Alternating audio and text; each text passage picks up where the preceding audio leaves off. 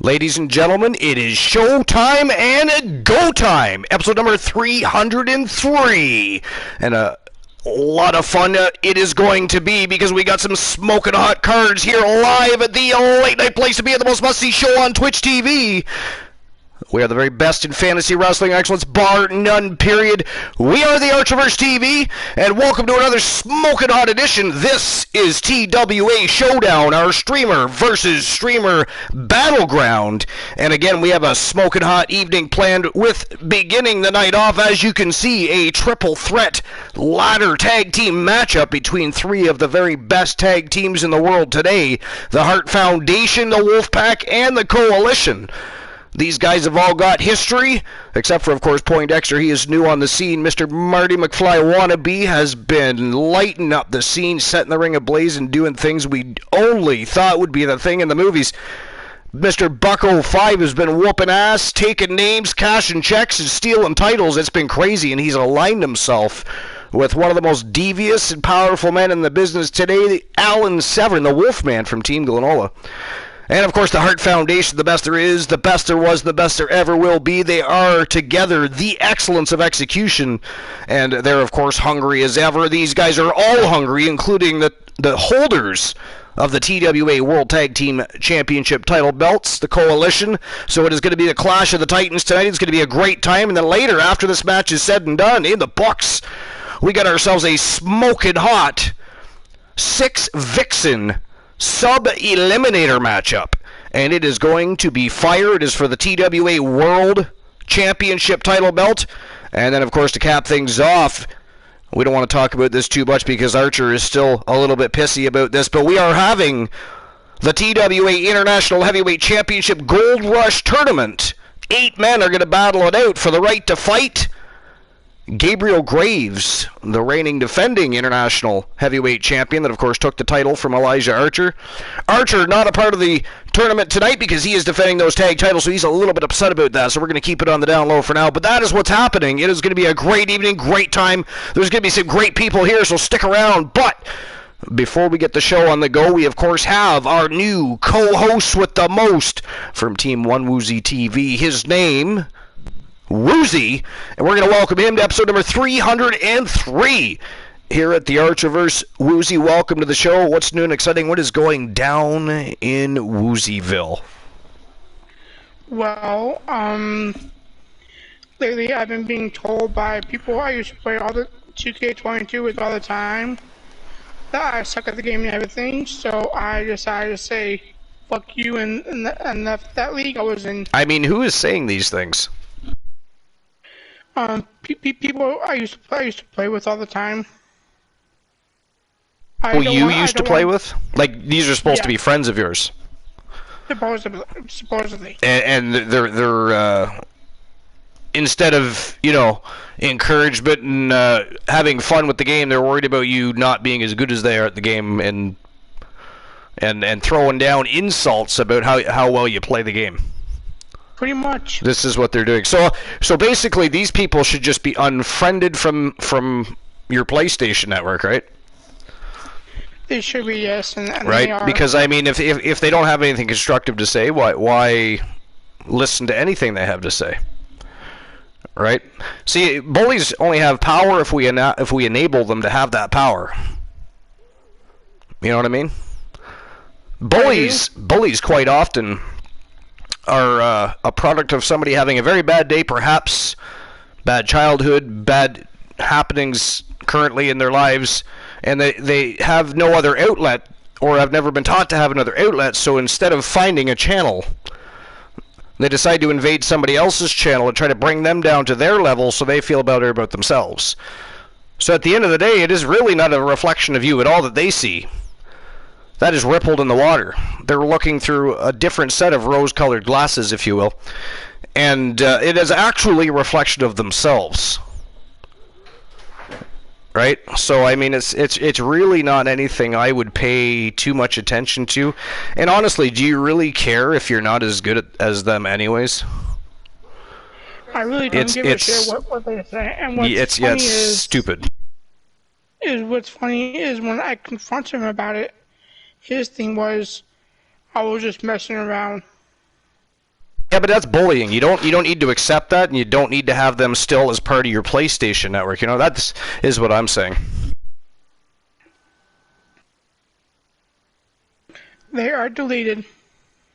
Yeah.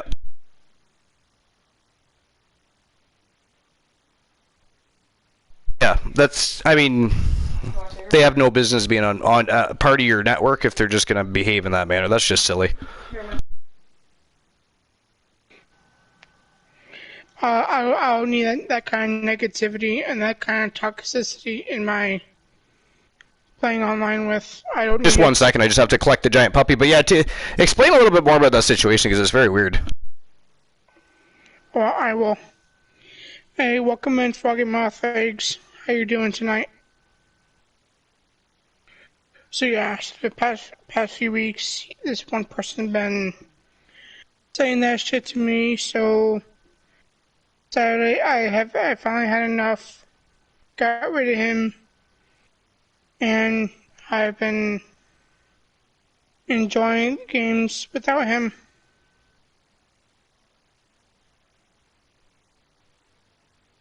Alright, I've returned. Froggy, yes, I am doing good. I am doing good, thank you. But anyways, how did that whole thing begin? Like, what started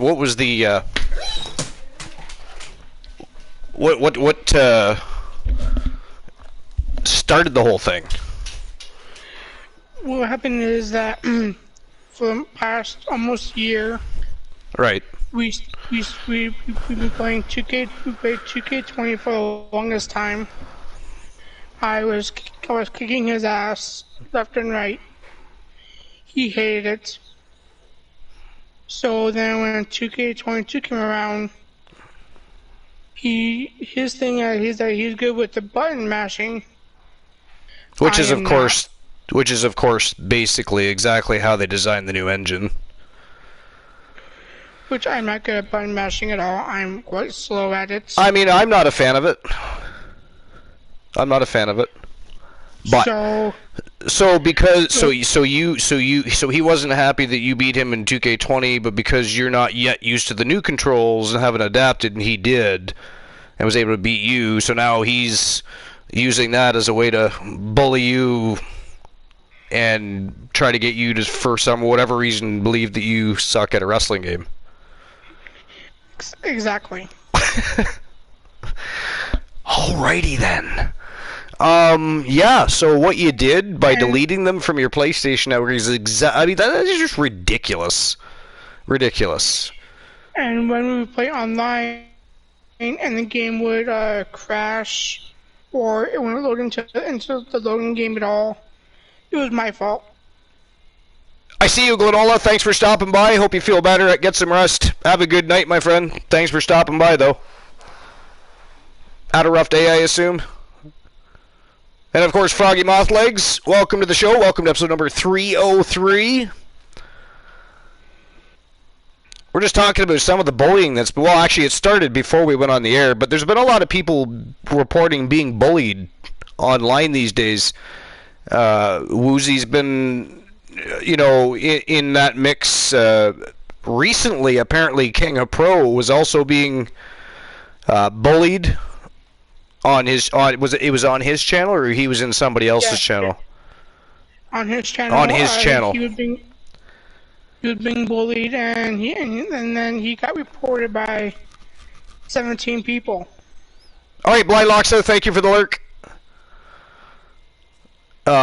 So yeah, there's been a lot of that going on. It's kind of silly that in 2022 we still have to worry about, you know, feeble minds trying to reduce other people to their levels just so they can feel better about themselves. It's just like I said, at the end of the day, these people, they've got their own problems, and they're just simply looking for a channel. They just haven't found it, so instead of creating a channel, they invade other people's. And really, though, at the end of the day, what they're doing is it's a reflection of themselves, not you. So it's just simply, when it comes to toxic people like that, it's simply better that you just, you know, you can suggest that perhaps they, you know, you don't need to keep having discussions like that and try to move on, or if necessary, you just simply remove them. It's not you know. See, I've tried to reason with him. I've tried to get him to tell him to say, calm the fuck down with this. Yeah. But he seems to think that what I say doesn't matter. And I mean, it's ridiculous to sit and boast about being greater than the next person at a wrestling game. Anyways, I mean. And what's even funnier is that when it's just me and him in a single party, he won't say shit. Yeah. Once people get in there, that's like 3 or 4. That's when he starts saying that shit. Yeah, crowd courage, right? People act differently on camera or in front of a crowd, what have you. But I mean, it's really not worth pondering on, or you shouldn't say. It's just one of those things. You let it go in one ear and out the other. Again, you already tried to compromise, that didn't work, so you've just simply removed them. You don't have to.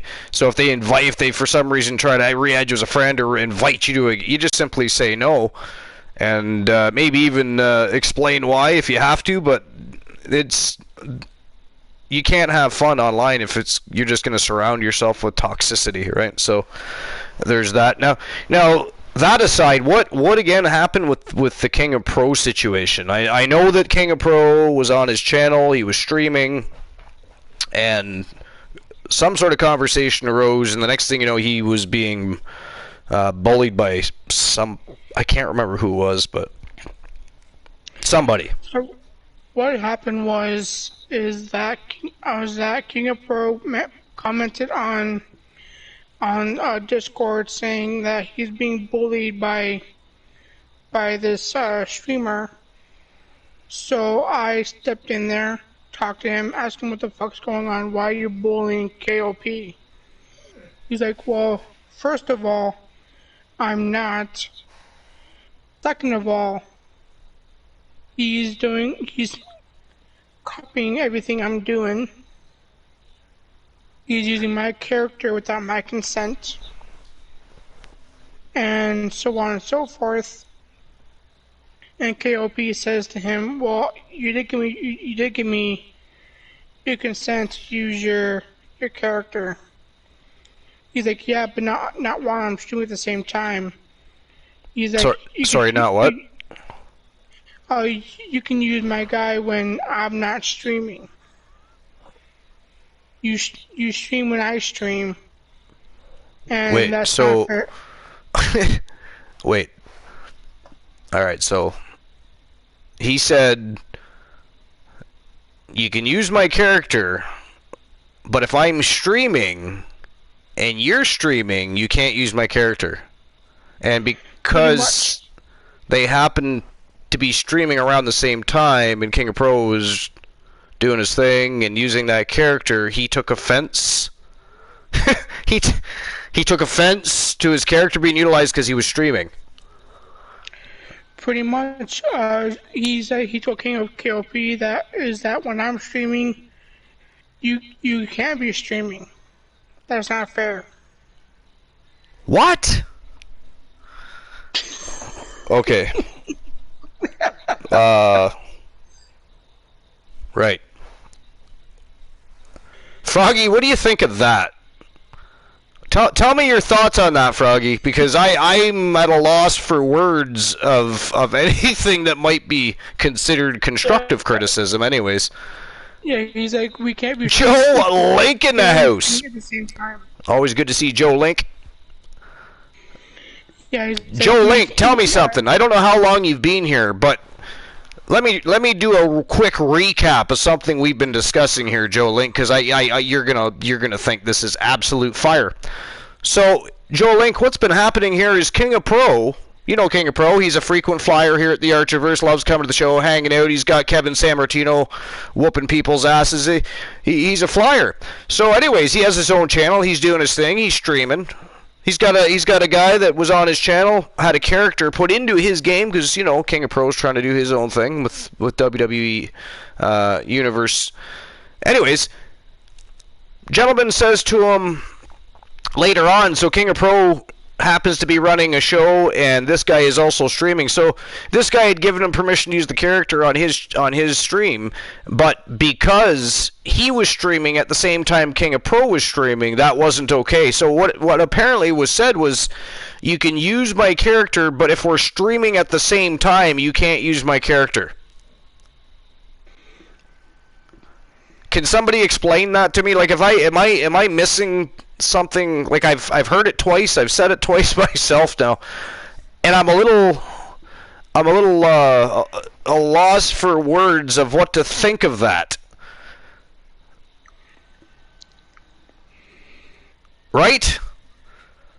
Froggy says, but that sounds like Big Brain thinks for a paramecium. Isn't that the strangest thing you've heard lately? Like, no, I've heard worse. So, I mean, for me, if I have King of Pro put my character in his stream, I mean, isn't that a good thing if I'm streaming at the same time? Because people might say, oh, that's Elijah, or oh, that's from the Archerverse. Then they notice the Archerverse is streaming, say, oh, let's go check out and see what's going on over there. Right? You see how that works? That's networking. Right? That's why we advertise for people on the show. That's why we constantly show people that we want people to discover you guys. We want you guys to build your own communities in conjunction with what we have going with the Archerverse, and we're one huge umbrella. You know what I mean? So for somebody to say, well, if I'm streaming, you can't use that character, that is very strange to me. It's very, very weird. Right? That's a very, like, I would just simply say, you know, I think we're going to retire that character because I think he's too insubordinate, and just remove him from the roster, I think is what you would do in that situation. Does anybody else agree? I think KOP just gets rid of it. Be done with it. I told him the same thing. Oh, but Archer. Oh, you know? I mean, there's more stuff though. Right? Exactly. I mean, does he really need that character that bad? And it's not worth him having to listen to somebody run him into the ground because he's decided to, you know. I mean, I'm sure King of Pro just doesn't go on and think, oh, I wonder if this person is streaming. Maybe I shouldn't. Right? He probably gets some free time and thinks, hey, I should stream, and jumps on. You know, so for that guy to throw a fit, well, I'm streaming, so and if you're streaming, you can't use my character because I'm streaming. It's like, okay. Oh, wait, Archer, there's more to this, though. There's more to this. Yes. Froggy says, like a child saying, you can only play with my toys when I'm not here. Exactly. And it gets stranger, trust me. It gets stranger. Okay, let me have it. He says that he helps people get affiliated by him using our characters. He helps us not become a jobber in his universe. He helps us get undefeated. Helps us with this way and that way. And for KOP to do that, it's bullshit because apparently KOP is ruining his stuff. When so this guy thinks he's some sort of elitist in the EFED industry and runs the very best fantasy wrestling promotion on Twitch, and is help. I think he's confused. Maybe I should be having a conversation with this guy. I think he needs to be told there is only one late night place to be in the most must-see show on Twitch TV, and it is most definitely not his. It is not. It is the Archerverse. How dare he?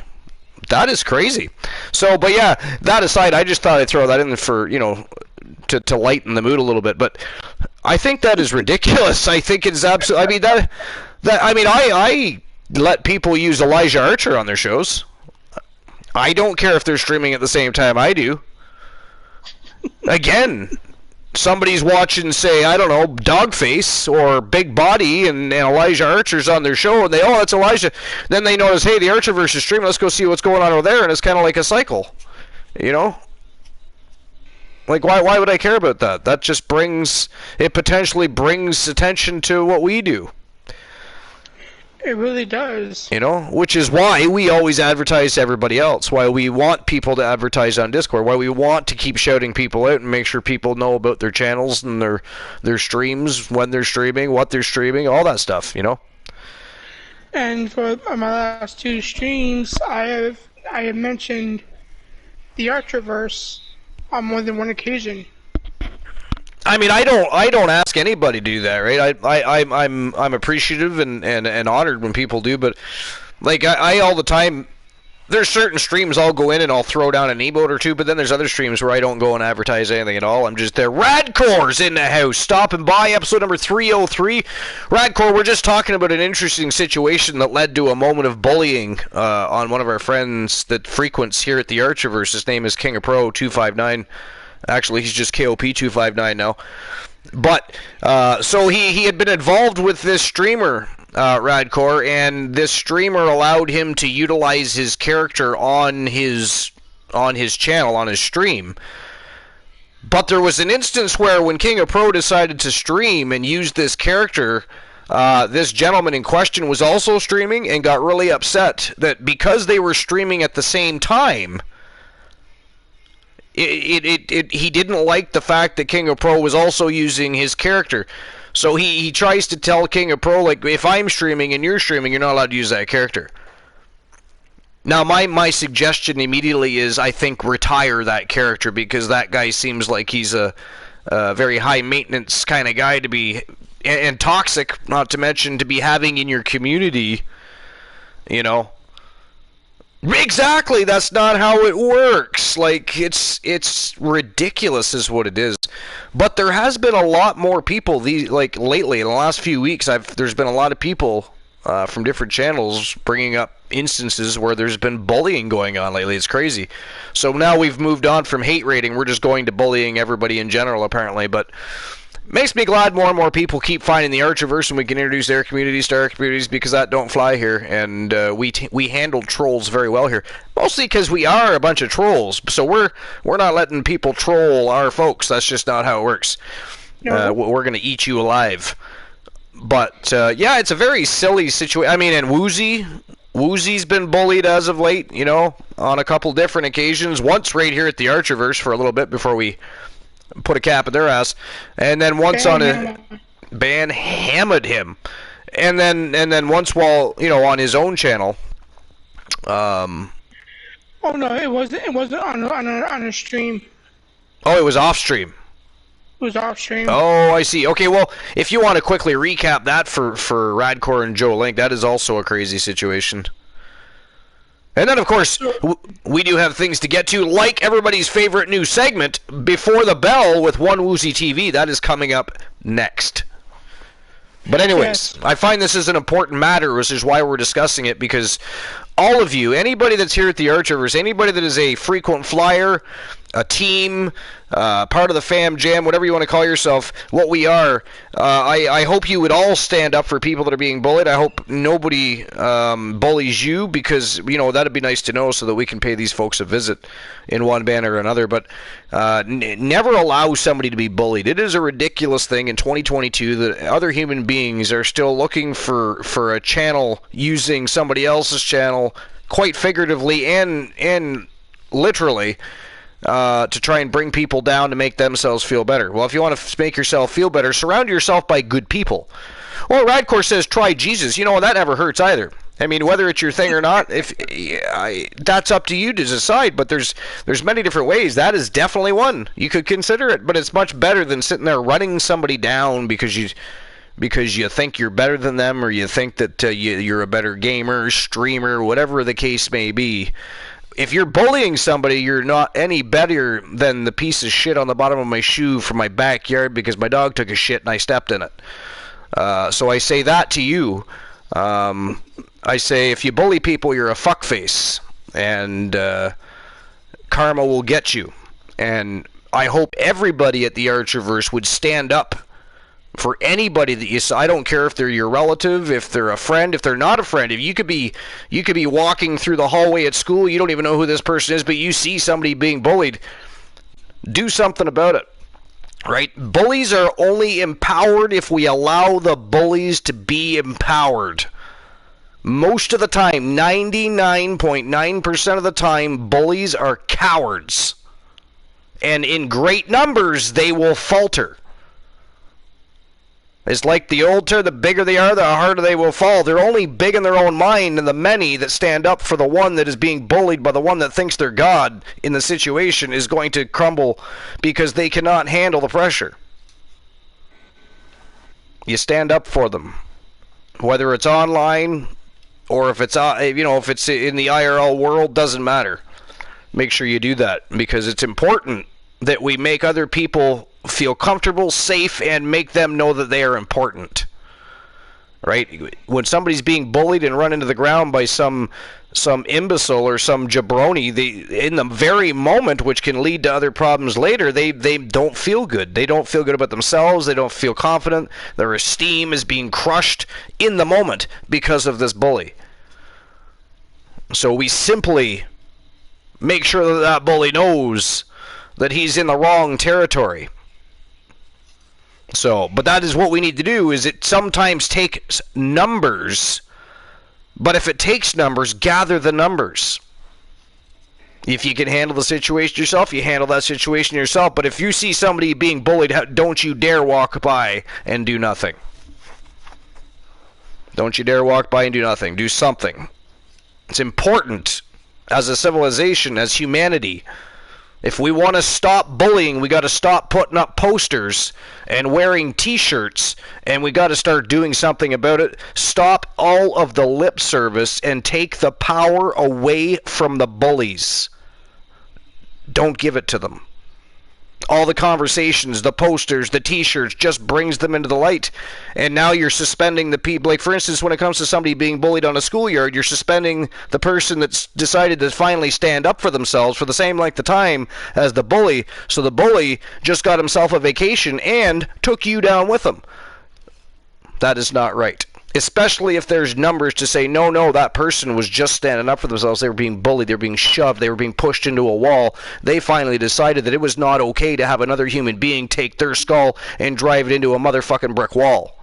And fuck any school that has that policy. Because if you got proof that that child had no other way to defend himself but then to do something about it, you don't dare suspend them for standing up for themselves because they got themselves pushed to the ground and kicked or shoved into a wall and had their skull smashed against a brick wall.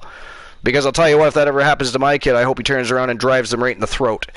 And then we are going to go out for a lunch date. Because after they're suspended for defending themselves, after having their head rammed into a brick wall, I'll make sure I have a nice little conversation with that principal and thank him for the lunch date that otherwise I wouldn't have because I'd be stuck at work instead of going to pick him up from school for defending himself and not allowing some thug to smash his head off a brick wall. And we're going to go have ourselves a fucking pizza. Fuck you. And that's what I think about that. Was that too much? Nope, that's perfect. That's how I feel. That's how I feel. And we've had a recent situation where my bonus daughter was, being bullied a little bit at school by, it's typical age, it happens, but she decided it wasn't okay. She decided she was not allowing herself to be bullied.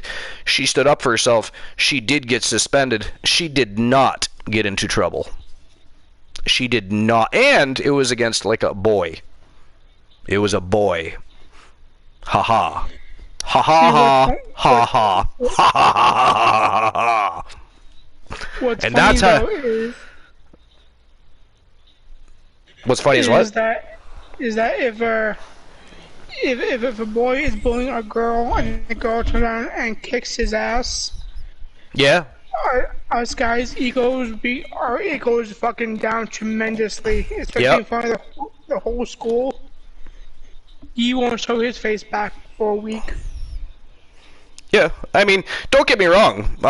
In my household, my wife and I do not promote violence. We do not condone. We do not recommend fist fighting. We do not recommend going out and solving the world's problems. But they also know it is not okay to be, manhandled, to have somebody else put their hands on them in a manner that is not appropriate. If they're play fighting on the yard and it's friends, that's go time. If they're on a dojo mat and they're doing some grappling, it is go time. But if there's some asshole in the schoolyard that doesn't like them because they're wearing a better pair of shoes than they were, and they had a goddamn Wheaties breakfast and instead they had pancakes with syrup, I mean, that is bullshit, and not a chance in this household will we be okay if our child allows that to happen. They know, and we have instilled in their minds that they are strong human beings. And first of all, vocalize their situation. You vocalize that you want them to stop. If they refuse and they continue to persist, then other matters will be taken into consideration, and at some point played out. Is what it is. But I did not train for the last 37 years of my life since I was 8 years old so that I could allow my kids to be bullied on a schoolyard. I absolutely did not. Nor would I sit and watch somebody be bullied. I mean, I've been in interesting situations. I even at one time, believe it or not, I ended up helping a Walmart security team apprehend a guy that was strung out on drugs and trying to steal and causing a problem for them. It wasn't a very good security team. So I ended up having to apprehend this guy, and it was embarrassing for myself because I'm not really, I don't mind performing in front of people and, talking and teaching, but when it comes to stuff like that, I don't want attention. And so I had to apprehend him and hold him till the police got there, and then they took care of the rest, and then we quickly got the hell out of there because I didn't want to be questioned. I did what I needed to do, and I just wanted to get out of there without attention. So, but it was sort of embarrassing. I mean, later on I felt good about the situation, but I don't like those situations. Just because I can do things, I don't want to. It's one of those things. Again, you're talking 37 years of being told just because you can doesn't mean you should. And at a certain point, I know a lot of things. I know how to hurt people in a lot of different ways, and that's not okay to just go around and demonstrate freely. And I've been gifted that knowledge with the understanding that I'm not going to be an asshole. And believe me, there's a lot of higher up people, and they are older than me, and they would still hurt me in a lot of ways. So I try not to be, I behave. You know what I mean? I behave. So for instance, I have this master, and I just found out, and I'm going to have to reach out to him a little further. I did comment on one of his posts recently, but I just found out he's battling dementia, and that saddens me to a degree I can't even make you understand, because this man, for the last 12 years or 13 years, I've looked up to. He's a legitimate jiu-jitsu world champion. He won championships in Australia, Canada, United States. And he is a brute of a man. If you close your eyes, he sounds like John Wayne. It's very intimidating. And intimidating in a good and a bad way. But he is so tough. He's a 9th degree black belt. He's a 9th degree black belt, first and foremost. He's trained his entire life. He's in his late 70s. But now, maybe not now, because recent information I just found out, but up until now, if I was walking down the street and I saw some idiot try to mug him, I wouldn't even warn him. I'd sit down, I'd pull my phone out, and I would click record and watch what happened to that idiot. Because he's not just a martial artist, he's also a truck driver. He's old school, and he's likely got both a shotgun and an axe handle. Not an axe, but an axe handle in his truck. And he is going to fucking annihilate you. He is. When I go train with him, it's fun because we'll go to we haven't had it in the last few years because of COVID, but we actually have a symposium or a seminar every year in Canada, and it's called it's held by the World Kabuto Federation, and they bring people from every country around the world. Last one we had 33 different countries there, but it is called Capital Conquest, and it is an event held by John Terrien, who is a pioneer of jiu-jitsu here in Canada. And the Iceman, Jean-Yves Thériault, who is 23-time world champion kickboxer, was the only Canadian to go to a draw with Don the Dragon Wilson back at the height of kickboxing, when kickboxing was legitimate warriors going to battle in a ring for 12 to 15 rounds. Now it's kind of a joke, but they run the promotion, and it gathers over the course of about 3 days. You've got 5, 6, 7,000 martial artists cycling through this symposium, and you've got high-level masters from Okinawa, Japan, China, Brazil, all over the place, and they get together under one umbrella, and we learn from them, and we learn new techniques, we train, we have a great time, we get drunk. And I know that sounds funny, but let me tell you something.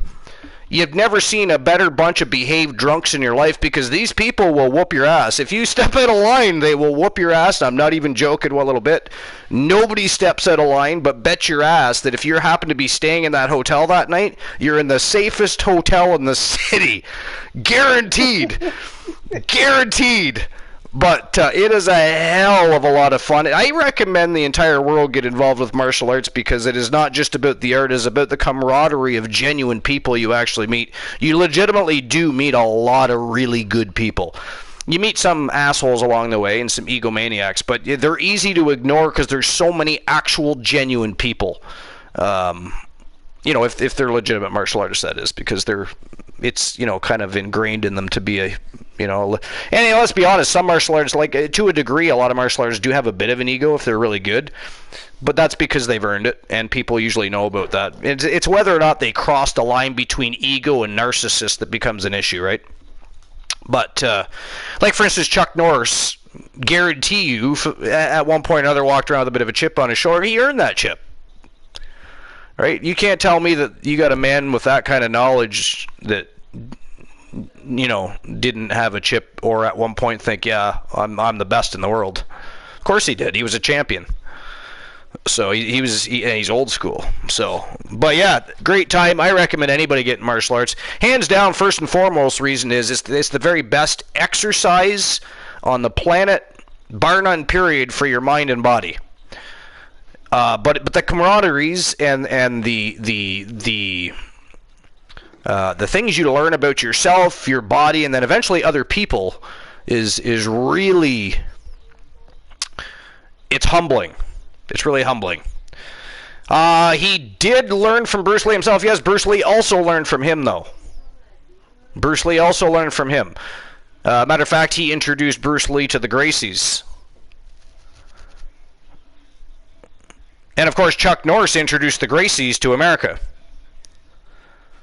Back when they were still mixed-matching, Japanese jiu-jitsu and some of the Japanese art with the Brazilian style of grappling and wrestling, and eventually Brazilian jiu-jitsu was born, right? So, but anyways, we're going to move off from that. I've gone on my rant about what I think about bullies and what I think about, bullying children and my children in general. That's not going to happen. But it's always good to bring matters up like this. It's always great to get people's perspective and opinions, and I think I can personally comfortably say that I think our community is full of amazing people, and if they saw somebody bullied, they'd say something. If they were online and witnessing somebody being bullied in a channel, on a chat, doesn't matter where, it would be handled, and or you'd jump over and say, yo, Archer, you should come over to this channel. This dude's being an asshole and bullying this person, and we'd all collectively gather together like the rabid wolves we are and out-troll the troll, because it's what we do. But we can continue more talks about this later if anybody wishes to rehash it, but we have a show to get to, and before we get to that show, we also have everybody's favorite segment. And I was saying new segment, but it's not new anymore. He is going towards his 5th round, and it is time for Before the Bell with One Woozy TV. Woozy, I know you've been excited to get to this, so yes, it's go time for Woozy. Hello, everyone. Tonight, what's going on tonight? What do you got for us? Tonight I will be doing the 10 best male wrestlers in AEW, ranked by in-ring skills. Ooh, you're going to the AEW roster, eh? Nice, good for you. Coming in at number 10, I do too.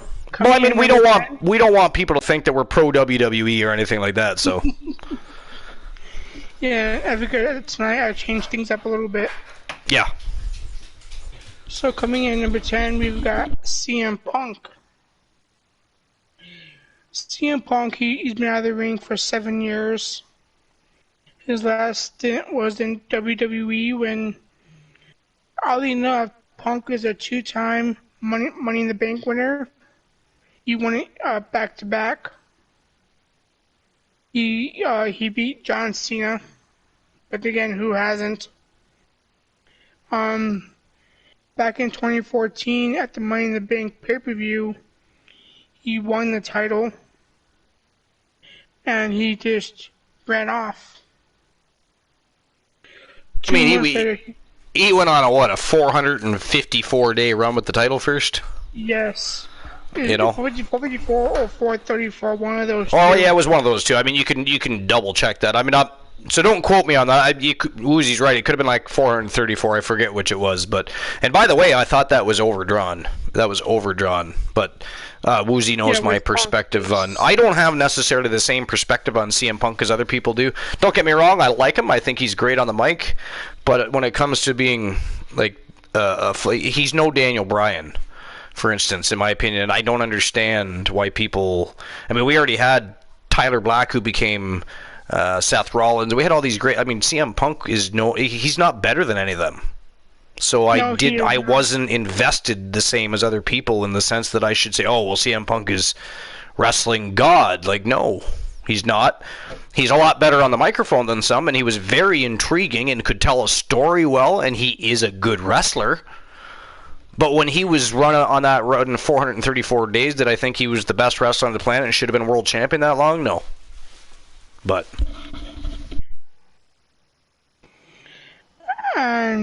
Yeah, he was the one who invented the pipe bomb. I mean, not really. I mean, we could say that, but does anybody remember the famous Austin 316 speech when he was in the heated battle with Jake the Snake Roberts? That was the first pipe bomb. He unleashed. He was allowed to say whatever he wanted. It was not scripted, and he unleashed all over Jake the Snake Roberts with an amazing promo.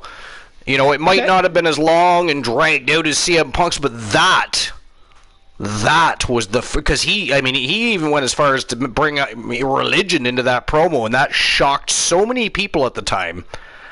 Right? Like, religious people were pissed about the whole Austin 316 thing. Like, it caused a controversy in an entire community, right? So that was the true pipe bomb. So when people say that he invented the pipe bomb, I disagree. The movie phrased that then he brought the pipe bomb back.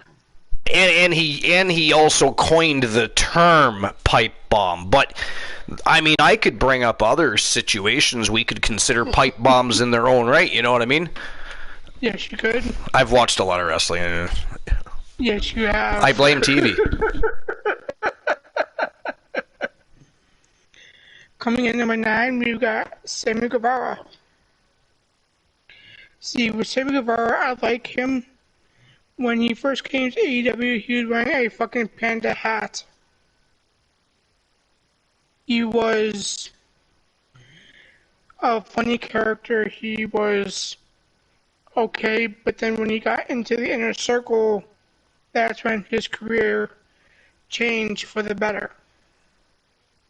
I mean, so you're not necessarily wrong here, and I'm not going to say you are, but tell me, who is Sami Guevara? What is it about him we're to invest in? What are they trying to sell us? What is he trying to sell us? Like, what is his... What story is he telling? I can't answer that for you because I don't know what he's trying to say. I know, right? Now, partially that's due to AEW being too green to understand that they need to stop letting these guys do what they want and guide them a little bit. Stop worrying about, they don't want to be like the WWE when fact is there's a reason Vince doesn't just let everybody run unscripted. For much bigger reasons than AEW has to worry about, but at the end of the day, some people need that push until they get better and hone their craft. It just is what it is. That is like that in any industry. Any company you work for is like that. It needs to be a thing. But, I don't know, like... One minute he's engaging to the love of his life. Next second he's got his tongue down Ty Conti's throat. No consistency with the push of Guevara either, really.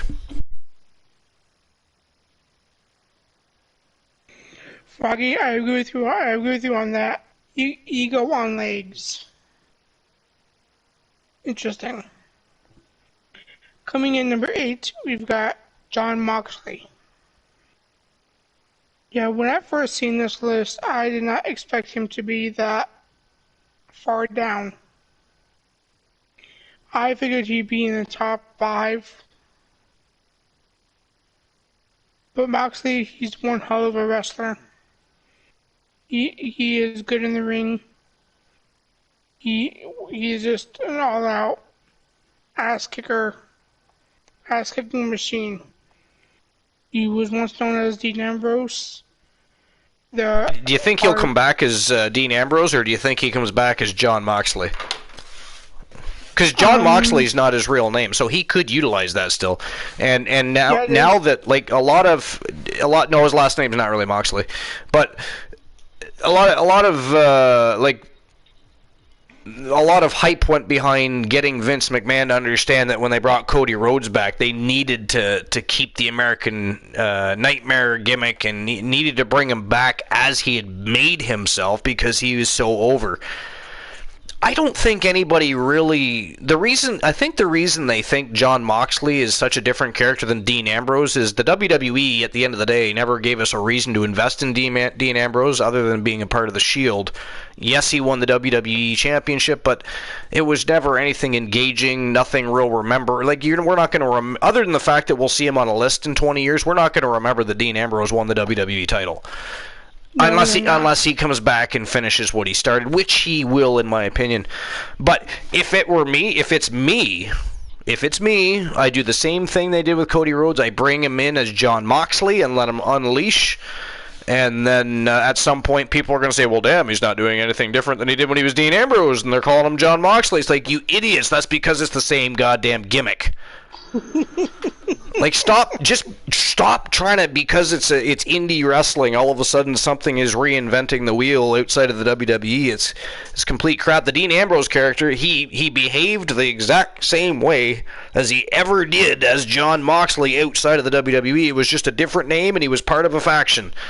Come on, folks. Stop looking through rose-colored glasses and getting so heavily pulled into storylines. It's crazy. But...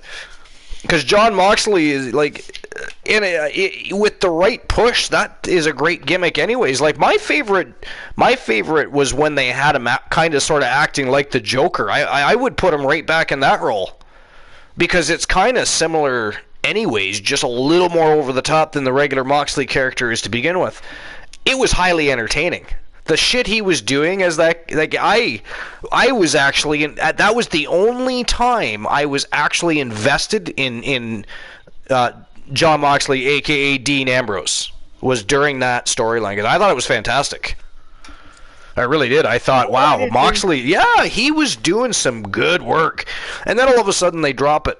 And I think it was right around the same time the whole incident at the theaters, the Batman and stuff happened, if I'm not mistaken, But still, they could have brought it back later or something. I don't know. I'd like to see Jon Moxley play more of a character that might have multiple personalities. Kind of similar to a Randy Orton, except for a little bit more loose cannon like a Brian Pillman. You know what I mean? I do, yes. You know, unless, of course, eventually Brian Pillman Jr., which I hope he does, makes it to the WWE. Because Brian Pillman Jr. is a good wrestler, man. I don't know if anybody is familiar with him, but... Mark my words, within the next 10 years, Pillman Jr. is signed with WWE. I think less time than that, and he's young. If they wait 10 years, he's going to be starting to age, but I hope it's a lot sooner than that. And I also... I'd like to see... I want to see Kenny Omega in the WWE. Plus, he has stated in recent interviews that he would love to have a WrestleMania. He's actually got himself in a little bit of trouble. So, well, not really quote-unquote trouble. A little bit of heat here and there. Because, number one, he boasted about the WWE 2K game and basically shit on anything they were probably going to produce for AEW. And he has stated in interviews, while still under contract for... Impact in AEW, that he would love to have a WrestleMania moment. Now, don't get me wrong, I think he was smart for doing it, but I thought it was pretty crazy that he actually did that. So, but I would love to see Kenny Omega in the WWE and have a WrestleMania moment, because Kenny Omega is one of the best wrestlers on the planet today. And I think that, could you imagine imagine what we would see between Kenny Omega and Seth Rollins, or Kenny Omega and say, I don't know, AJ Styles, or Jesus, I could name a few. Like they're because he is dynamic, right? So he could have some interesting programs with quite a few people. Joe Link, you're right. Chris Benoit Jr. is absolutely being looked at. What they are trying to do is, and he's still young, so it's okay. But they're trying to just, they're trying to wean him in. The problem is he looks just like his father. Number one, first and foremost, when you look, if you've seen him, you're like, holy shit, he was cloned. But he probably won't use the Benoit name. I think we can all attest to that. That's not. He won't. No. And I wouldn't be surprised if when he first comes in, he comes in as some sort of masked character until perhaps getting more well known. God of Thunder, welcome to episode number 303 here at the Archerverse. What's going on, God? What is new and exciting? What's going on in Thunderville? Is God of Thunder is the unforgotten goat. Oh, he changed his name. He did. Oh, so we didn't go with Remembered Goat, because that just seems silly, right? Went with God of Thunder. I like it. I like it. I do too. So back to my list. Oh yes. Coming in number 7, we've got MJF. With him, I would say he's a good storyteller. Yep. He is good. He is good at putting people over. Well, I don't know about that. I don't think he's proven that yet, but so to speak. MJF is still very green. They've put him in some high-profile spots, but he's still very green. I think it's funny they keep trying to put him and bill him as this. He's better than The Miz. By the way, can you believe they're even doing that on AEW? That's how desperate they are these days to try and they talk about WWE right on their own television programming. It is. They should not be doing that. Well, I mean, there's no real rule. It's just the reason Vince McMahon doesn't talk about his competition on TV is because it doesn't make sense to do that. It just doesn't make any sense to do that. They're not involved in business together. There's no reason. Why would I promote my rival company unless we have some sort of advertisement or PR promotion deal together? For instance, when Impact was working with AEW, it makes sense to talk about Impact Wrestling. When you're talking about a company that is far larger than you, that you have no ties to, and are at least attempting to compete with on some level, it doesn't make any sense to be talking about them. You should be talking about yourself and building yourself as your own entity, your own universe, if you will, no pun intended, by any means at all. But yeah, I don't know. MJF is I think you know what? You know what would make him great? Send him to Japan or give him a shot at the WWE. I'm sorry. I think MJF is one of those guys that the WWE could literally make bigger. Some guys they come in and they don't get, but they've already had many MJFs already, so it's not like they could screw it up. I think they would make MJF a household name and a much bigger superstar in WWE, whether AEW will ever admit that or not, or any AEW fans, or AEW fans that are like, the cultists that, think AEW is the best wrestling promotion on the planet today. Even though there's women's promotions that are actually technically better and been around longer. But yeah. So that's what I think. I think MJF, and I believe inside the next few years, by the way, you will see MJF in WWE. So, exactly, without a shadow of a doubt.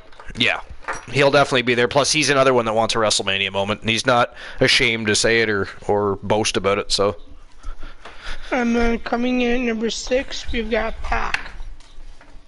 Yeah, I like Pac. He's a great high flyer. He is. I think he thought a little bit too much of himself, like especially considering he was amongst people like Ricochet, Rey Mysterio. I mean, I can keep going. You can, yes.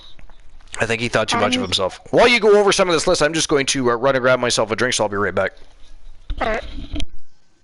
Yeah, Pac is a good in-ring competitor. He's beaten some of the top superstars in AEW and also in WWE, where he was once known as Neville.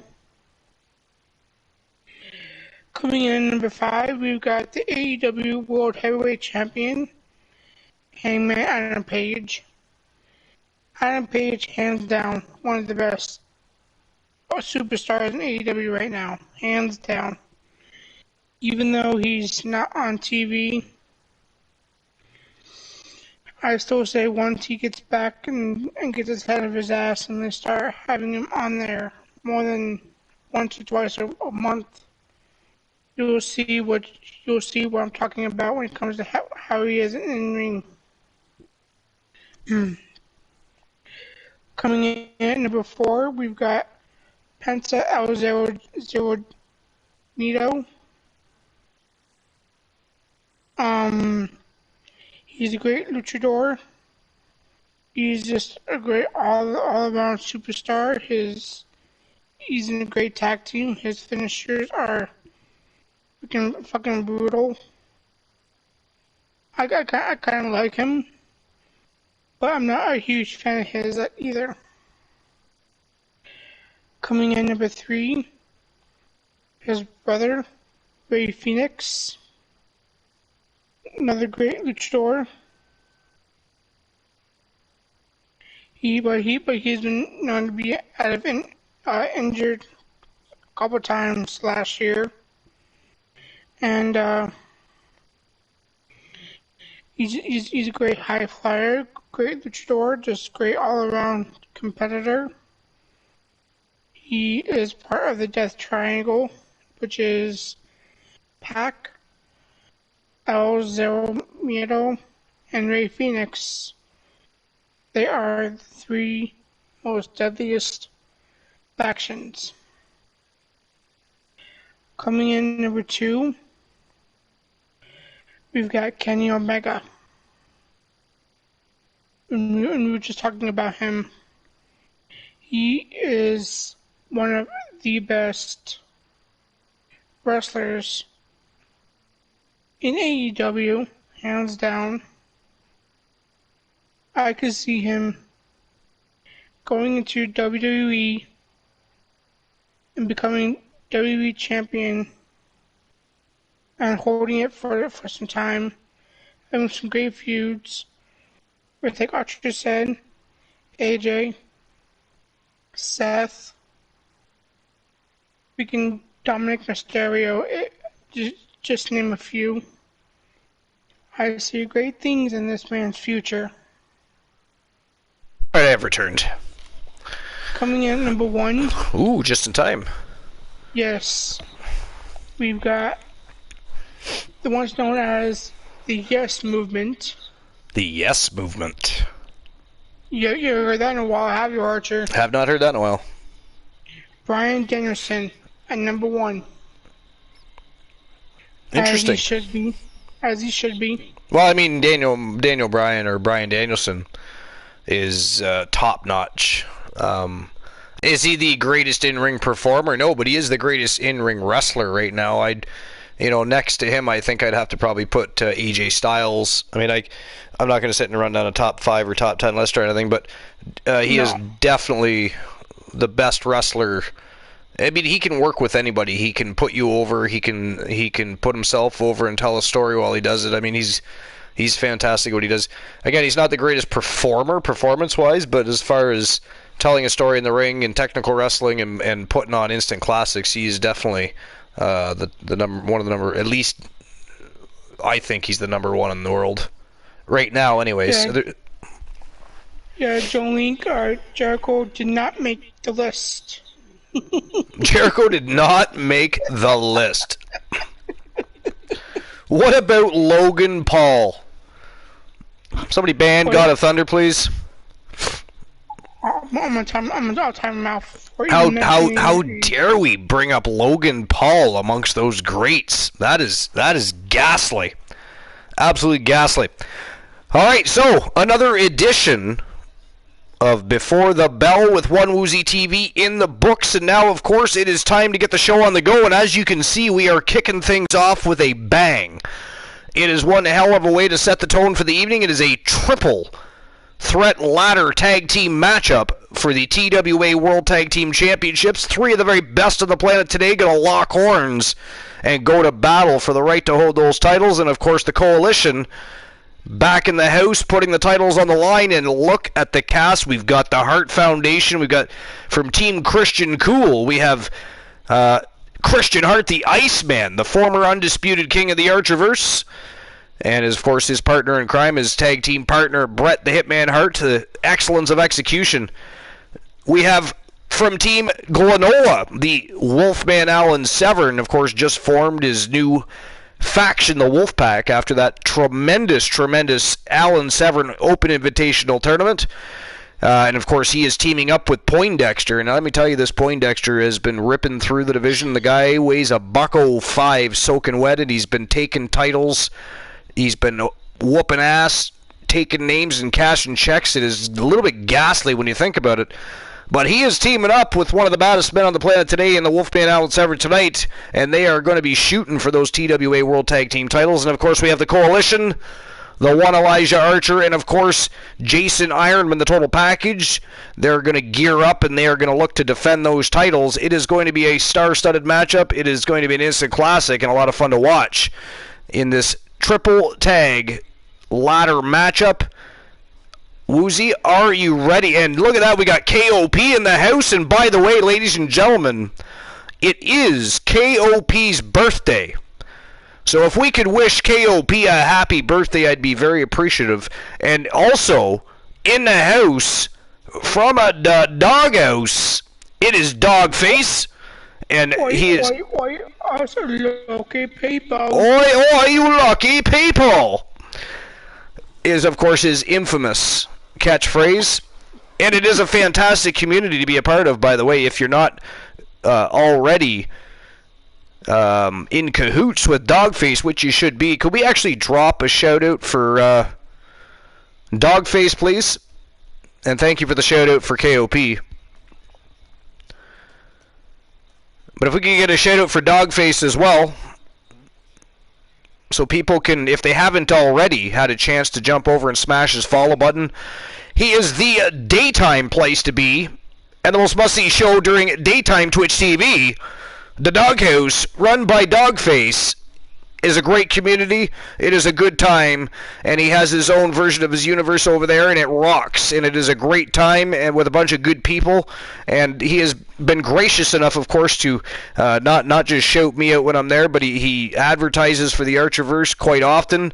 He's got Elijah Archer cycling through his shows and on his pay-per-views, and he's been gracious enough to introduce his community to our community, and we've had such a good time with that. So very appreciative of Dogface and his community. It is such a good time. So you definitely want to make sure that if you're online during the daytime and you see Dogface live, go and check him out and have fun. And if you have a character, talk to him, because he'll put you on his show, in his Royal Rumbles, in his title matches, and you can have some fun there too.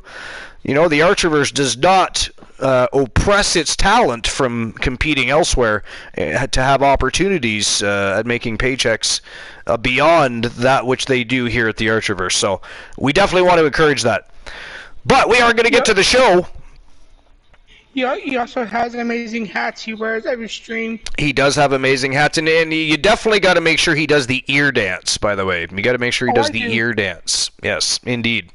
So, but now it is time to get the show on the go. Episode number 303 wants to be freed, and we're going to let it unleash here in just a moment. Are you ready, Woozy? I am, and have been redeemed for open those betting lines. For open those betting lines. You fiends want to get your gamble on, eh? All right, well, just give me a moment. Bunch of sinful pricks. Bet in the house while your wife is in bed. So you're sneaking on the Archerverse and spending your rent money. Do not direct your wife in my direction if you get caught, sir. Sirs. Or ma'ams if you're doing it to your husband. I want no part of that conversation. All right. If you lose your mortgage, they've got crazy dogs outside, and my dog's trying to pee. Oh, give me one moment. Alright. If you lose your mortgage on here, do not come crying. Don't be blaming your loss on us, because we will deny it. We do not want to anger the wives. Nope. We'll take a big fat 0 on that one. Thank you, come again. Have a good night. We will deny it. We will just straight up say, nope. Who is he? Or she? Who are they?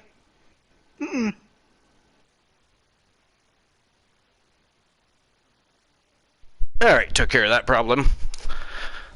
Alright, so, open the betting lines.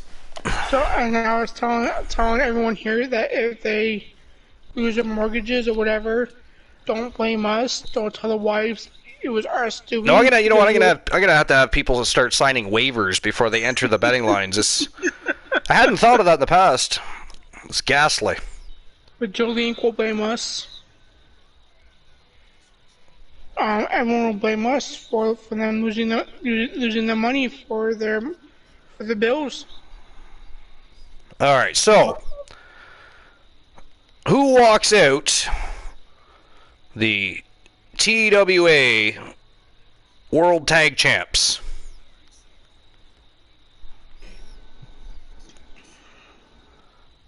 Is it going to be the Hart Foundation?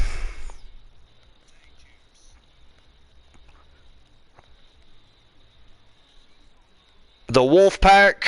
Or the Coalition? 5 minutes to make your bets as always.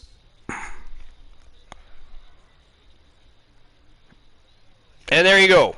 Betting lines are open. So it is go time for the betting lines, and it is now showtime and go time for episode number 303 TWA Showdown. It is our streamer versus streamer battleground. Let's go. Let's get this triple threat tag team matchup underway, Woozy. Let's do it.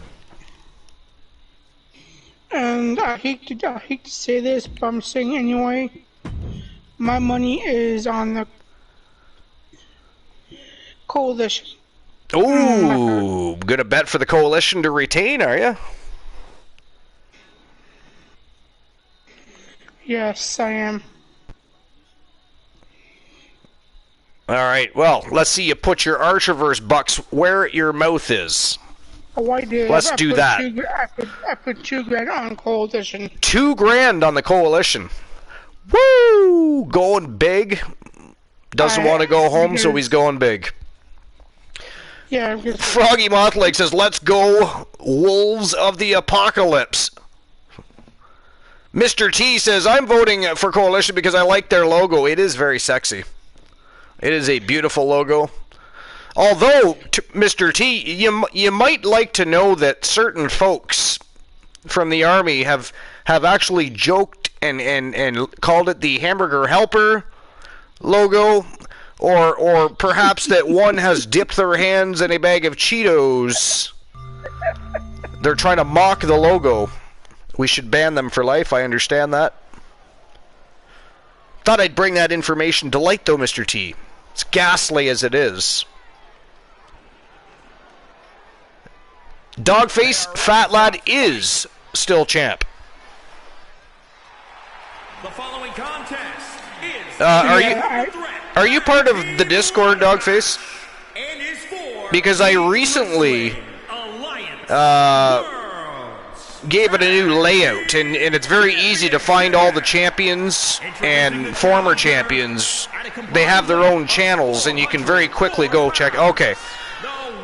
So anytime you're curious, you can just jump over and go to TV Champions, and it'll give you a list of the champions on there.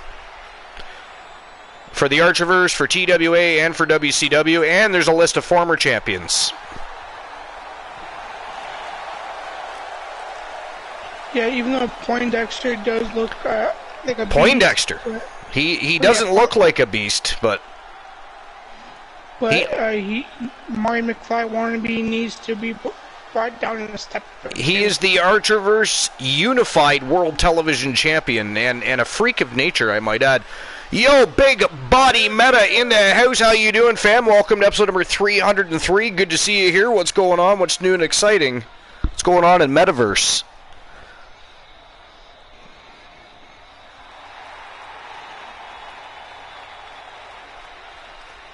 Life's Great says, I'm already banned for life. I mean, technically, if you're a part of the Archiverse, you have that potential to be banned at any given time. So, yeah, really, you're banned for life. You do. Because it is TAV for life. Therefore, the odds of being banned are definitely greater than, than average. Oh, damn. We've got rated. I was just going to say, Frost Hero invading the compound with 3 villains. What is going on, Raiders? Welcome on in. That says 13 viewers. Sorry. Yeah, I read that wrong.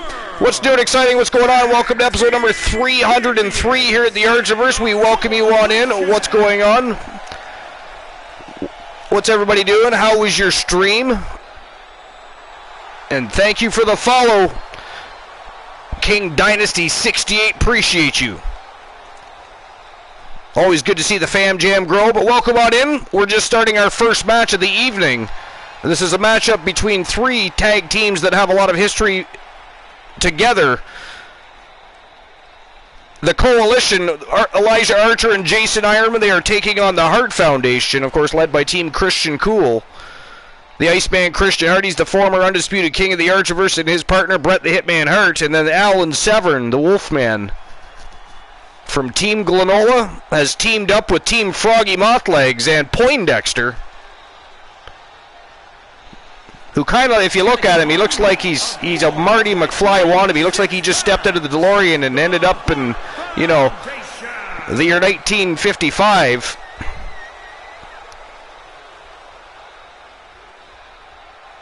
Gigmaster43, thank you for the follow. Welcome to the show. Appreciate you for the follow. Welcome in. In any case, I'll be right this is a triple threat tag team ladder match for the Archiverse Wrestling Alliance World Tag Team Championships. The Coalition is defending, and of course the Hart Foundation and the Wolfpack challenging the champions. And here we go, let the chaos begin. And look at this. Archer going right for Alan Severn. Big surprise.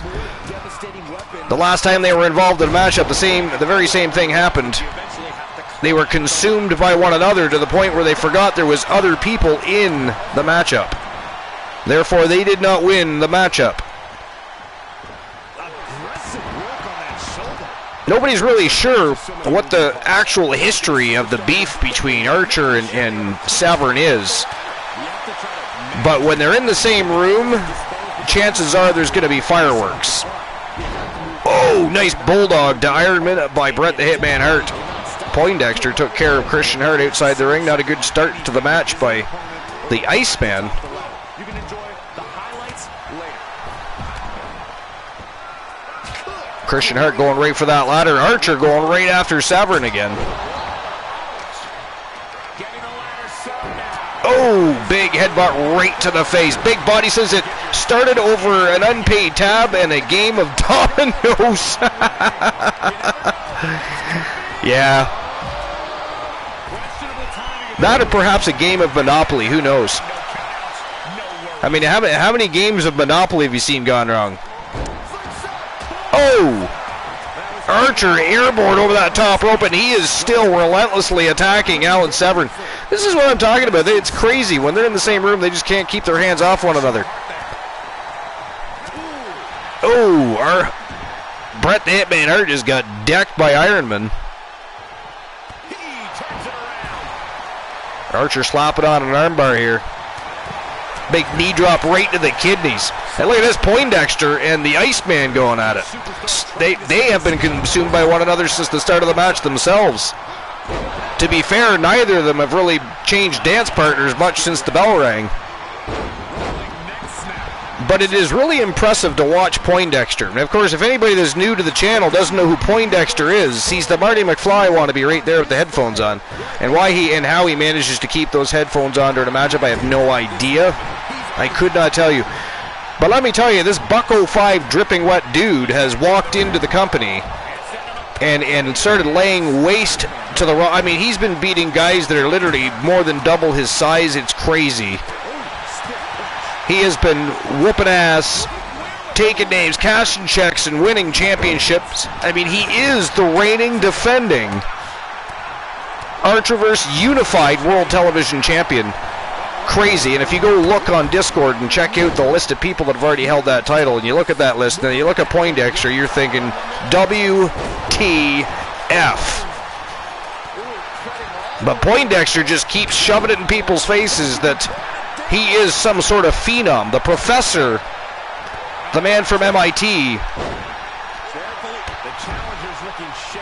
is crazily good. Crazily good. Oh, Claire Lay, yes, that's because we have yet to finalize her contract. We're doing that later today, Dogface.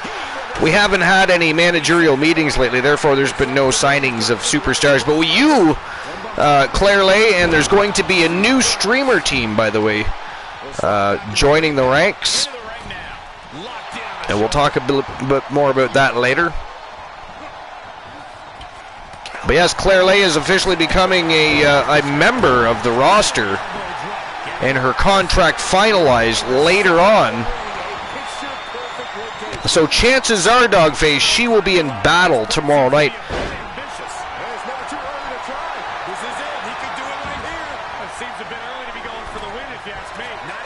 As will Mitchell Vonby, by the way. As will Mitchell Vonby.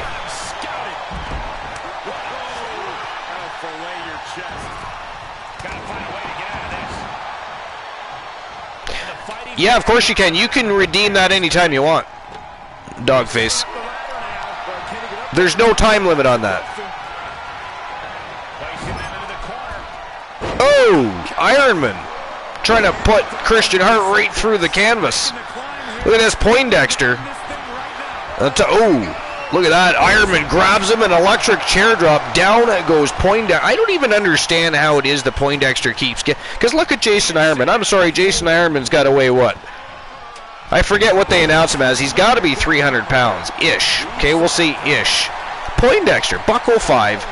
Ironman just drops him on his spine. I don't understand how it is that he is so resilient at his size. It is crazy. Something wrong with that guy's head, for sure.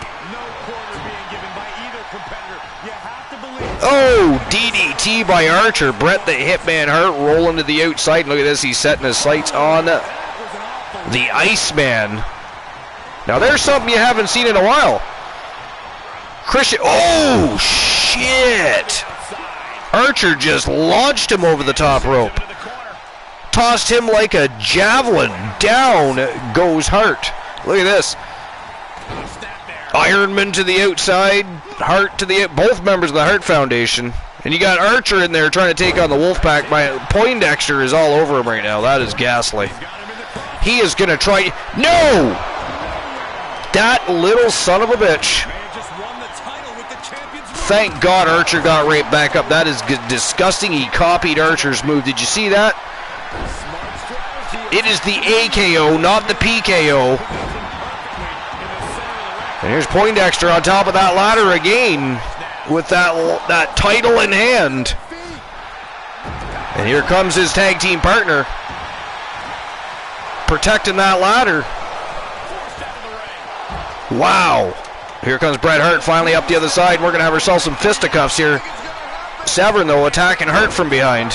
But here comes Archer from behind on Poindexter here. They want to hurry up and do something. There goes the ladder. Poindexter now dangling from the championship. And Ironman gives him a little helping hand. Another attack to the spine of little Poindexter by Jason Ironman. Christian Hart tried to take out Ironman with that ladder. Archer said, Oh, he was going to toss him over the rope again. This time Hart escapes. Nice chop block to the back of the legs of Archer, and he is going for the ladder. Takes Archer out. And now it is Christian Hart that's going to climb the top of that ladder, but here comes Elijah Archer. Hot on his heels, quite literally, actually. Quite literally.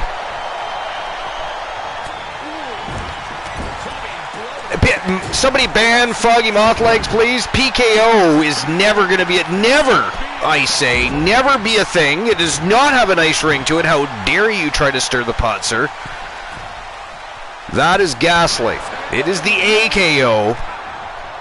And he already beat Randy Orton, so the RKO is no longer a thing. Archer reigns supreme, and I don't care that there was controversy to that match, so we're not talking about that, by the way. We are not talking about how the matchup was actually won. What we're discussing is that Archer beat Randy Orton. The AKO ran supreme. But Poindexter does not need to be copying people's moves. That is Ghastly. Ironman at the top of the ladder here. He's going to try and pull that title down, but Christian Hart takes that ladder out into the big man. Uh-oh. Oh! Severn with an electric chair drop. And that is a big man coming crashing on the spine.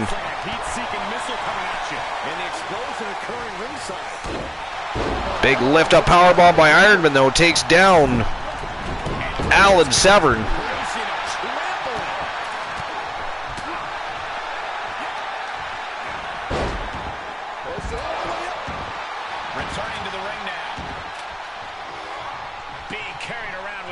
Severn looking to set up the ladder.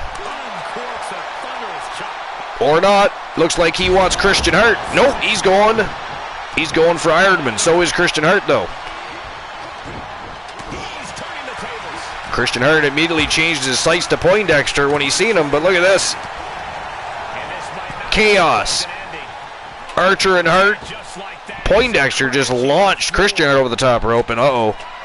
Archer, oh! Ironman. Crucifix powerbomb by Alan Severn.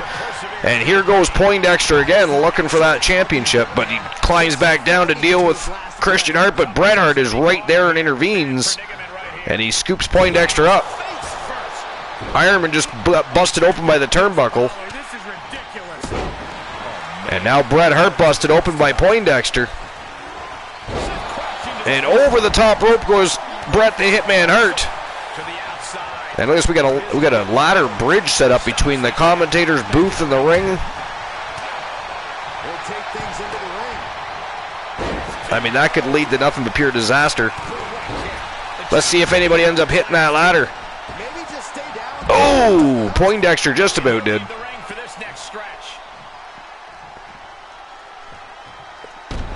Nice shoulder breaker by Jason Ironman.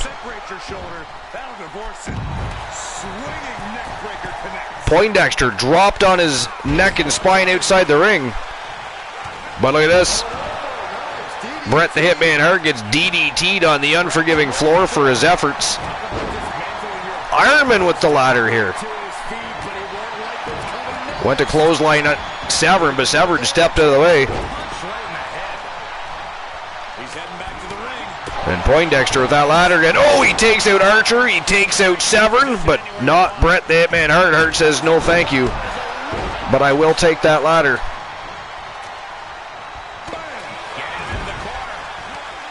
Now Archer going for the ladder.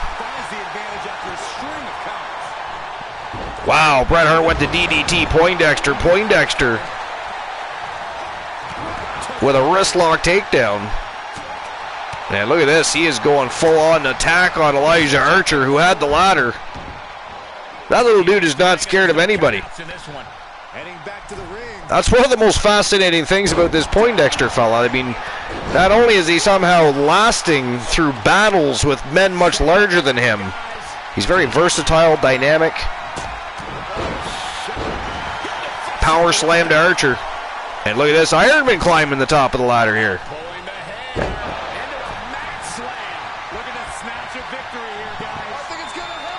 Here comes Poindexter up the other side, though. And they're going to go. And oh, look at this. Look at this. Poindexter. Whoa. What the hell? What the hell? Modified Brainbuster, a.k.a. White Noise, from the top of the ladder to Ironman by Poindexter. The Ironman is in a bad way right now. He is not looking good. Oh, look at this. Bret Hart setting Poindexter up. Poindexter fighting back, though. Look at this. Some fisticuffs here. Knuckle sandwiches to Bret Hart. Nice snap suplex. Oh, and a spear out of nowhere. Ironman was just trying to get back to his feet, and Poindexter put him right back on his back. Man, oh man. The Hart Foundation is starting to look good here. The longer this match goes, they seem to be picking up momentum and gaining steam. I don't know. Christian Hart with Ironman up on his shoulders. Oh, look at this. Oh, I thought he was going to toss him over the turnbuckle, but it was a military press slam. He just dropped him on his face. And over the top rope goes Ironman. Archer and Poindexter both beating, or attempting anyways, to beat on Bret the Hitman Hart, but here comes Christian Hart. Oh, takes out Archer, who ends up reversing Bret Hart after being hit with the ladder. Poindexter trying to help out Christian Hart. And look at that. Takes the legs of Ironman right out from underneath him. This Poindexter, I'm telling you. Whoa, out of nowhere with a cutter on point. Look, he got right back to his feet. Got right back to his feet and kicked the legs right out from him. I mean, took his shins out. That had to hurt too, by the way. It don't matter how big you are. Oh! An AKO out of nowhere by Elijah Archer. And over the top rope goes Bret Hart. For some reason, I mean, Severin's having a good time with that ladder over there. He's going underneath the bridge and back underneath the bridge.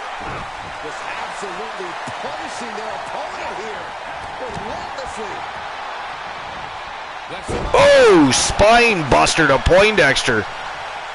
And look at that, he is getting right back up. Oh, and he spears Christian Hart for his efforts. That is crazy. So, what have I missed? Poindexter's basically been cleaning house in there, actually.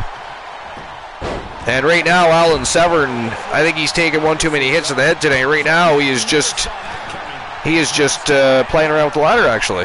He's going underneath it. And then he comes back through. I don't think he's having some problems in there. I think he might have to go have a doctor have a look at his head later. Might have some concussion problems there. Oh, look at this. Poindexter. No, I thought he was going to put him over, but Bret Hart power bombs him. Wow. Alan Severn with a modified Uranagi, which of course also known as a rock bottom. That's crazy. Alan Severn gets tossed back over the top rope. Archer tossed over the top rope. Look at this Poindexter setting up that ladder. Ironman takes him down to the mat, though.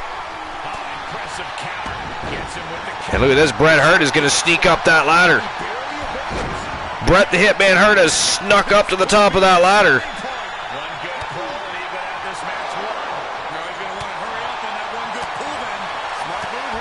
Oh, Bret the Hitman Hart was so close. He had it just in his grasp, but couldn't finish pulling that championship down. So for now, the Coalition's championship reign still safe, but it has been getting closer and closer to coming to an end here, Woozy. And look at this, Bret the Hitman Hart back in a crucifix, and down he goes. Oh, look at this, Alan Severn, I think, might be climbing the ladder himself here. No. He's looking to perfectly position that ladder first, apparently. And here he goes. The Wolfman, Alan Severn. No, he's coming back down. He saw Hart coming up, and Hart takes him down immediately. And look at this. A sharp shooter. I mean, if you're wondering why he'd bother putting him in a submission, if you take the legs out and do a little damage to the spine, it makes it a little harder to climb a ladder. It is actually brilliant. And here he goes. He's going to do it again. 2 back-to-back sharpshooters to the Wolfman, Alan Severn. Look at the war outside the ring. Poindexter rolling around the floor with the total package. Jason Ironman, stronger than an ox. Archer and Christian Hart going to battle on the other side of the ring. Bret the Hitman Hart in the ring. He's going up. He's looking to end the evening for the Wolfman, and then I think he's going to look to climb that ladder. He's going to look to climb the ladder. Look at this reversal. Wow, reversal by the Wolfman. Beautiful DDT.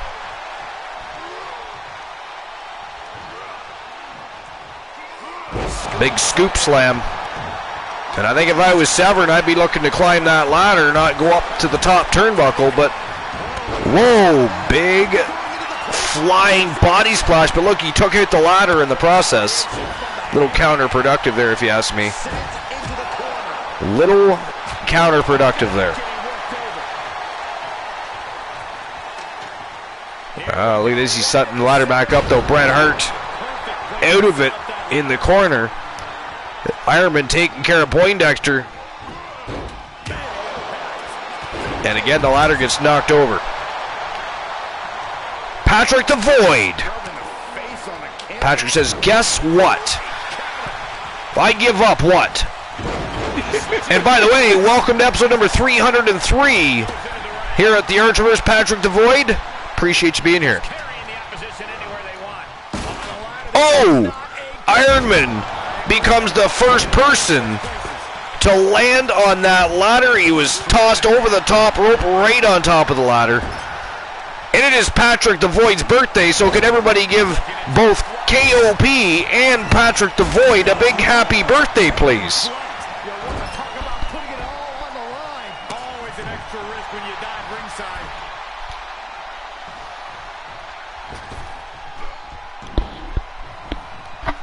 Two birthdays in the house, KOP and Patrick the Void. Back into the ring. Trapping their opponent's arm. Oh, look at this, crossface locked in. He tapped out Bret Hart. It doesn't make a difference in a ladder match, but he still, Poindexter just tapped out Bret the Hitman Hart. Moves outside. What's the plan here? Wicked forearm. Did you hear that thud? Ooh, big elbow to the face. Archer went for an attack on Poindexter, but Poindexter, beautiful reversal.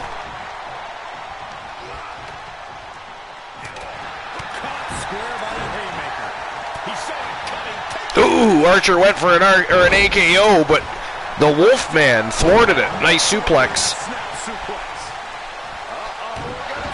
Oh, here we go. The one people's elbow. And now Archer looking to set up the ladder. And he looks like he's getting ready to climb. Can Archer? No, look at this. Hart beat him up there. We might not. Oh. Down goes the ladder, and down goes Bret the Hitman Hart. and Elijah Archer. Look at Christian Hart slapping a sharpshooter, bleeding all over the place, and bending the spine of Alan Severn in half, and now the Wolfman is tapping out. But if you want to win the match, you got to climb the ladder rung by damn rung and pull down the title. It doesn't do any good to tap out your opponent other than to do more damage and add some insult to injury, of course. Ooh, Bulldog. Archer ate the floor. And look at the guillotine lock. Ironman just tapped out Christian Hart. Over the top rope. No, he held onto the top rope. Ironman didn't quite make it down to the floor.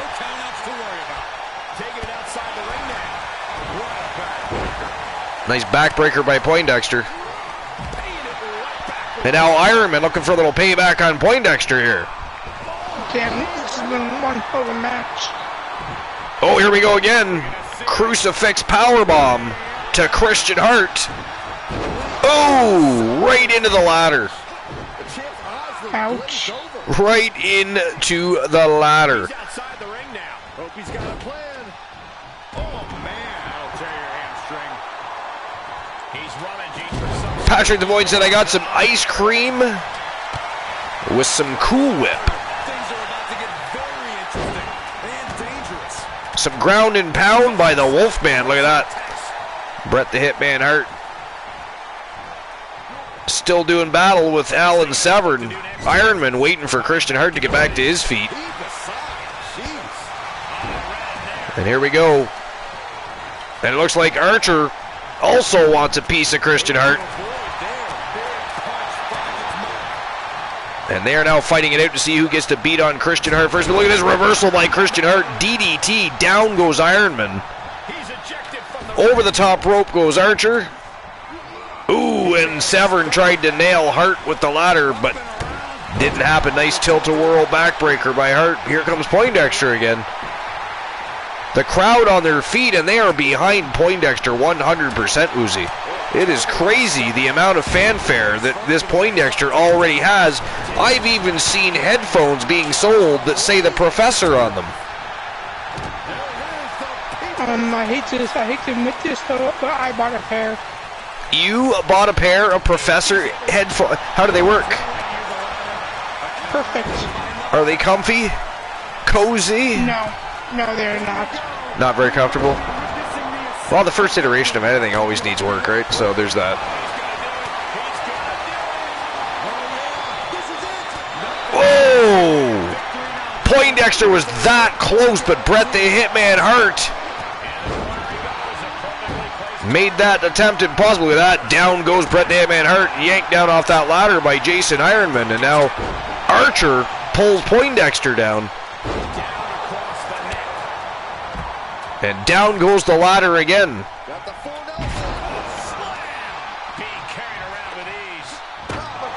Ooh! Poindexter takes out Christian Hart and Elijah Archer with the ladder. But look at this, both members of the Hart Foundation standing on top of the ladder. Wow! He just about had him. They took the ladder out just in time and left him dangling. Whoa, that was close. Did you see that? I did. Like all these shits. Ironman just tapped out Poindexter with a guillotine. Come on, Coalition. I'm rooting for you. Oh! Wow, Poindexter. Mid-air reversal with a DDT on Ironman. That's crazy. Drops him on the neck breaker. Look at this. Ground and pound to Archer by the Iceman. Nice dragon screw leg whip. Takes down Poindexter. Goes after Severn, but Severn with a nice arm drag takedown. Nice reversal. Or counter, technically. Oh! Archer with a devastating clothesline. Did you see Severn spin around?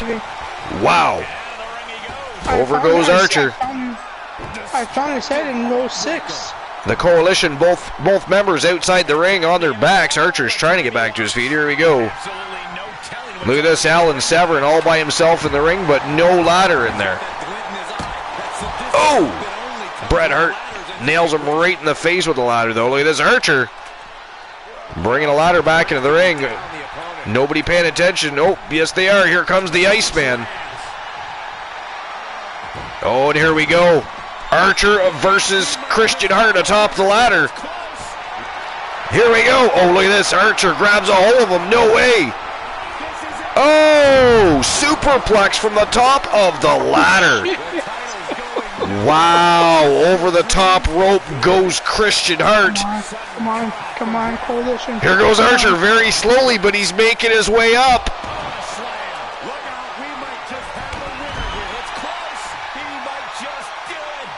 Oh, and he does it! He does it! He grabbed the title and pulled it down. The winners of the match, ladies and gentlemen, and still the TWA World Tag Team Champions. The one, Elijah Archer, and the total package, Jason Ironman. They are the Coalition. Woo! I get to gloat just a little bit because I actually thought they were going to lose their titles tonight. They held on, they were resilient, and they kept their belts. For once, I'm excited they won. Apparently they forgot Archer's title, so he is literally pretending he has one, but we know they are still the tag team champions. Look at Archer and Ironman battled and bruised and bloodied, and still the TWA World Tag Team Champions, baby. Congratulations, Archer. To your team. All right, so I'll issue everybody's payout from that last match. Just give me a moment.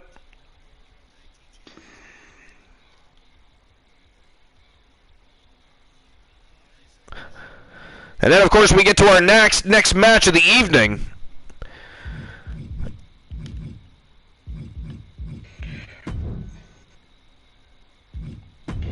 Nope.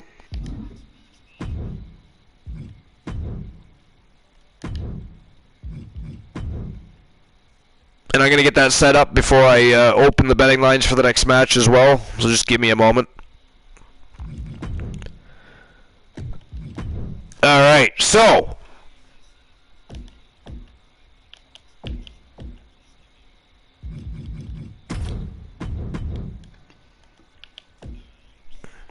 we got Damien from Team Squirrely Ann. She is the Witch of the Archerverse, former two-time Archerverse Women's World Champion, two-time TWA Women's World Champion, and two-time Women's World Tag Team Champion. She is a force to reckon with and definitely capable of winning this matchup. This matchup, by the way, ladies and gentlemen, is a 6-Vixen sub-eliminator. 6 women, 6 Vixen villains going to battle in the ring, same time. And the only way to eliminate one another from this matchup is to make them tap out and rip their limbs off. It is going to be a battle, a war, a good time, and an instant classic. So make sure you stick around and watch this one. This is how we're going to further ease ourselves in to one of the baddest tournaments you're ever going to witness on the face of the planet. We got a TWA International Heavyweight Championship Gold Rush tournament with the best of the very best of the streamers from the Archerverse, and they are all going to war tonight on the battle stage for the right to face Gabriel Graves for that TWA International Heavyweight Championship title belt that was once, of course, held by Elijah Archer before Gabriel Graves caught him by surprise with a challenge and was able to dethrone him. Tonight, 8 other superstars, 8 other warriors have the chance and the right to fight Gabriel Graves to try and dethrone him and become the next big name to hold a very prestigious championship title belt. Alright, so next, from Team AMC, me, and of course a member of the Coalition, let's not forget that, she represents well the Diamond Ashley Marie.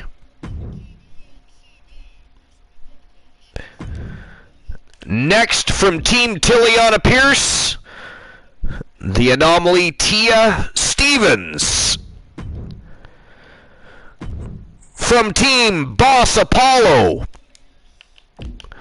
we are going to have the Freak, Nikita Razor. From Team Distinct Cone, the Viking Rose Brewer, the most winningest warrior in Archerverse history from any of the rosters. She's won more titles, had more title defenses, and has won more matches than any other superstar on the entire roster has Rose Brewer, and she, of course, is in this matchup.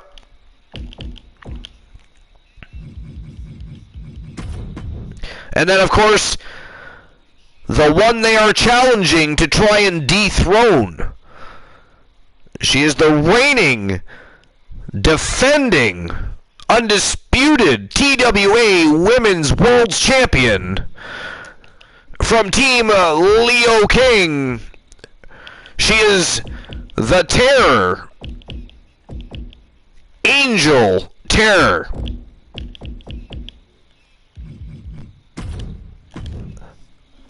And that is next. But first, I'll issue everybody's payout. And then get the betting lines. Oh, wait a minute. Are we opening the betting lines for this matchup? No, there have been no redemptions. No redemptions? Does anybody want the betting lines open? Sure, why the hell not? I'll redeem it. Alright, so the payout has been issued for the last one.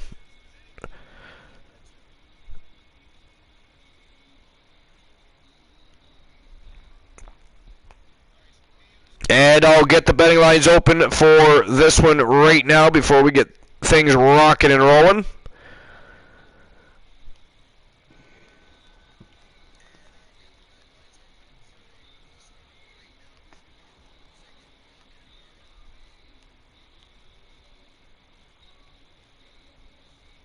Alright, so who walks out the TWA Women's World's Champion?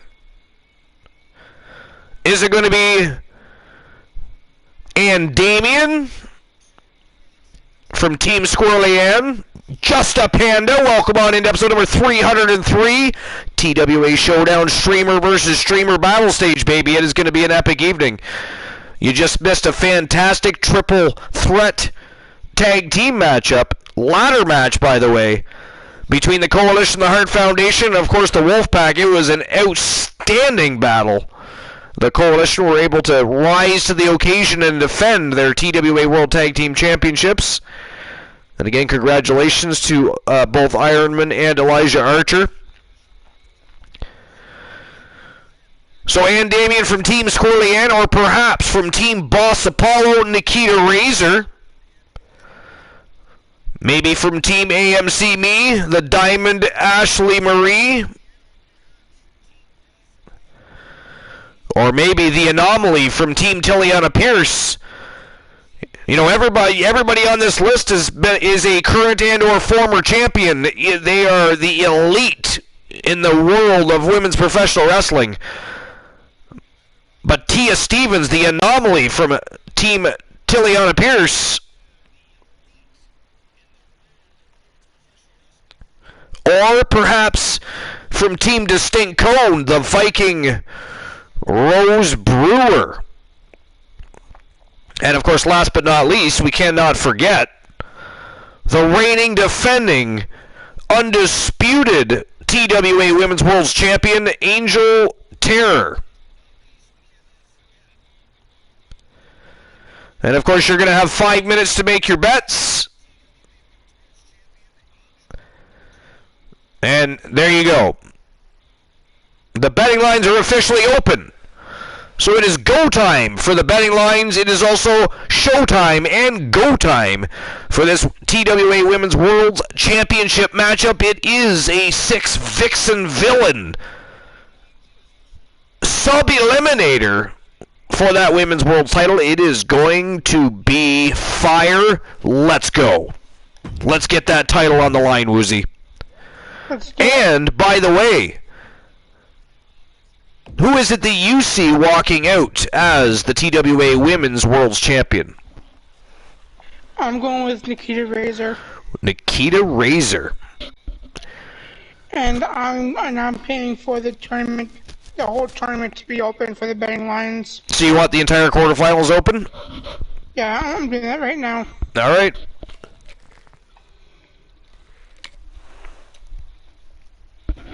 Froggy Mothlegs, who do you think is walking out the TWA Women's World Champion? Joe Link. Who do you think is walking out the TWA Women's World Champion? Make sure you put your Archerverse bucks where your mouth is. But inquiring minds want to know, what do you think? Who is walking out with the gold? Technically platinum. Just saying. What do you say, Archer? How dare you put me on the spot? That is ghastly. Okay. Well, Rose Brewer's been exploding back on the scene lately. Her and Kyle Brewer, of course, recently, once again, for the second time, the Archerverse Mixed Match Challenge World Tag Team Champions. Definitely hungry for singles gold, but you got Nikita Razor, was just the undisputed queen of the Archerverse. She's been the Women's World Champion before. Tag Team Champion. Then you got AMC Me's the Diamond Ashley Marie, same thing. I mean, there's literally 6 of the very best women on the planet today in the same ring, going to battle, looking to twist each other's limbs off. This is just absolutely fantastic. But if I was forced to make a bet, which of course we all know I cannot make a bet, I'd love to be able to, but I cannot. If I was to be able to bet, I have to go with, of course, the representative of the coalition, who just retained, by the way, their TWA World Tag Team Championships. I've got to go with the Diamond Ashley Marie from Team AMC Me. If she was not in the match, I'd be going with Rose Brewer. If she was not in the match, I'd be going with Rose Brewer, so I'll say that as well.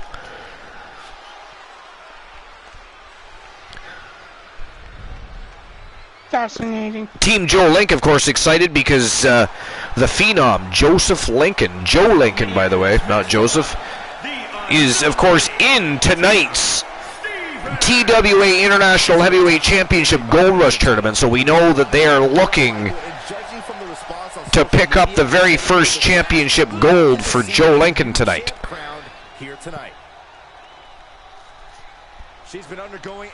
Tia Stevens, the anomaly, Woozy from Team Tiliana Pierce, a formidable opponent, and again, these are 6 of the best on the planet.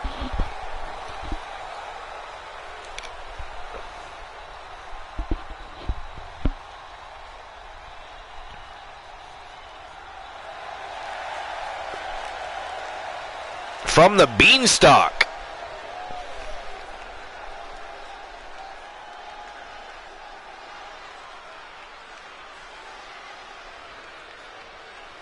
and here comes the Witch of the Archerverse from Team Squirrely Ann. We also know her as, of course, the wife of the Nightmare Joseph Damien. Oh, no, Nikita Razor coming in. Why does Nikita Razor have the same music tonight as Ann Damien? That is odd. That is, and ghastly. And ghastly. Somebody's messing with the entrance music tonight. That is not Nikita Razor's theme music. That is Ann Damien's theme music. Although she is doing a little taunting there. Perhaps she did that on purpose to get under the skin of Ann Damien, do you think? You know what? Right now, anything is possible. Anything is definitely possible. You never know. There's a bunch of villains and vixen villains. Anything is possible. You're right. Why are we even quiet? You know what? We should just stop questioning certain things and just roll with it. Right? Just go with the flow. I mean, it is strange, but it is unprecedented. But it is interesting. But you don't listen. You don't listen. How dare you question my listening skills? That is ghastly. Justin Panda says, Archer. Oh, I do not like it when people say my name.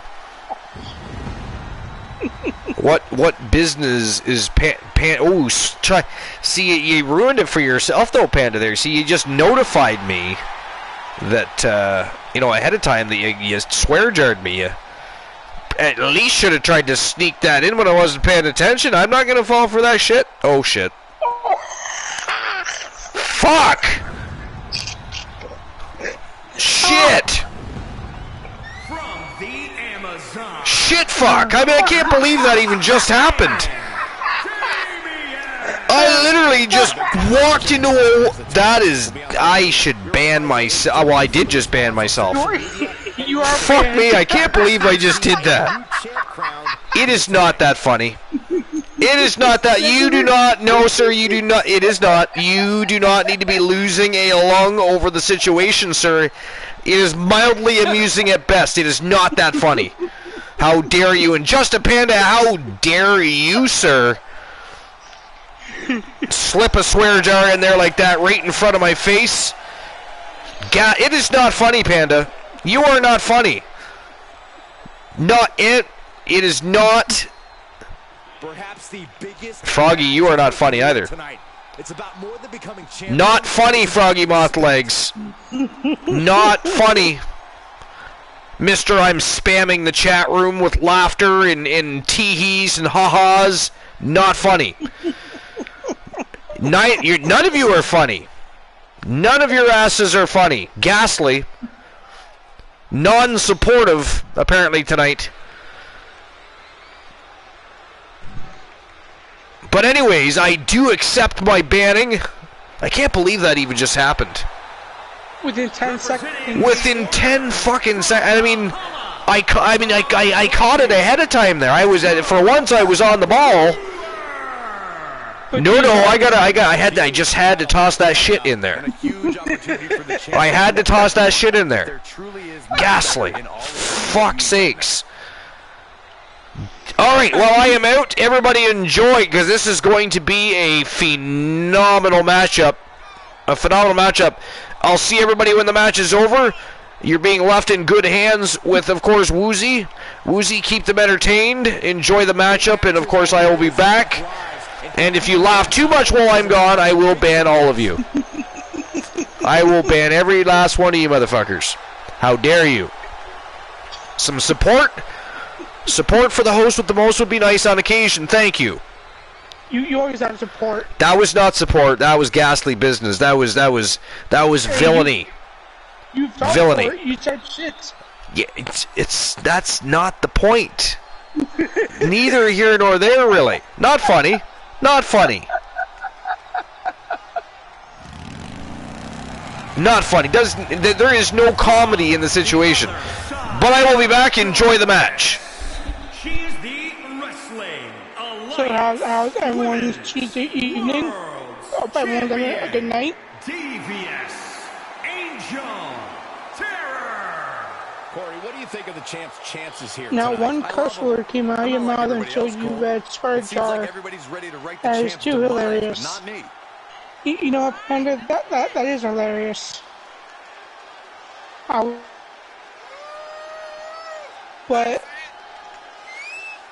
what you should have done, Panda, is wait until mid-match when he's caught up in the match, then drop it. That's when you should have done that at the beginning where the entrance is. Because with that, he barely cusses. But until now, when he decided to say shit within 10 seconds.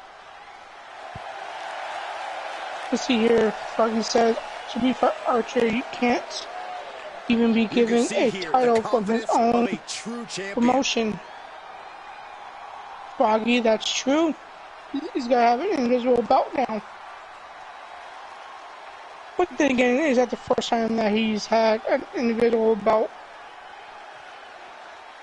No pinfalls tonight, Corey. Just one superstar trying to impose their will. So what did you guys think of Backlash? In a submission match, you have to exploit any weakness your opponent has. It's productive for the guy. Although it's rooted going right through for Terror already game. going for a submission.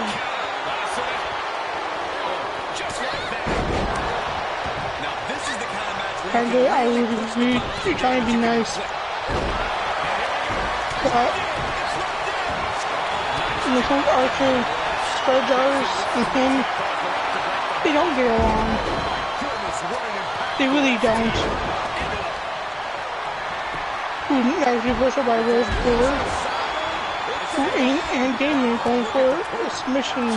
Hopefully he'll have out Stevens right away.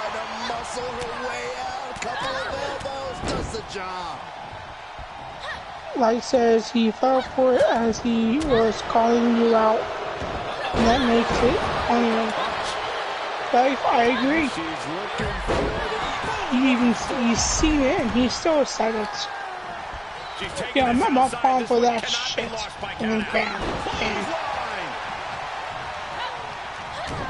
See, Stevens just standing there like, what do I do now? Nice neck breaker by Rose Brewer. Brewer throws out Neato. Now they're all fighting outside the ring. It's like, it's not a false count anymore. People get back in the ring. And the chair gets back in the ring. And she's just staying in the ring for someone to come join her. And Neato gets back in the ring. Brewer and Ashley Marie get back in the ring, and Tara goes out. Ashley Marie is on the roll. Nice. And this is not a pinfall match, this is a submission match. A nice kick by Rose Brewer. Rose Brewer going for a submission on Ashley Marie. Will she submit? Nope, she gets out of it. Ashley Marie going for a submission on Brewer. Will Brewer tap out? Will she submit? No, she will not. Brewer gets out of it. We want one other match, folks. See if Stevens get back in the ring. Some tag team action.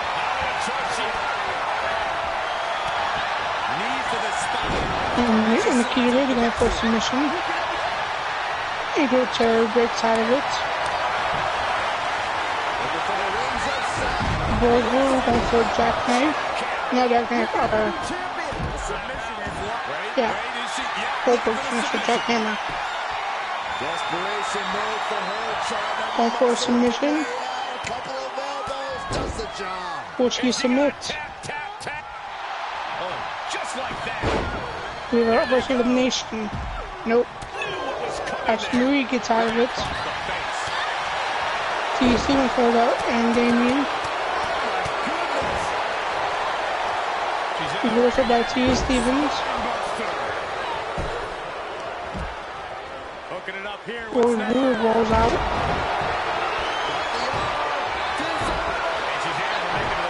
Now, T. Stevens is going for a position, but there's a belt break.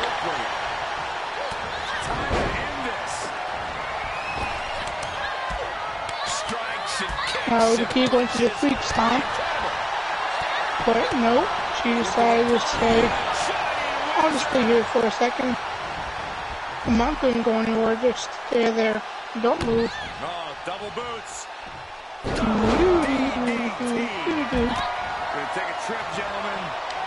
Straight down to the and now the chair going for that nice move. Knee to the face.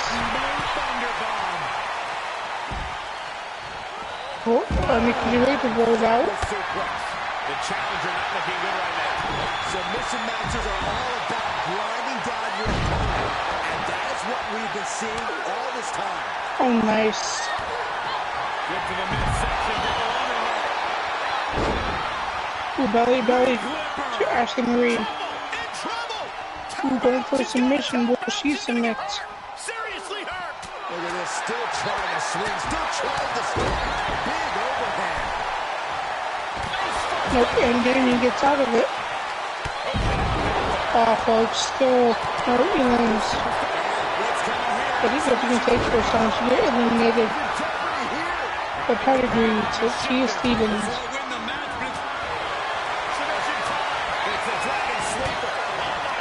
Tia Stevens, will she submit? Nope. Tia Stevens off the armbar again to Damien. Will she submit this time? Will she submit? But the damage was certainly done, Michael. Big forearm. She let it go. Belly suplex. That is crazy. Oh god, glam slam. She could be caught here. Free fall glam slam, I should say. Nice splash from Tia Stevens. Great escape from the armbar. And a kind of ice. And she slides out the back door. And she gets out of it. Another pedigree from the Stewart. We're at a vital stage in this matchup, and this audience is fully aware of it. Yeah, they know another turning point can come at any second. Still elimination, folks. This is one hell of a match so far.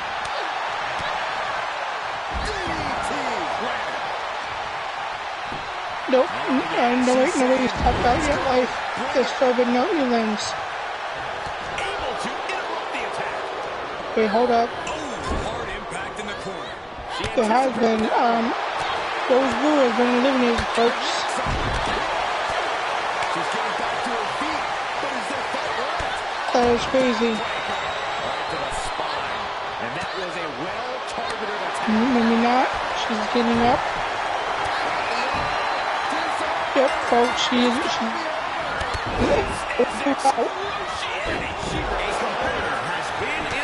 And why would she do that? Why would she knock down the ref? And now, Ashley Marie has a submission on Damien. So take things into the ring. And Damien gets out. And no countouts means she has the whole outside to play with.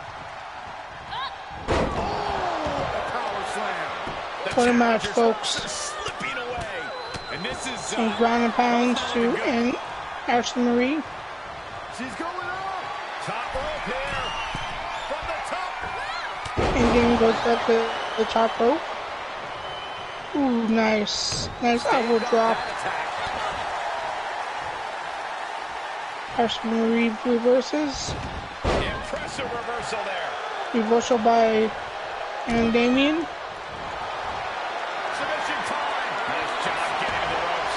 Really had no choice. Submission, but there's a rope break. Enough already. And ground and pound from Damien. We know what's next. Another pedigree. The title might change hands.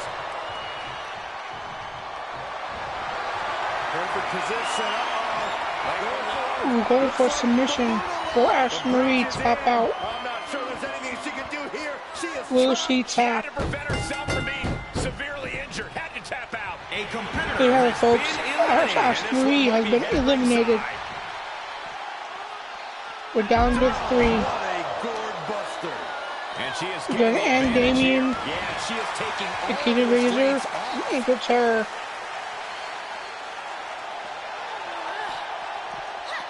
This has been one hell of a match.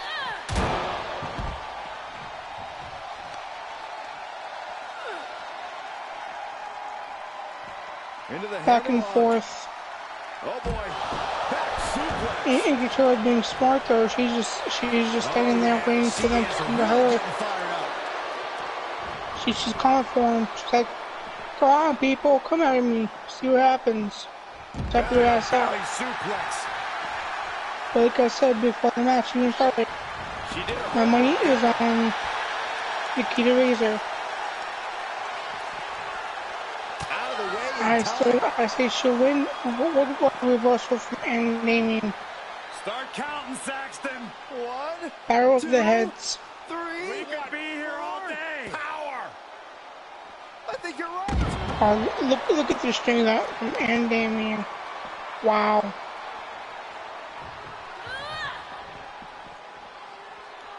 And returning to the ring.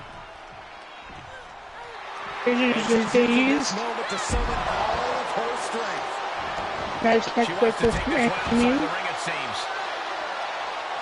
Waistlock, no. Alright, good job. Damien.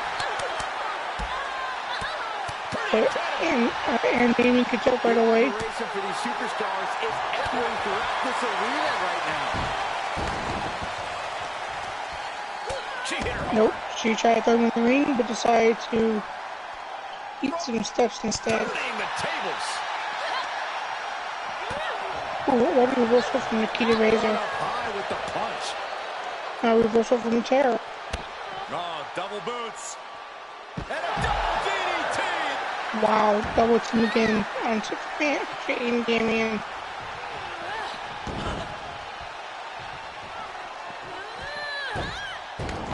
Apparently she wants to jump over some steel. She didn't see it. Wow. How can she not? Silly gold steps. Nice side headlock applied. Good measure. Bet you had to be blind to not see that.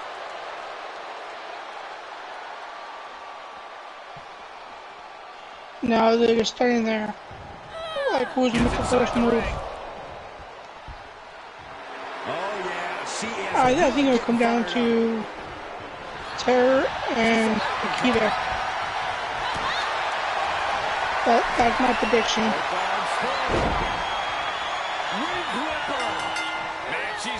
A competitor has been eliminated. Nikita, this is elimination style. Kick to the body and a Chinese wizard. We all know what she's looking to do next. Apparently, Damien tapped out. But now we'll see if Nikita taps out or will she... No, she let it go. I don't know, Cole, it looks bleak. Wow. Final two, folks. Who will win? Either Terror or Nikita Razor. This has been one hell of a match, everyone. It's like, wow. Hoist it up. Hoist it up across the shoulders into a DDT. Oh, damn. That's just crazy. Here. Looking to lock it in. It's in. This could be over soon. It's been one hell of a match. Wow. Terror. What a match. Yes. That was crazy. I mean, I was banned from the match, so I couldn't even participate in the chat room. My own fault, of course. I cannot believe that I walked in to that bullshit. Literally. I called Panda out and then outed myself at the same time. That was ghastly. But anyways, what a match. What a way to get everybody just a little more revved up, ramped up, and ready to go for the main card, which is next. Of course, the International Heavyweight Championship Gold Rush Tournament is coming up. But man, oh man, did those Vixens go to war. And look at that. Look at that. Still your reigning, defending, undisputed TWA Women's World's Champion from Team Leo King. The Three Faces of Fear. Angel Terror. I mean, wow. Ladies and gentlemen, let's look at things from a different perspective here for a moment. We have had two titles on the line tonight. Two champions, or a set of champions and another champion, both putting their titles on the line tonight, and both champions prevailed. That is amazing. That is the level of talent here at the Archiverse, and just how formidable our champions are. That is absolutely insane. But I'm going to issue the payout for the last matchup here. The winner was apparently Brie Terror. I don't know why the hell it says that. or for that matter, who Brie Terror is. Not really sure who that is either. So there's that. But congratulations to Team Leo King, and of course to the undisputed TWA Women's World Champion. That was one hell of a victory. Wow. It really was. That really was.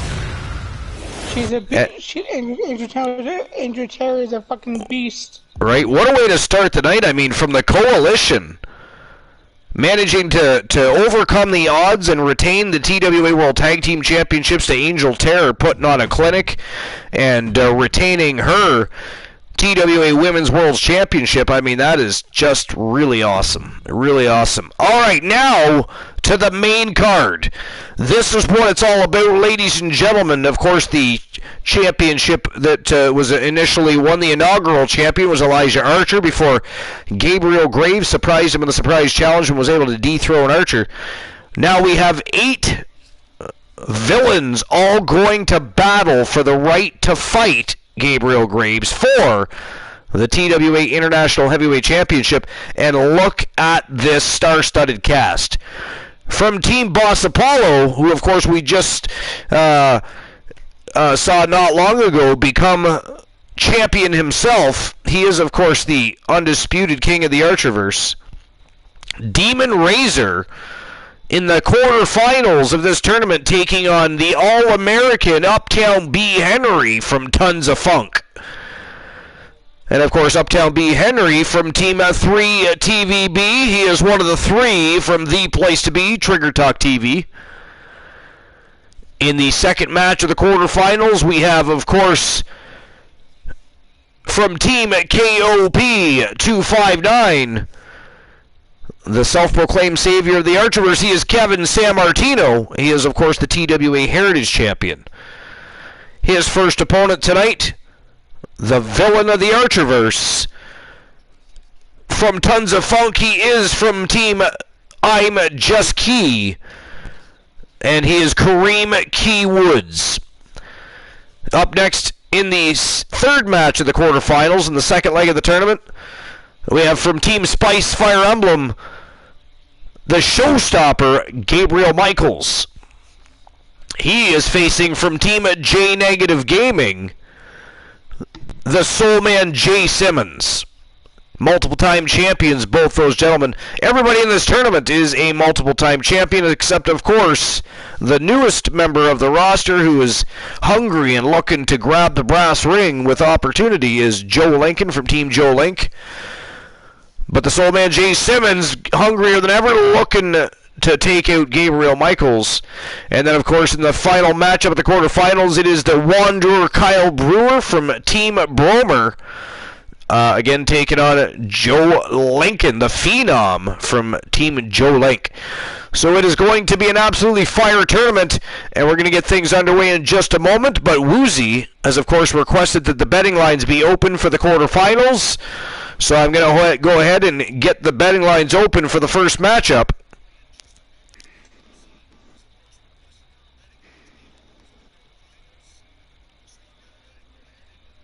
All right, so who will move on to the semifinals?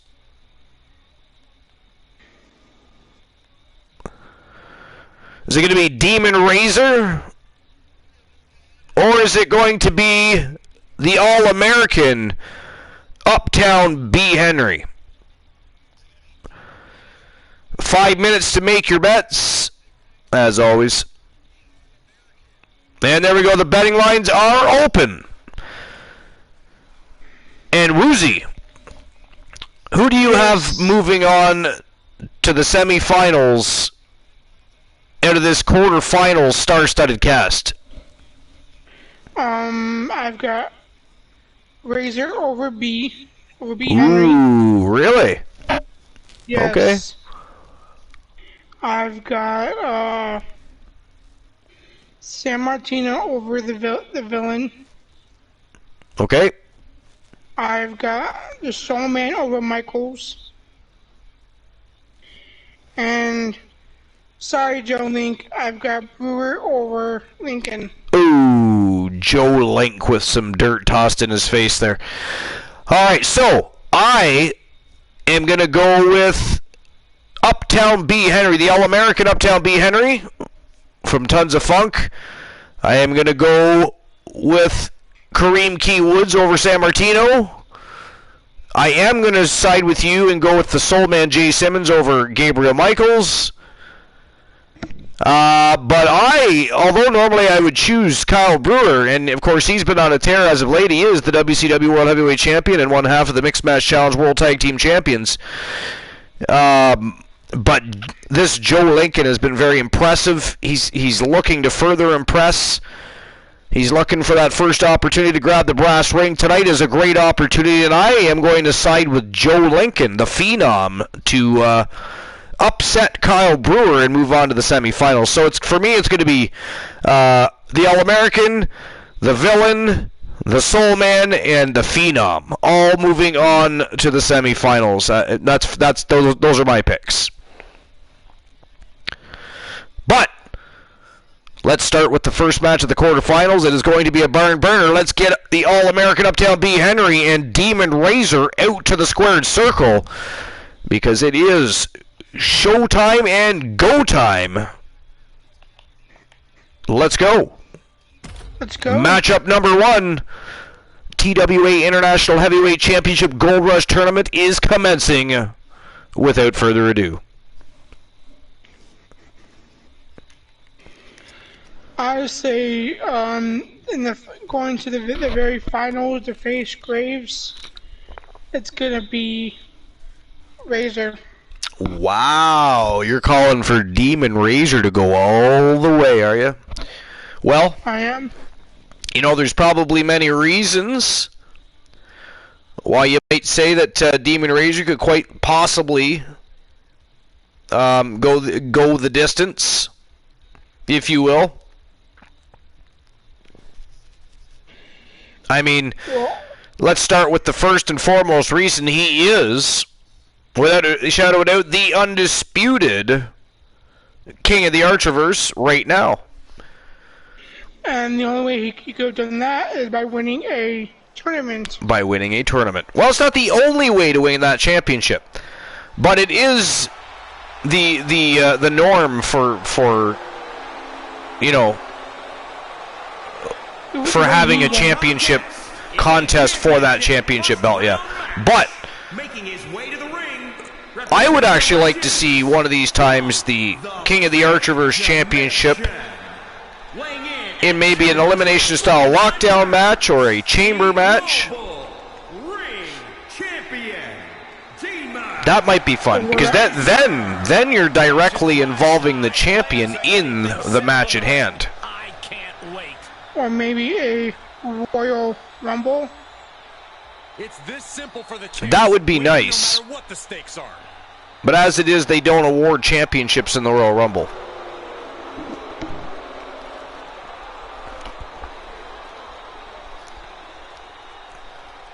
By the way, did you like the new patch that came out today? Oh, I did. Wasn't it awesome? Oh, wait. Wait a minute. It worked perfectly. No, that's right. There was no patch, even though they said there would be.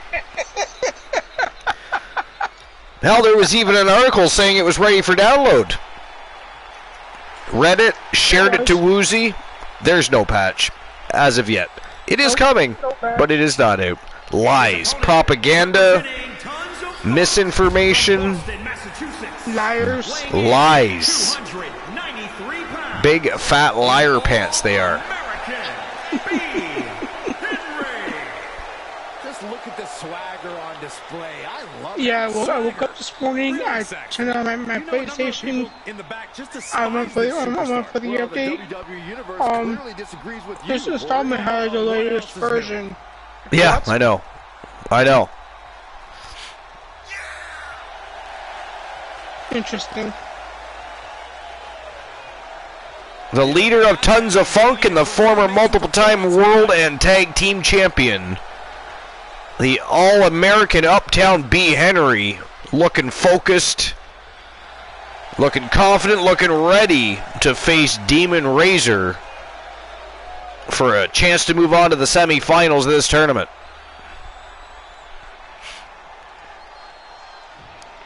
Could you imagine if a Taylor you patch like that.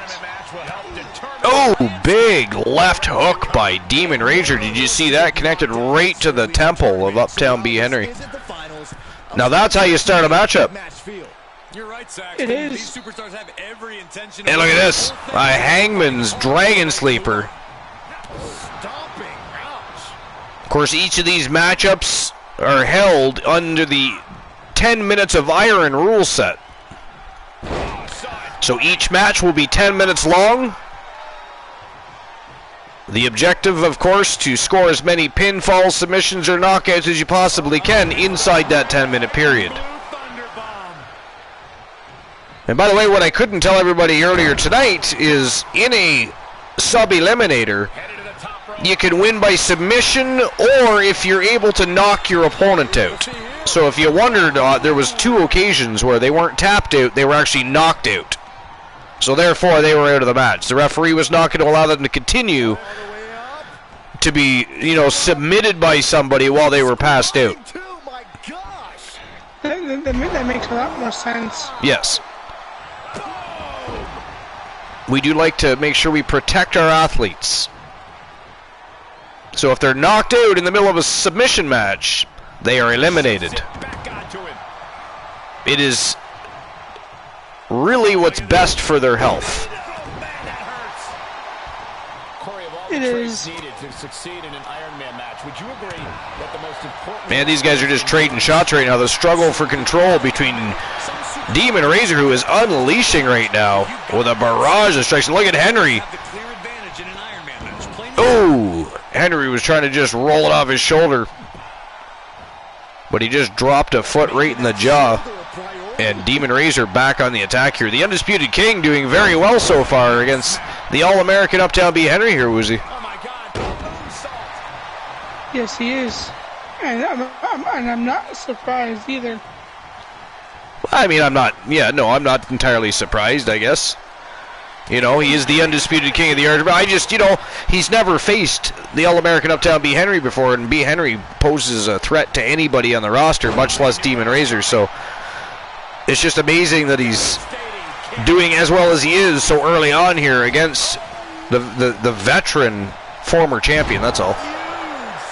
Wow, big body splash by B. Henry. Passed out, why not? Sounds like a good time at Bill Cosby's house. Whoa, he went there. Panda went there. Wow, Panda. Oh, he stunned him. Demon Razor with a stunner here. 2 count only, though. Just under 7 minutes remaining in the first match. Time flies when you're having fun, and right now, Demon Razor having a whole lot of fun with the All-American Uptown B. Henry. And look at this. Oh, a butterfly pile driver. That is ghastly. And that's the first pinfall of the night. It is 1-0 for Demon Razor. Wow. That would knock my ass out too. That was crazy. Well, a butterfly pile driver is virtually an inverted sit-down tombstone pile driver. Mm-hmm. Obviously, you're not going to call it that, so you call it something else. In this case, butterfly pile driver. Oh, look at that. A helicopter spin to a cutter. Great combination by Demon Razor. Now he's trying to get us dizzy. B. Henry looking to mount a comeback here, though. Looking to turn the tides, get the momentum shifted. He definitely has the talent and capability. Oh, downtown by Uptown, just like that out of nowhere. But he gets only a 2 count. Only a 2 count. Man, oh man. I'll tell you, you don't want to. Ooh, another big body splash. You don't give Uptown B. Henry room to play because he will play all night long. And he look at that. Oh, a second in a row. The downtown by Uptown, and it is 1-1. Yeah, Demon Razor wasn't kicking out of the second. Oh, Jesus Christ. He launched across that ring with a super kick. Just about took the head ahead. Oh, and he stunned him just like that. Oh, my good God. The head of B. Henry just about being launched off his own body. It was. I'm pretty sure I saw friggin' teeth launching out of his mouth across the ring. Oh, he hit the referee. Went to hit Demon Razor, accidentally hit the ref, and look at this, Demon Razor taking full advantage, and he's getting, oh, he did it again. And this time, B. Henry collapsed. He folded like an accordion there. That was devastating. And it is 2-1, no doubt. No doubt, it is 2-1. But look at this, Henry fighting back. He is resiliency and heart personified here. And Panda says, I'm sorry, I'll be a good panda. Lies, do not fall for Panda's witchery, his mind fuckery. He is like a Jedi, he has mind tricks. He says sorry, but what he really means is I'm going to for the time being behave until I decide to drop some more villainy. You have to read between the lines. Wow, 2-2 just like that.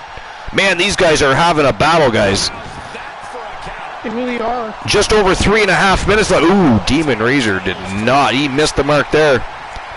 Crash landed with nobody home. And look at this. Uptown B. Henry. Look. Oh, he got caught with a face buster, though. Got caught with a face buster, did B. Henry.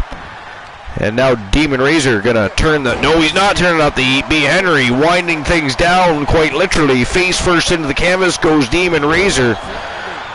But he crash landed a big flying elbow drop, but he is back on the attack. No, reversal, snap DDT by Demon Razor. Ooh, devastating, falling headbutt right to the face. And Demon Razor now gonna fly. Wow. Damn, he's got height. That was crazy. 450 splash. And it is 3-2, just like that, with 2.5 minutes left. And look at this, B. Henry back on the attack. Yeah, you don't fool me, Panda. How dare you? How dare you try to sell yourself as innocent?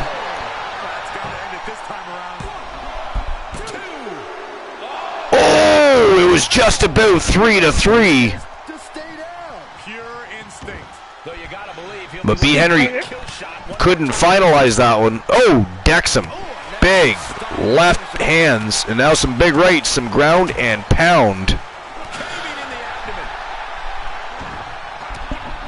He's got the answer for that one. Right across the knee. So much torque on the knee and ankle. From the ground up. So powerful. And his legs continue to get pushed in the... And oh man. Yeah, he's in real danger. Oh, he caught the leg. I know, it just keeps going back and forth. Oh, here it goes. The big body splash comes. Oh, Razor rolls over out of the way just in time. Wow.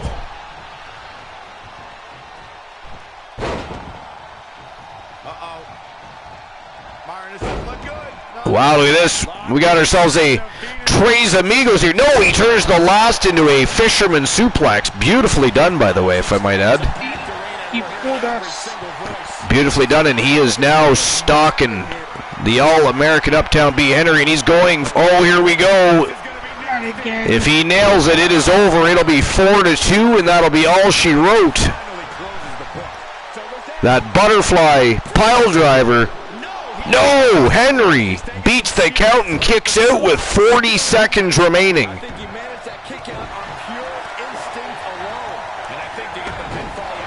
Henry needs to tie this one up if he wants to save the match.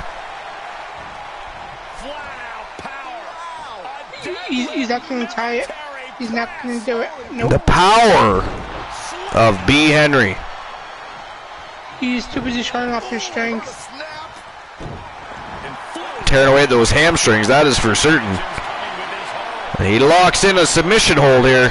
He's got that claw into the shoulder of Demon Razor. But can he do it? He's got 3 seconds. 2, 1. And he can't do it. The winner of the match with a score of 3-2. And moving on to the semifinals, ladies and gentlemen, he is from Team Boss Apollo, and he is your undisputed king of the Archerverse, Demon Razor. Moving on to the semis, baby. Yes, he is. Here is your winner, Demon Razor. All right, I'll issue everybody their payout. Razor was your winner. The wherewithal displayed in this match cannot be undersold. They were pushed to the limit, and they still came out on top. Yeah, the competition threw everything but the kitchen sink at them here, but who knows, maybe the kitchen sink would have changed the outcome. All right. Well, that was one hell of a way to start the tournament. That was a great match. Uptown B. Henry and Demon Razor went to war there. All right, next matchup in the quarterfinals is upon us. And who do you think is moving on to the semifinals, ladies and gentlemen? Is it going to be Kevin Sammartino, the Savior, or the villain of the Archerverse, Kareem Key Woods? Is it going to be Team KOP or Team I'm Just Key? Moving on to the semifinals of the evening. The betting lines are going to be open, so you will have a chance to earn some Archerverse bucks.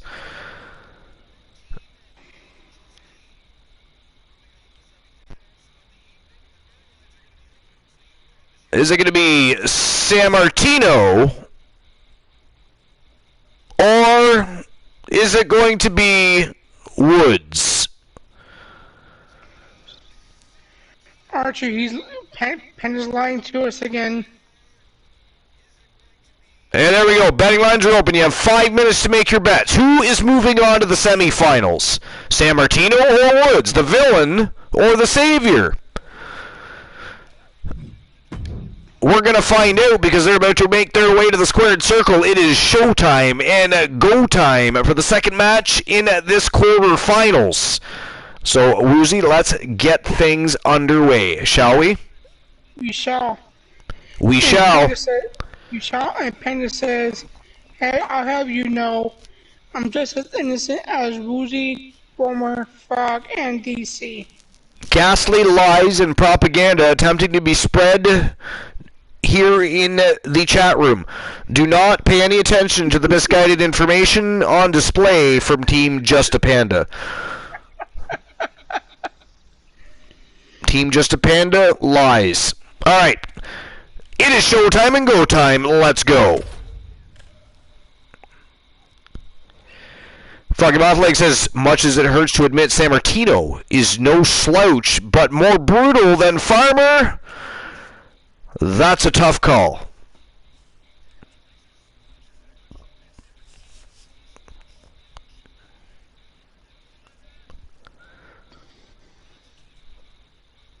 Well, I was wrong about the first match, but I am still sticking to my guns with this one.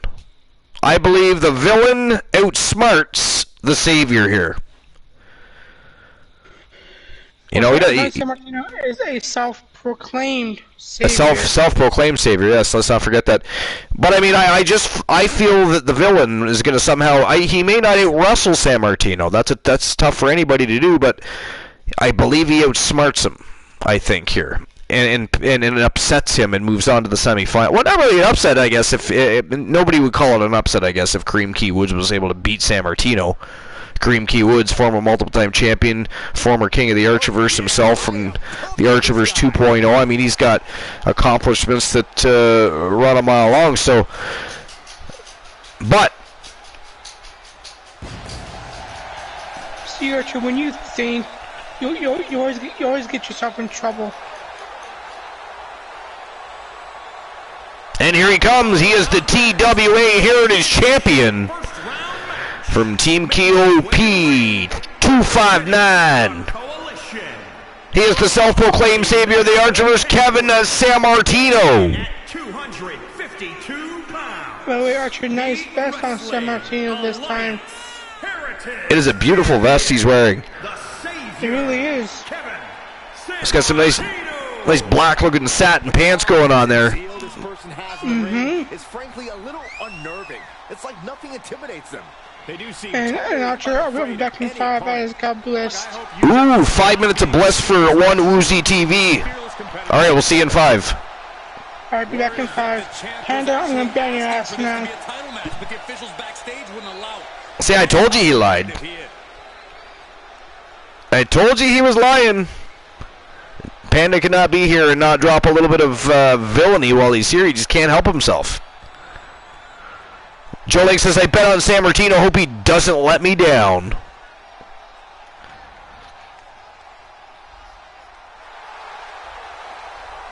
And here comes his opponent from Tons of Funk and Team I'm Just Key. He is another one of the 3 from the place to be, Trigger Talk TV.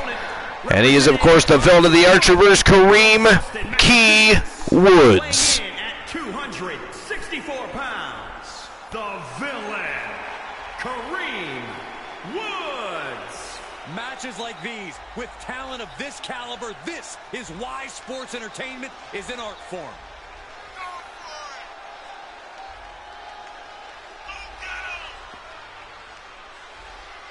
Tons of Funk, one of the baddest factions on the planet, have been winning championships, kicking ass and taking names ever since they stepped foot into the Archerverse. They have always been one of the most dominant factions. Tonight they look to carry that trend through the in-ring workmanship of the villain, because of course Uptown B. Henry just fell and has been eliminated from the tournament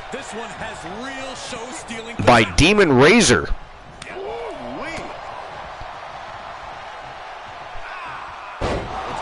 Whoa, nice brainbuster by the villain. Starting off a little early, he's got San Martino. Oh, San Martino rolls out of the way. Nice evasion. And here we go, those razor sharp strikes of Kevin San Martino coming in already. Saw that one coming, took advantage. Oh, nice springboard roundhouse kick to the face by the villain.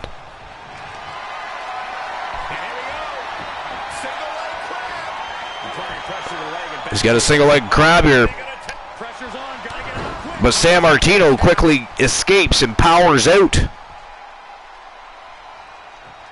And what's the difference between preparing And San Martino whips him hard to the corner. versus say a no DQ? In a no DQ or Extreme Rules match, Big scoop slam. pinned in the ring. But not here. There truly is no safe harbor, so it's important to mind your surroundings. Whoa, goes for a standing moonsault, but the villain rolls out of the way. And now it is his turn to go on the attack. He's looking to turn the tides here. Nice escape by San Martino. Chop block to the back of the legs. Down goes the villain. And look at him unleash. The villain rolls out of the way, but look at this. Beautiful. Wow. What a move by San Martino. From rope to rope and a missile drop kick. And the villain is down and out. Oh, look at this. No, sir. Caught and reversed by the villain. Nice power bomb. Great reversal there. Look at this. Man, a corkscrew neck breaker.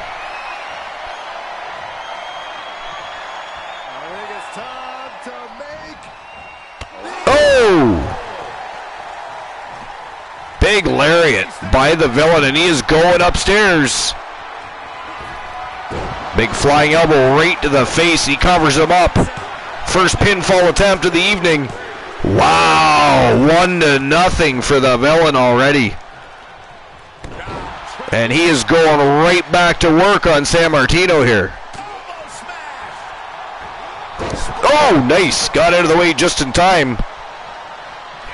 And San Martino is going to be looking to quickly redeem himself here. Yo, aftershock. DDT.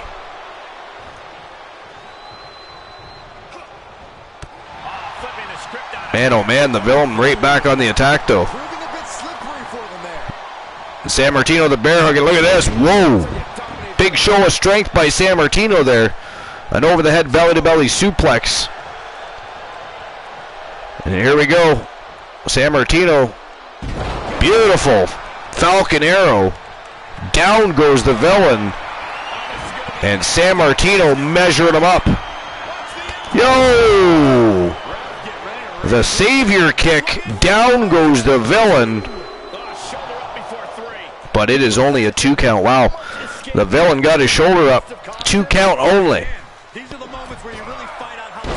Oh, big moonsault. He's going up again. Taken to the skies is the Savior.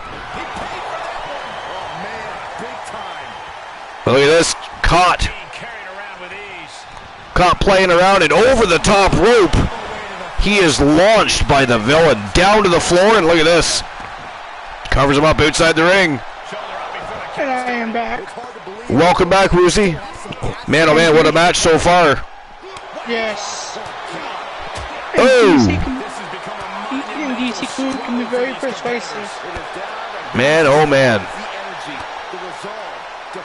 Here we go again. Oh! The Aftershock, a.k.a. the Future Shock. I am in shock. What's it going to take to keep this guy down? Of course, Sammartino calls it the Aftershock because it's like that after effect of having your skull driven into the ground.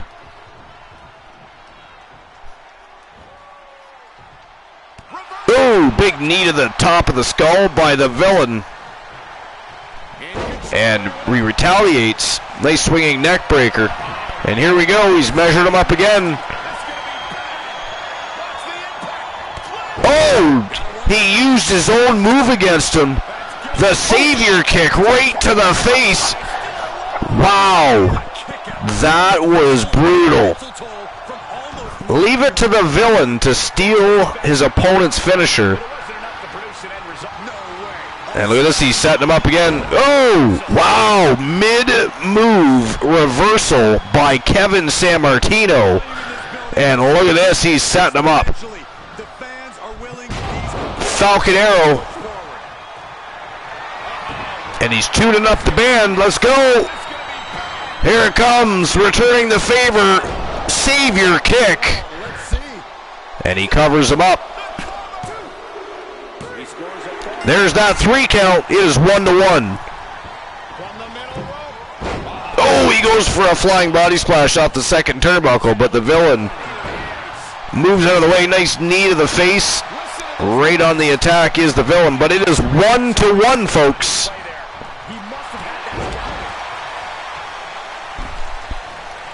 See, I kind of think she's funny. Where you been? Welcome back. He's got jokes. Panda's got jokes. Panda always has jokes. But you don't know what's funny? Almost hear words. A ban hammer. Ban hammer. Oh, big flying body cross body.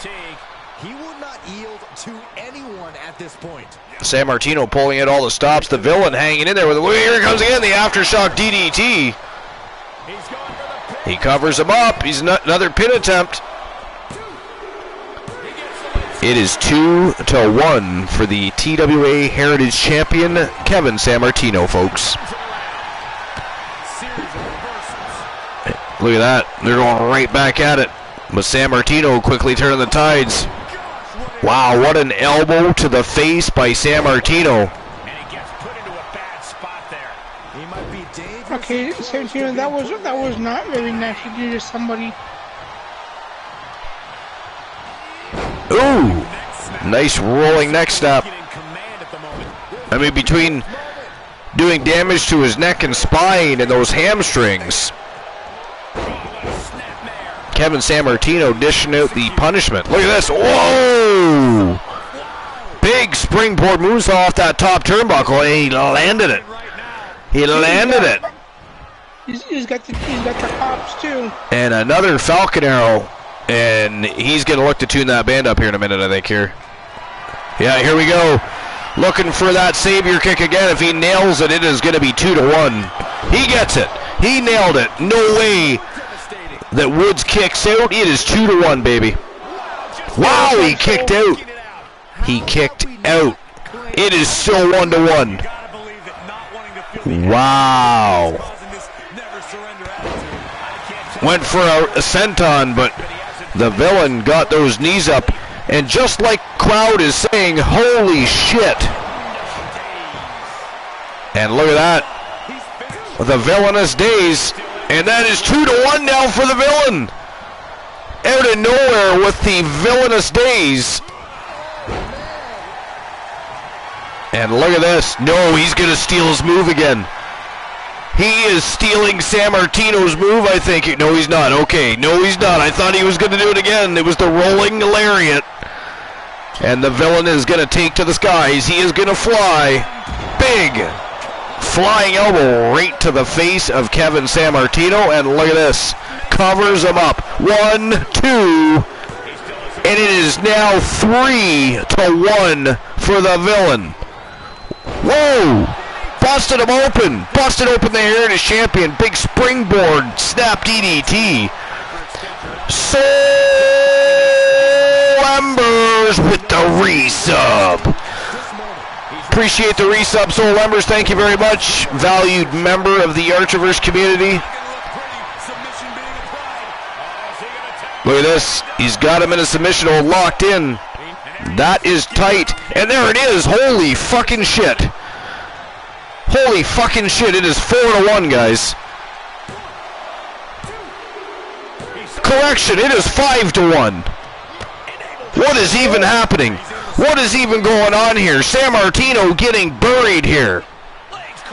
The villain. Wow, ladies and gentlemen. That is it. That is all. The winner of the match and moving on to the semi-finals to face Demon Razor. 5-1 was your score. The villain of the Archerverse from Team I'm Just Key. He is a member of Tons of Funk and the Trigger Talk TV community. He is Kareem Key Woods. Wow. The gift I'm about to give you comes in a pair. I don't like that. Do I even have such a pair of what? Yeah, I don't like the sound of that. Neither do I. I don't even have a redemption that comes in pairs. I do not.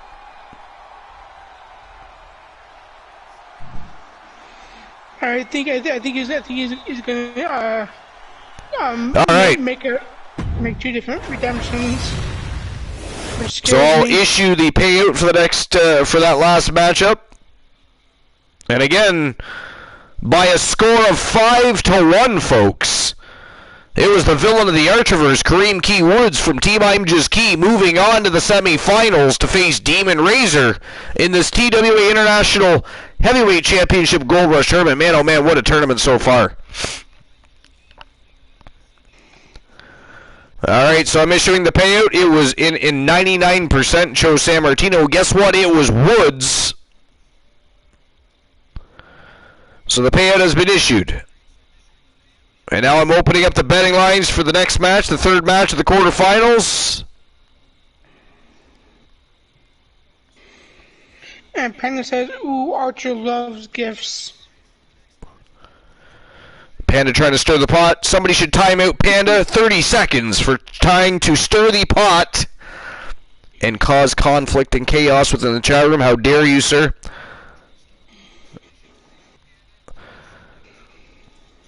Alright, so who is going to move on to the semifinals? Is it going to be the showstopper, Gabriel Michaels from Team Spice Fire Emblem? Or his opponent from Team J Negative Gaming? He is the Soul Man, Jay Simmons.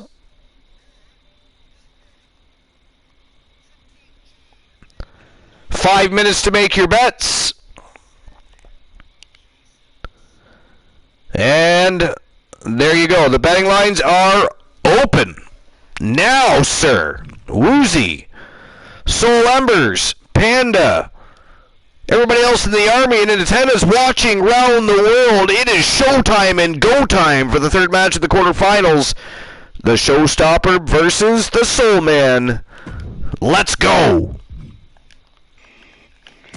I'm sticking with my original guess of the Soul Man. You're sticking with the Soul Man? Alright. Mm-hmm. So, I'm going to be about 30 seconds. I'm just going to run and grab myself a quick beverage. I would imagine I'll be back before the first band makes it to the squared circle. But I still need that little bit of a time. I'm not going to use a break time notice or anything, but I am going to step away for a quick moment and grab a drink. BRB, not band ready, Bromer, by the way. Be right back, Woozy. Here's a gift from me to you. What you do? I don't like gifts. Gifts are ghastly. Gifts are... Oh, it's a break time notice. Well, I'm not going to utilize that right now. I'll utilize that perhaps later. But I am still going to step away, grab a quick drink. Again, I'll be right back anyways, probably before the first man hits the ring. But I do need liquid. Substance that quenches thirst is necessary, so I'll BRB. Well, you do that, and that does not stand for Band Ready Roamer. So how's work today, man? And I check out the new attire. That shit looks fire.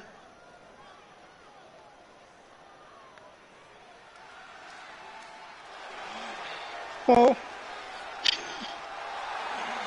DC, you give great gifts. That's why. How could someone not like the gifts you like the gifts you give? Is a championship first round match. Have returned. You always seem to like the gifts I give, Archer. Well, you to be fair, DC. To be fair, you sneak those gifts in. I don't have a choice but to accept them. Because you sneak them in. I literally will slide onto the Archiver's channel and suddenly, like, DC will have dropped, like, 10 gift subs.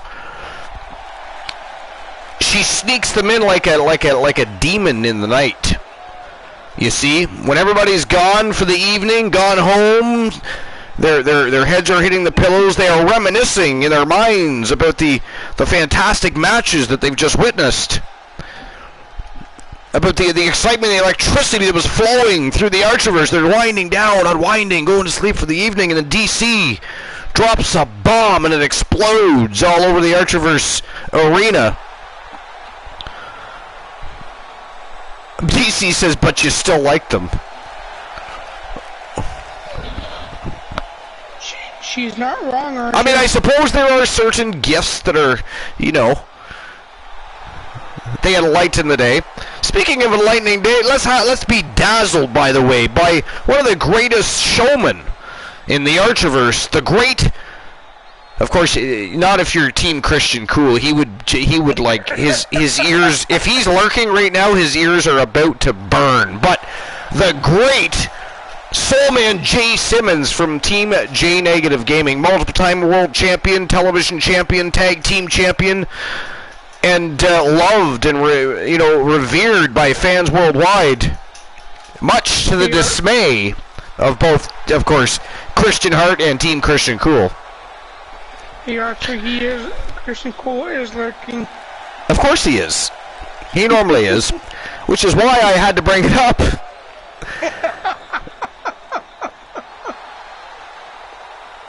The great Jay Simmons, the Soul Man.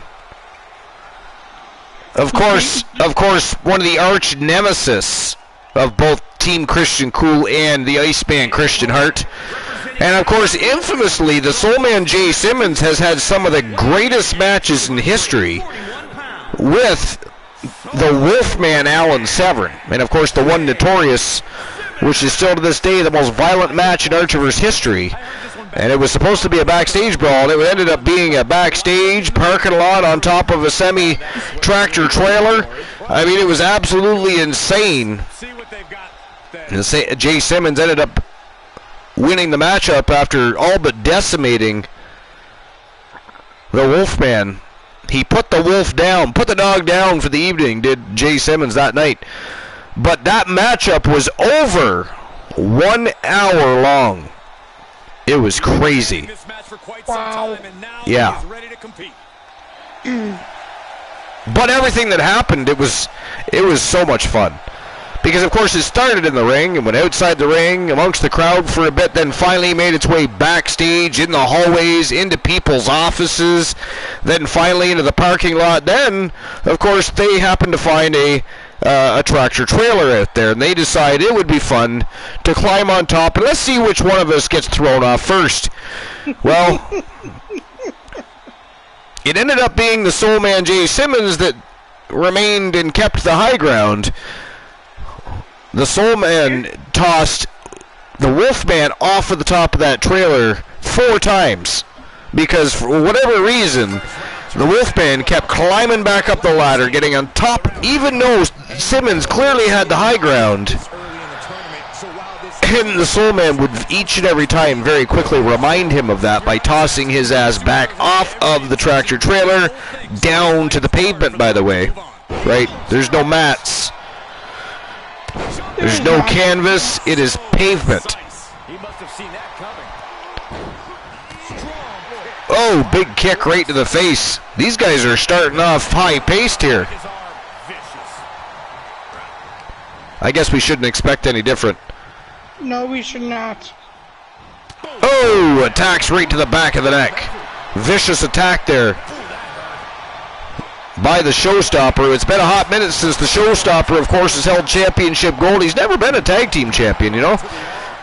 He's never been involved with the tag team division. He's held many titles, but tag team gold will elude him, I guess, unless he gets a partner. But it's been a hot minute since he's been champion, so he's definitely going to be hungry here tonight.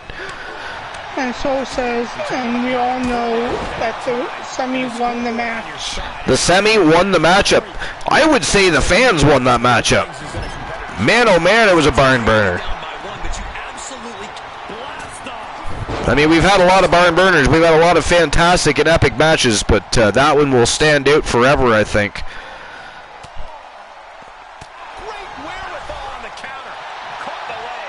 Ooh, nice leg sweep by the Soul Man.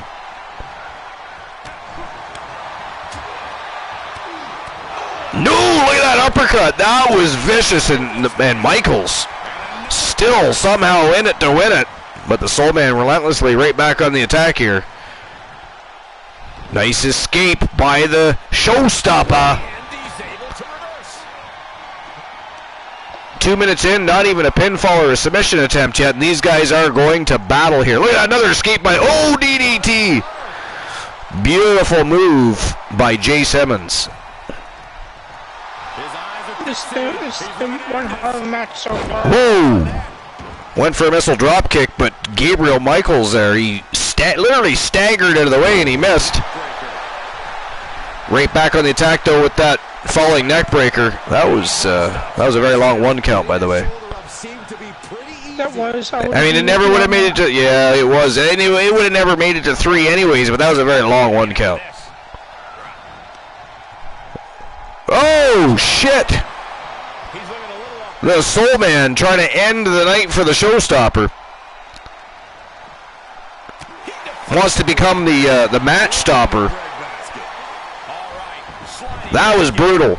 Power bombs him over the top rope, down to the unforgiving floor, and somehow he is not just back on his feet, but on the attack and moving in on Jay Simmons here. Falcon Arrow. Down goes the Soul Man. Look at this. He is tuning up the band. He has measured him up. Stalking his prey is the Showstopper. Except for Simmons can't stand. Oh, he missed.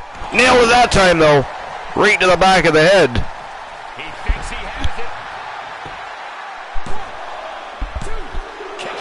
it. Wow, 2 count only there, Woozy. But for how much longer? That's crazy. And I think we just might. Oh, here we go. Yo, the Showstop. Meet him at the pay window. Makes a cover. Oh, got his shoulder up, did the Soul Man. Folks, we're 4 minutes into this matchup, and it is 0-0. And now the question runs in the mind, how am I going to be able to end this? Goddamn, a ripcord knee strike right to the face. Oh, misses the jumping knee drop, though. The Soul Man out of the way. They are both already looking fatigued. They've been high-paced and non-stop action in this matchup so far with these two. Look at this. Absolute fire. Ooh, double underhook suplex. Beautifully executed by the Soul Man. Oh, he went for the Soul Slam. Nice shoulder throw reversal by Gabriel Michaels. Big elbow to the face. Down goes Simmons. And a pinfall by the Showstopper. It is 1-0. Wow. Right? That's how fatigued these guys are already. Didn't even have to issue a fit. Oh, the show stomp. And he covers him up again. Wow, 2-0, just like that, folks. 4 minutes at 0-0, and just like that, the showstopper, bang, bang, 2-0. And now we got Simmons looking to make a comeback here. Oh, here we go. Woo! The Soul Slam. Oh, he got his shoulder up, though. Only a 2 count. Gabriel Michaels still ahead 2-0 in this contest. Look at this, the Soul Man going to take to the sky. Yo, big diving knee drop right to the forehead. Rolling neck snap. And he's not done. Ooh, caught the leg though. Out goes the other leg, and Michaels back on the attack. Little villainous action here. He's got his hands. It's ghastly, actually. Michaels had his fingers dug into the mouth and nostrils of Jay Simmons there. That was gross. Very effective, though, I might say. And we'll add. Uh-oh. Exactly. Here we go again. He's looking for that shining wizard. Oh, he missed. Oh, that is the second time in a row. You think Simmons would have ducked a second time there. He's very good at evading the first one, but that second one gets him every time. Oh, bam! Booyah! 3-0 for the Showstopper. Oh, here we go again. Showstop. Man, that's the third one of the match, Woozy. 3 showstops. 4-0. Whoa! Man, oh man, you couldn't have got me to believe for a second if the Soul Man was going to lose to the Showstopper that he would be losing in this magnitude. This is crazy. 4-0 for Team Spice Fire Emblem over Team J Negative Gaming right now. That is crazy. I mean, wow. Soul Ember says, love to say, but I'm weak and have to sleep. It's okay, Soul, we understand. Not everybody can be as strong as the rest of the army. You know, they've been putting in their time in the boot camp and training and saying their prayers and taking their vitamins. But we appreciate you being here. And I'm sure we'll see you on the flip side of the coin. Make sure you rest up. Oh, here we go, Soul Slam. And Jay Simmons looking for that first pinfall. There it is. It is now 4-1. 4-1. Yes. Someone's got. Foggy Mouth Leg says, night night, Soul. Sleep well. Whoa, rolls to his feet, only to be taken down because he got a kick, and now he's being holy shit. A small package driver. Oh, nice retaliation. Big thunderous spine buster by the Soul Man Jay Simmons. Whoa, just like that, it is 4-2. Unfortunately, there's only about 70 seconds left of this contest. And Gabriel Michaels is ahead 4-2. And Archer, our soul left with some villainy towards you. Oh, that is ghastly. How dare you, sir? Can I at least wait till the next match? Yes. Wow, it's 4-3 with 45 seconds left. This is crazy. The Soul Man is on a roll and trying to make a comeback. He only has 35 seconds. Can he do it? Can he tie it up? Or does Gabriel Michaels maybe either pick up another pinfall or at least ride it out with a 4-3 victory? Oh, he missed the mark, but the Soul Man had his knees up anyways. Come on, get up, Soul Man. Gabriel Michaels doing his very best to try and keep the Soul... Oh, ripcord knee strike. That's going to do it. The Soul Man can't win now. It is... And another just like that. And that is it. That is all with a score of 4-3. The winner of the match from Team Spice Fire Emblem. And moving on to the semifinals of this TWA International Heavyweight Championship Gold Rush Tournament. He is the showstopper, Gabriel Michaels.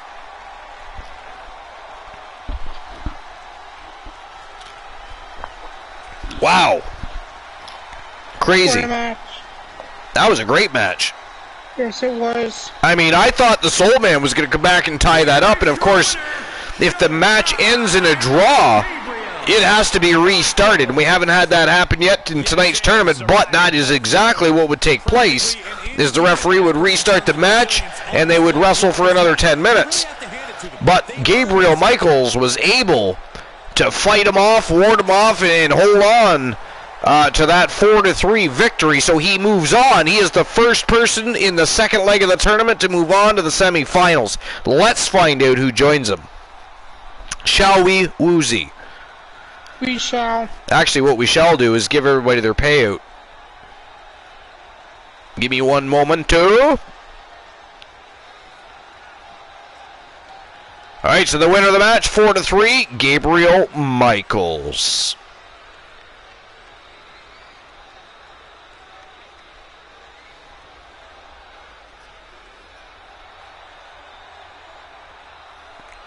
Alright. And we'll get the betting lines ready for the next match. The final match in the quarterfinals is upon us. What a quarterfinals it has been, too, by the way. Yes, it has. It's been one hell of a tournament so far. Back and forth action. All right, so who moves on to the semifinals? I mean, if you have a look at the semifinals, it's already been written in stone. Already it is looking smoking hot. I mean, in the first half of the semifinals, you've already got it written. It is Demon Razor versus the villain of the Archerverse, Kareem Key Woods. And then we've got showstopper Gabriel Michaels already moving on to the semifinals. Now it comes down to Team Bromer and Team Joe Link. It is the Phenom, Joe Lincoln, versus the Wanderer, Kyle Brewer, multiple-time champion. What a test for Joseph Lincoln, but really also a test for Kyle Brewer, because Joe Lincoln has been very impressive and looked fantastic, phenomenal, if you will. He is the Phenom, Joe Lincoln. It is going to be a tough test for both individuals, but is it going to be Brewer, or is it going to be Lincoln that moves on to the semifinals to face the showstopper Gabriel Michaels? You got 5 minutes to make your bets, as always. And there we go. The betting lines are open. And it is now time to find out who is going to join showstopper Gabriel Michaels in the semifinals and finish writing the semifinals in stone. Yo, Blueberry, what does that say? Is Thesical. Thesical? We're going to call you Blueberry. At this point, you made me read that and I couldn't pronounce it. I should call you Blue Balls. We'll call you Blueberry. Thank you for the follow. Welcome to the Fam Jam. You are number 1,333. We appreciate you for being here. Welcome to episode number 303.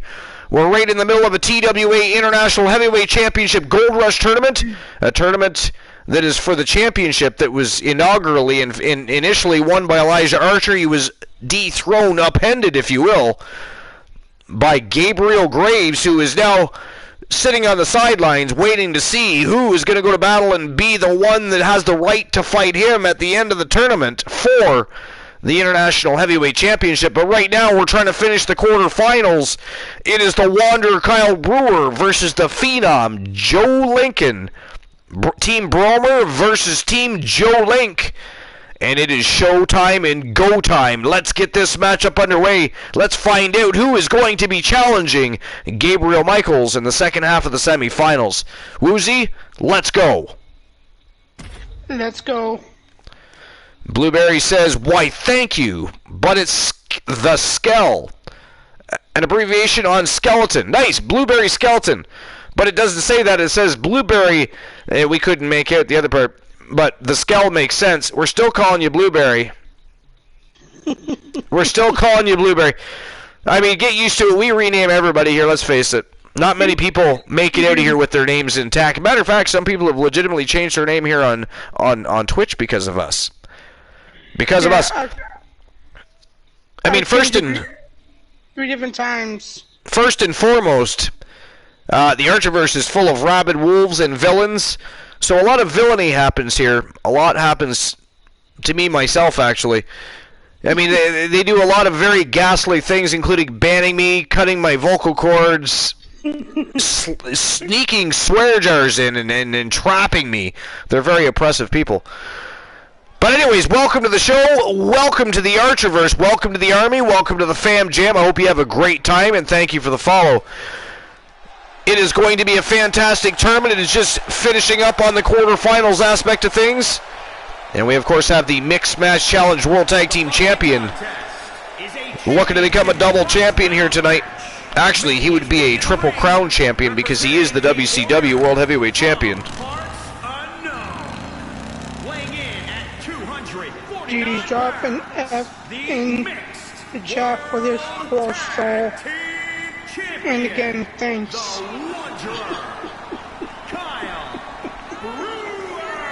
Kyle Brewer from Team Bromer.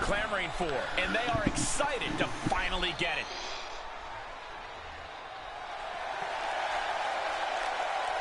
He is the WCW World Heavyweight Champion, one half of the Mixed Match Challenge World Tag Team Champions, and if his campaign is completed here tonight, he will be the new TWA International Heavyweight Champion, which would make him a Triple Crown champion.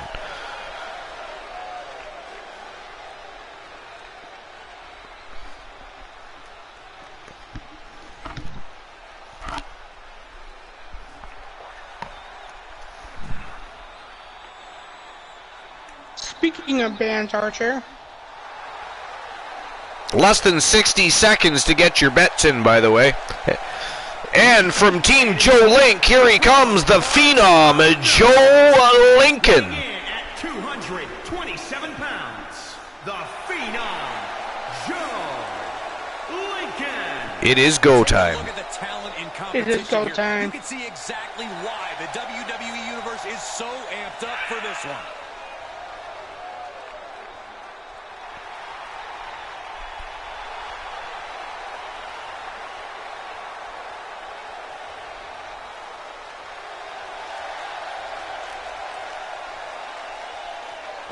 He soul drops a lot of villainy when he's in the chat.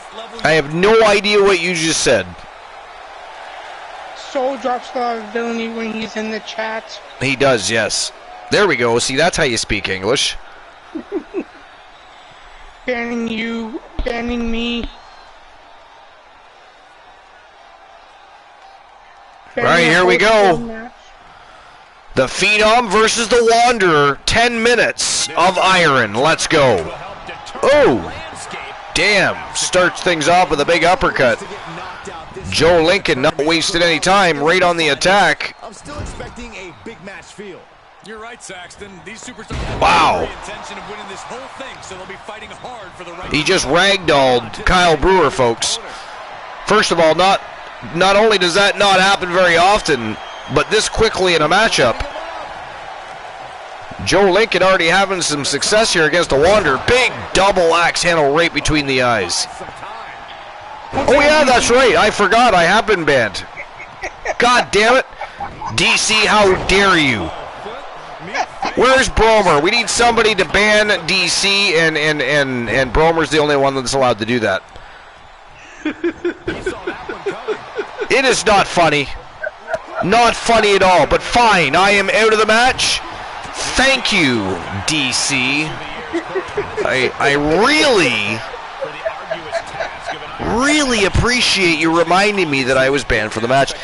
Otherwise, you know, who knows, I might have called the entire match. That is ghastly. I mean, alright guys, I'll see you after this matchup. Woozy, you're flying solo. Do not bore my fans. I will not bore your fans. Joe Lincoln throws him out of the ring. Joe Lincoln follows him out. That is not funny, DC. Not funny at all. How dare you? Reversal by Brewer. Military press slam by Brewer. Couple headshots. No, a singular headshot. He slides back into the ring. Lincoln throws in Brewer to the ring. Now Lincoln follows. He's turning the tables. Reversal by Brewer. And he's just picking him apart. Nice choke bomb by Brewer. Just carrying the opposition anywhere they want. Vicious. Brewer just threw Lincoln out of the ring. Counters that. Could be what he needed. See, our DC is thoughtful. She's very kind-hearted. Brewer throws Lincoln back into the ring. Ooh, he barely missed. Picks up Snowman driver, nice by Brewer. Come on, Brewer. We go pinfall. 1, 2. Ooh, Joe Lincoln kicks out. If this works, it could change the course of the match. Kyle Brewer going up. And connects. Pinfall attempt. 1, 2. Ooh, Joe Lincoln kicks out 2.5. Reversal by Lincoln. Headbutt by Lincoln. Lincoln picks up Brewer. Ooh, reversal. Nice. Reversal by Lincoln. Another headbutt by Lincoln. Reversal by Brewer. Oh, nice kick by Brewer. He's going up. Another one. Nice. Pinfall attempt. 1, 2. Oh, kicked out at 2 3/4. Holy shit. Here by Lincoln. He's just dragging Brewer away. Ooh, roll up. 1. Ooh, Lincoln kicks out at 1. They couldn't beat me that easily. Ooh, those Lincoln to the corner. Foot choke. What a foot choke. Just turn that around. Reversal by Lincoln. Tough position to be caught in here.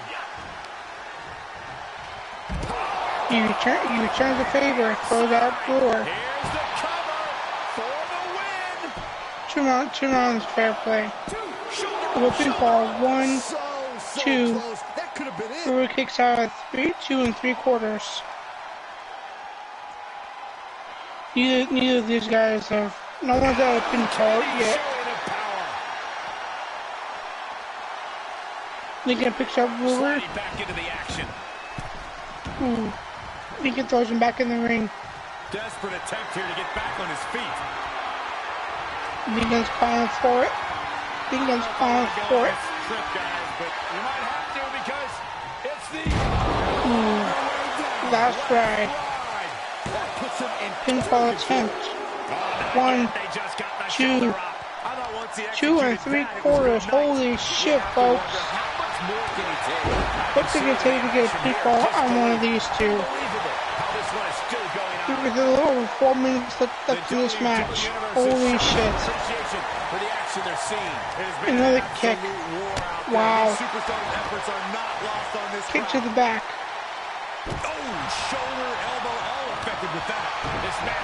Wow, folks. This is one hell of a match.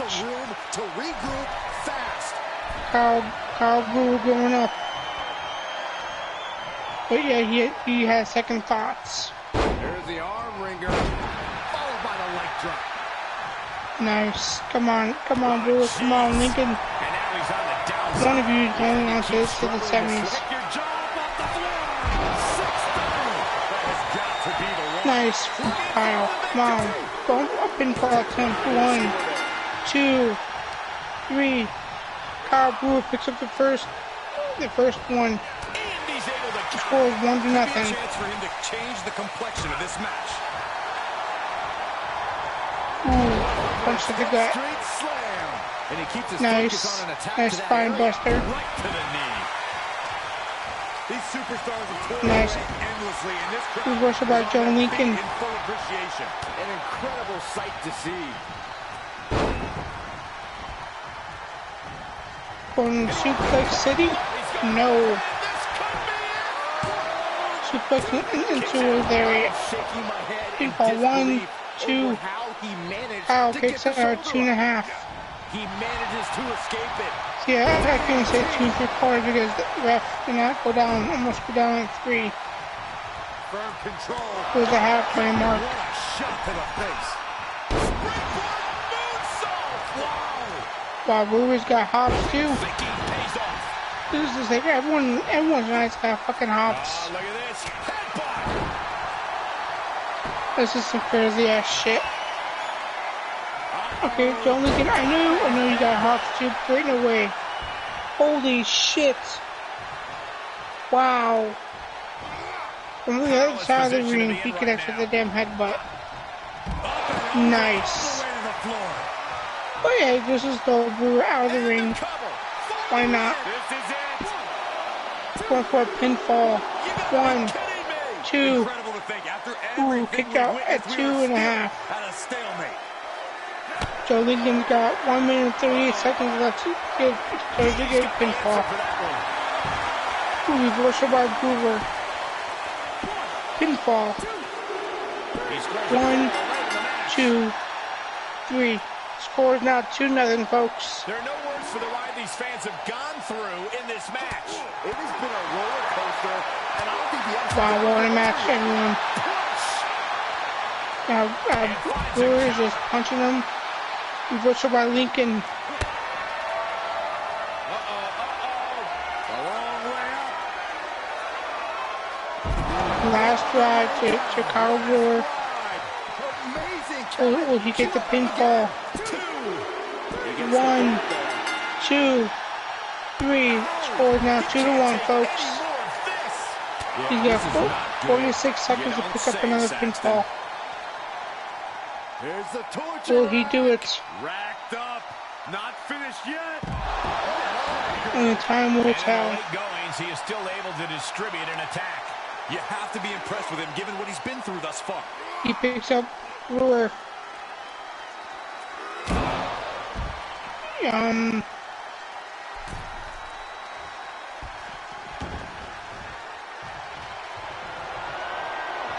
So now Lincoln is just going to the top rope.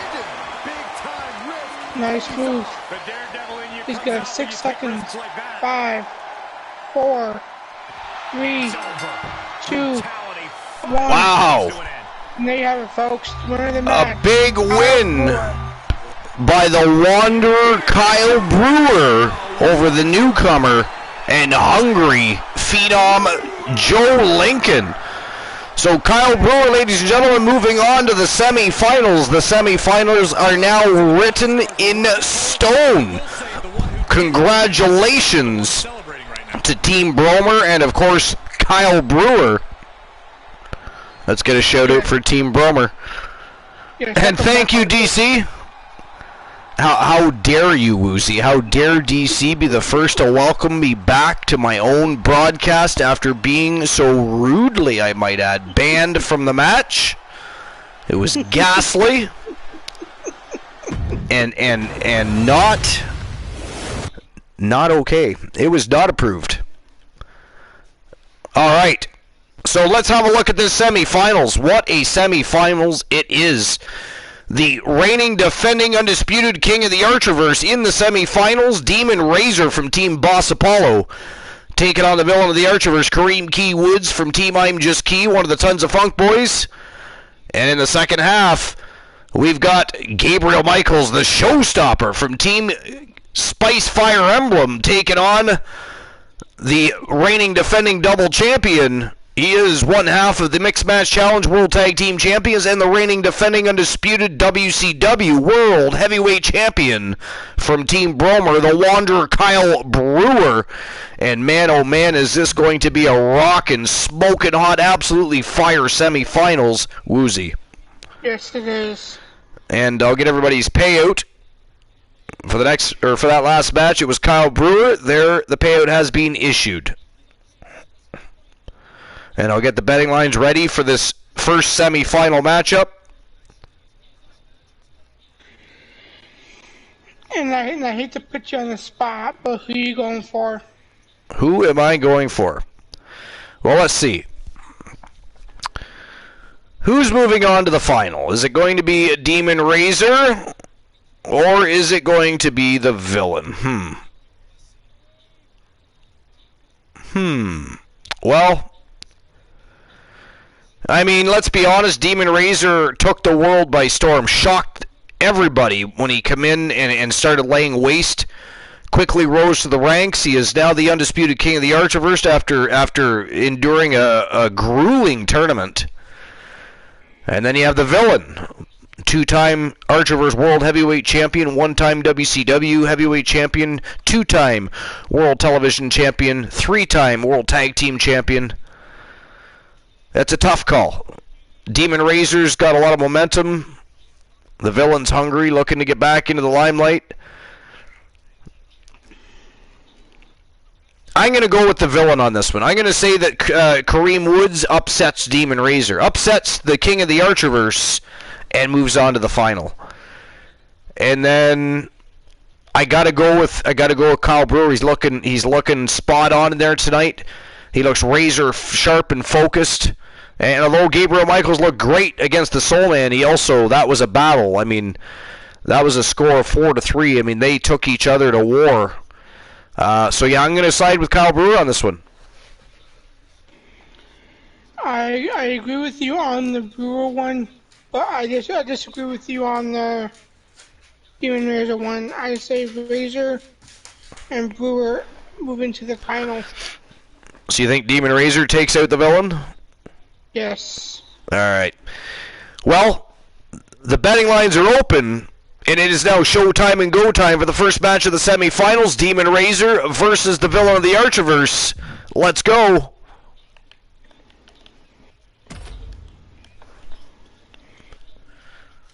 Who coves on to the finals? Well, if you're running by my prediction, it's going to be the villain of the Archerverse over Demon Razor.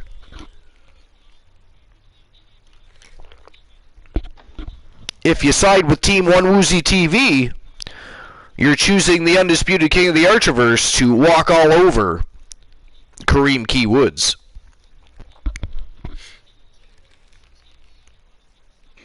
So go ahead and side with me. I'll be okay with that. Just put your Archerverse box on to Demon Razor. That'd be okay. Or the villain of the Archerverse to upset the king of the Archerverse and move on to the tournament final. One or the other is just fine. It is one of those situations, isn't it? You bet against me, I take your money. All right, here we go. The undisputed king of the Archerverse making his way back to the squared circle. Is an Iron Man match. Making his way to the ring. 10 minutes of iron. From the fifth dimension. Razor versus the villain. 249 pounds. The global ring champion. Demon Razor. Demon Razor from Team Boss Apollo. What are you talking about? Yeah, what horse? The high horse this superstar always seems to be on. Did Jerry Lawler write that line for you?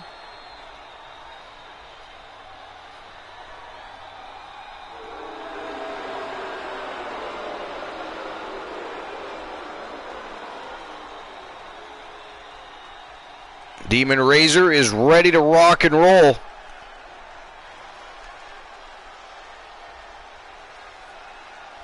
And his opponent.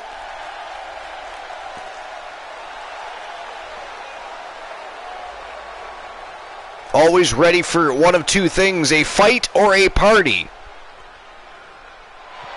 And his opponent representing tons And of tonight, from he's looking to dance all over Demon Razor. 264 pounds, the villain, Kareem Woods. Ever since I took my spot here at the commentary table, I have wanted to call this match. I cannot wait to finally do it. Semi-final matchup, let's go. This match has everyone backstage buzzing. He is an exciting competitor to watch.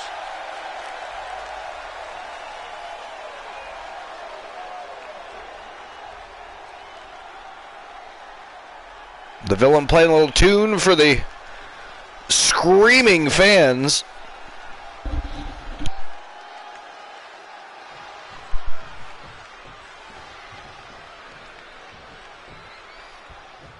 Tournament action underway. Here we go. It is starting to take shape. Woods with a kick to the midsection right off the hop, but Demon Razor, grabs him by the head and tosses him. Brutal, and look at this. Arm breaker takedown, and he's got a Fujiwara armbar locked in. Right in the middle of the squared circle, Demon Razor off to a very quick start. Look at this. Ooh, vicious cross body. But the villain, ran right into a jab. Good Lord, look at that.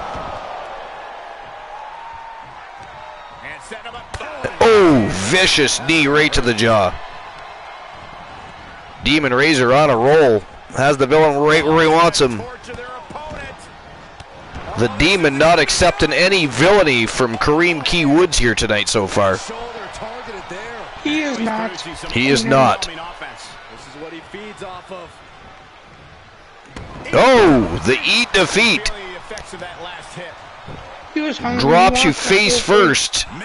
I mean, technically you're driving your own spine into the mat to do that, so there is some risk value there depending on how long your match has gone, I would think anyways. But drives that foot directly into the jaw.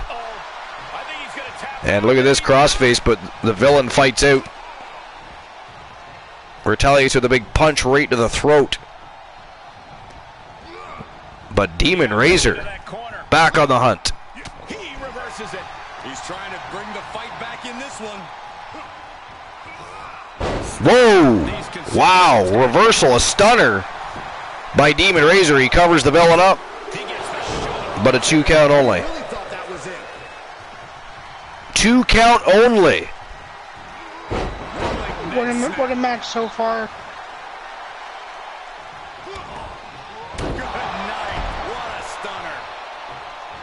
Another stunner. Another stunner. And a jawbreaker though. And a face breaker. The Villain turning the tides, trying to shift momentum here. Oh, here we go.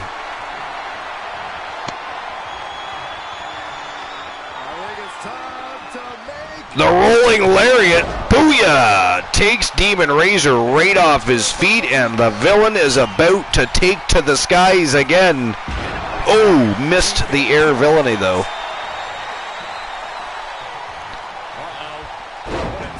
Another armbar takedown, and he's locking that armbar back in. Going after the arm. Fujiwara armbar, incredible pressure. Ooh, and another springboard crossbody by Demon Razor. He's setting him up. Demon Razor going to look for the first pinfall here of the matchup. No, he was going for the double underhook driver, but the Villain with a vicious lariat. And his submission locked in tight here. A single leg camel clutch. But Razor battles out. Wow. Again. Second time of the match. And look at this handspring. Oh, he went for a stunner. The Villain evades it. And these guys are really struggling for control of this matchup. Man, oh man, Woozy. Yes, what a fucking match. Whoa! Big diving elbow right to the chest of the Demon. But a 2 count only. Sure that was not a 3 count? You can't count that high, Saxton, but that was one of the closest near falls you'll ever see. The next big move might end this. The question is, who has the stamina left to pull it out? The Villain set him up for a right. No! Big back body drop by Demon Razor. Man, I mean, if you're sitting behind... Look at this! Unleashing with some beautiful striking. But the Villain fighting back, some elbows right to the side of the head. He escapes, reversal. And a swinging neckbreaker. Man, oh man, what a match, Woozy. This is absolutely incredible. Yes, back and forth. But if you're the camps of Team Boss Apollo, oh, you just watch Demon Razor get powerbombed over the top rope down to the unforgiving floor.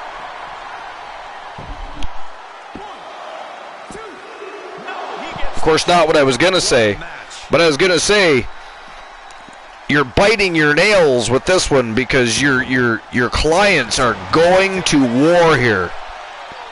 Back and forth. I mean, it is nothing to nothing still, Woozy. Yeah, with over 4 minutes left. Right? 5.5 minutes in, no pinfall, no submission, and the battle is real. Yo, holy shit.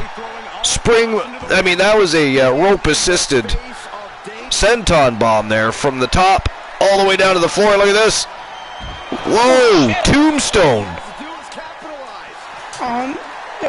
Man just delivered the tombstone pile driver on the unforgiving floor. And the Villain kicked out. Holy shit, it is still nothing. And there is only 4 minutes left of this matchup. What the fuck? Wow. Who's gonna get that first pinfall? Team Glenola in the house, woke up to take a treatment. Decided he needed to get in on the action and see what was going on. Whoa! A Michinoku driver by Demon Razor. And a stunner. And that might do it. That might be the first pinfall. And it is 1-0 for Demon Razor. Oh, look at this. Takes him down immediately. Glenola's saying my name. That is never good. Joke time. It's not too bad at all. Not too bad at all. I mean, I was expecting, you know. I was expecting something far more villainous. Was not expecting joke time at all. Like a square jar. Watch this athleticism.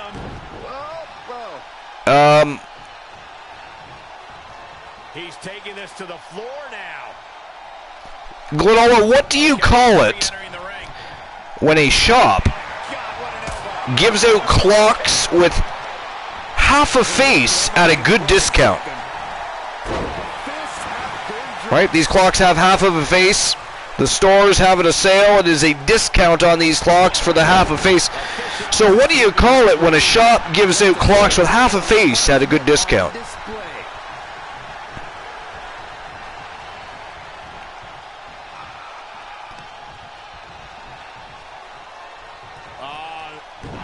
Oh, he busted him open. Damn, that was vicious. That was vicious. And it is 2-0. Demon Razor. Oh, nice reversal. Facebuster by the villain, but he is down 2-0 with less than 2 minutes left. Whoa! The villainous days. The villainous days. Oh, it's 2-1 just like that. Froggy. No, it is not a half-off sale. It is a limited time sale. And Froggy, if Archer sees that, he's going to have me ban you, just so you know. No surprise that what we're witnessing is trending. I have a joke who has 2 fingers and an invisible belt. Ghastly. Somebody ban Froggy Mothlegs, please. Told you, Froggy. An attempt at stirring the pot and committing villainy during an epic matchup in the semifinals of this grand tournament is ghastly. 60-second banning. Whoa, it is 2-2. Just like that. Wow. What a match. Yes. This might not have a pleasant ending. Oh, dropped him face first on the top rope. Man, these guys are going to battle. Nice evasion. A block there by the villain. That veteran experience is doing him justice here. Oh! Oh! A vicious DDT by the villain. Every one of the fighting spirit he possesses. Man, oh man. Oh, look at this. Oh, he rolled him up. Another pin attempt by the villain. 2 count only, though. It's going to be a draw. Wow, the first draw of the tournament. And it comes between the villain and the demon. And I agree with the audience. Holy shit. And Archer.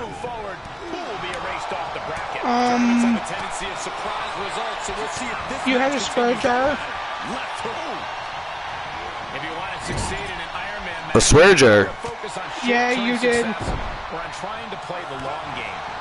You need to think long term. Was that before or after the At the end, it really matters. when was that issued exactly? Because I was agreeing with the crowd. Holding the shoulder hostage now. Well, for me, it was 11. Damn! Glenola says I'm banned from the next match. Okay, fair enough. It is, however, ghastly. And also, you got to cut the cords, too. And cut the cords? Well, I may as well take one of them now because that is ghastly, and I don't want to be banned and have my cords cut for the next potential two matches. So I'm going to do the cut the cords now, and Glenola's banning for the next match.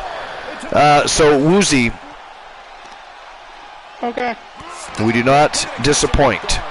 No, we do not. He kicks out before the count hits 2. He needs a little more Let's than see. that to end things this early. Kick out at 2.5. Razor picks him up, and throws keyboards right into the damn iron or steel. He's locked up. Shoulder strength. Ooh, right into a gut buster. Double knee gut buster. He's getting a little battered now. Ooh. He knew he'd get hurt. but in a match like this, you can't avoid it. Reversal by Razor.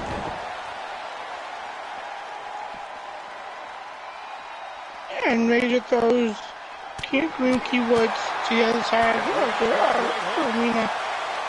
And punches from Razor. Ooh, catches him with the cut. Helicopter spin into a cutter. Wow, that was fucking vicious. He kicks out with authority. He has Pinfall definitely attempt. struggling to keep him down Kick at out. this point. Didn't even get a 1 count. Green Key Woods ate some more iron. He was hungry. What a hook. Oh, More punches from Razor. Reversal by Green Key Woods. Check your face after that one. He can do it here. Nice move. Over pinfall. 1, And frustration 2. might be starting to set in. Ooh, kick out by Razor.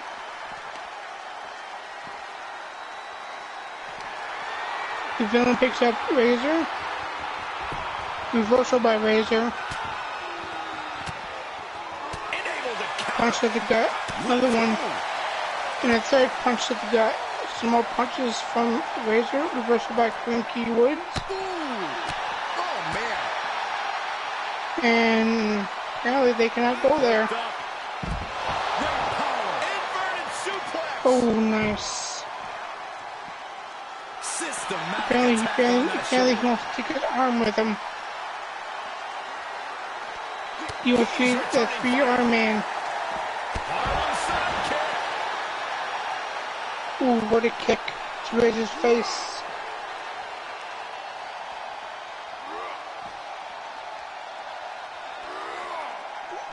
Apparently they can't go that route. They gotta go another route. Continue much longer if you can help it. Another one trying to pull the arm out of its socket. Picks up the villain. Now they're just fucking standing there, staring at each other.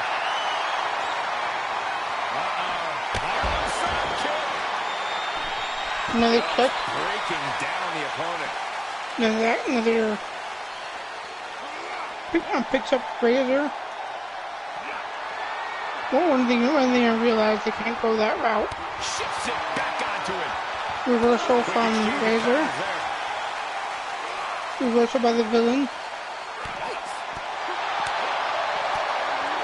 Scouted. Reversal by Razor. A tombstone power driver. Razor going for a pinfall. 1, 2. Oh, kicked out in 2 3/4. Holy shit, guys. What a match. We are seeing What a match. performance from these competitors And trying to go there. Nice back suplex. Reversal by Green Key Woods. Picks up Razor. Nice DDT.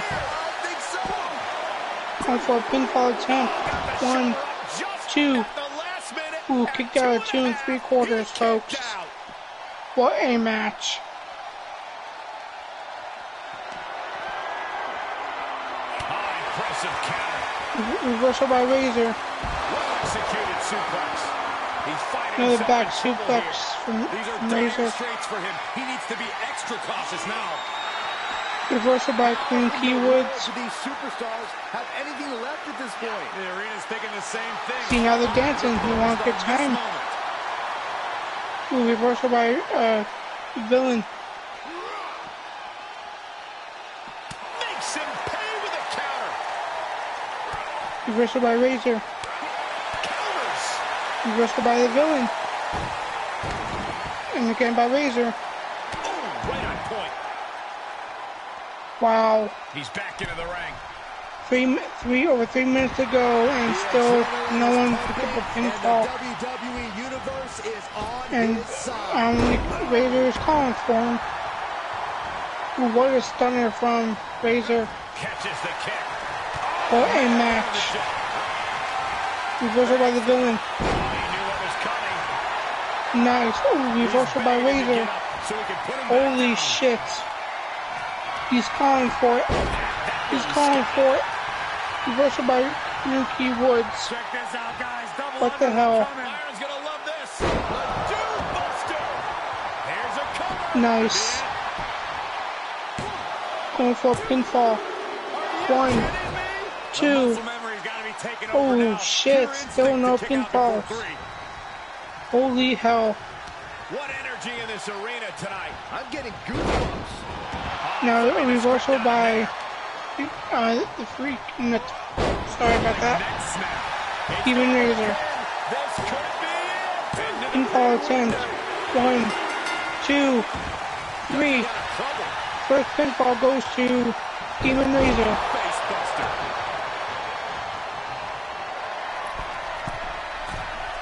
Nuki Woods has a little over 2 minutes to pick up the pinfall.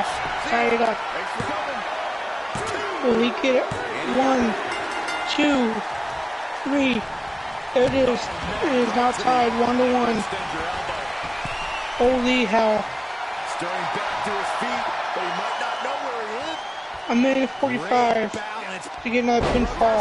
Can they go on the attack? Reversal by Showing great awareness of Demon Razor. Reversal by Nuki Woods. Nice. Wow. For the leg drop by Nuki Woods.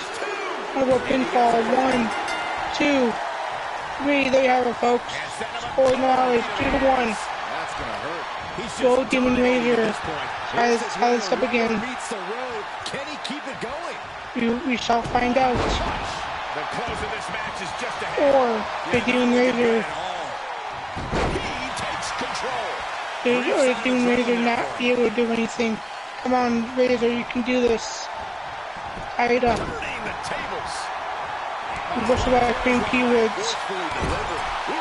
Well measured. Great reversal. Okay, reversal by Razor. And he's able to inflict more damage there. Wow. An outstanding surge. He's calling for it, folks. He's calling for it. Will he get it? Double underhook. This is going to be nasty. Yes. Butterfly power driver. Will he get the pinfall, folks? 1, 2, 3. It is now tied. Holy shit.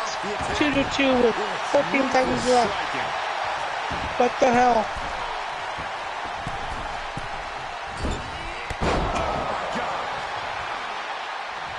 It's gonna be another draw. Shit. Fuck. A second draw. There's a lot on the Holy line in this shit. semifinals match. These superstars are determined to reach that ultimate final round. This final match wow. is so close, these competitors can taste it. That's some serious Razor is starting out strong. It should be a fun one to watch. Razor goes up. He's calling for it. Lift off. Out of the way. Nobody home. And that was a miss. Dropped by the enziguri. Nice kick to the back of the head. Nice axe kick. Gotta respect the strategy to work over the arm. Wow. Nice punch to the face.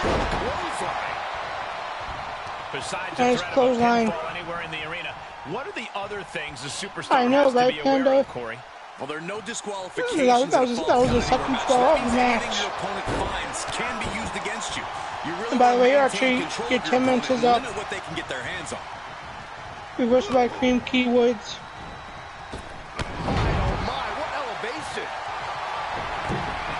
Nice clothesline by Nuki Woods. The villain's going up. He's calling him up. Nice drop kick by Woods. Oh, he's looking to completely render this leg useless. Stump puller leg snap. Very effective. Nice. Saw that one coming. Reversal by Demon Razor. Incredible impact. The damage energy's taking is starting to These pile two up. guys have been going to fucking war. Dropping the arm, cross-face Looks like, what the hell, guys? The submission is in. He could Going be for able a to- submission. Will he get the submission? Arm is trapped, cross-face. No, he Nice breaks way out to of it. transition out of it. He breaks out of it. He's got him. Submission by Razor. Razor picks him up. And he goes for the pin. A stunner to Winky Woods. Pinfall attempt. I think this 1, match is starting to 2. take its toll. Woods kicks out at 2.5. Holy shit. Able to reverse. Reversal by Woods. In control here with it. Neck breaker by Woods. He's calling for it. He's calling for it. The villain clothesline. Pinfall attempt 1, Now is not 2. the time to wallow in disbelief. Razor kicks Pressure out with must be kept on. force. He has shrugged it off. Razor's getting up. To the belly. He's one step ahead there. And set right into the corner. Reversal by Razor. Reversal by Woods. Setting him up in position here on the second rope. Tornado DDT. A DDT by Woods.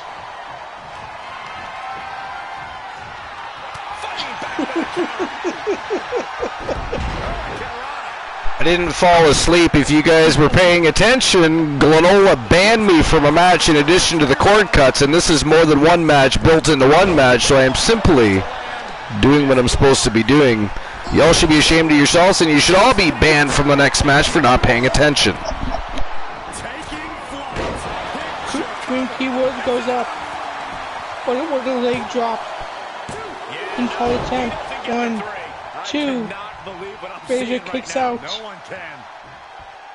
This could be big. Going up high. Winky Woods goes up. Razor gets up. He's like, never mind, I'm not going for it. This is going to be nasty.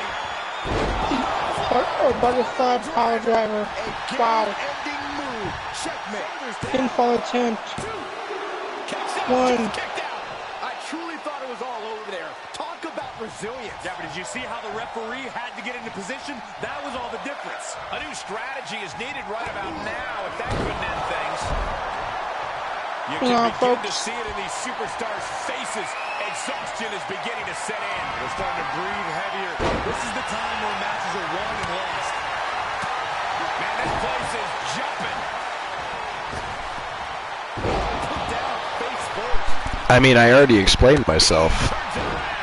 Panda, he's not taking the shit. He was banned from the match. He's positioning himself. He's doing it. So that's also 2 times Panda hasn't paid attention. That should be a 90-second timeout. Archer, I would agree with you on that. Panda, you gotta pay attention. And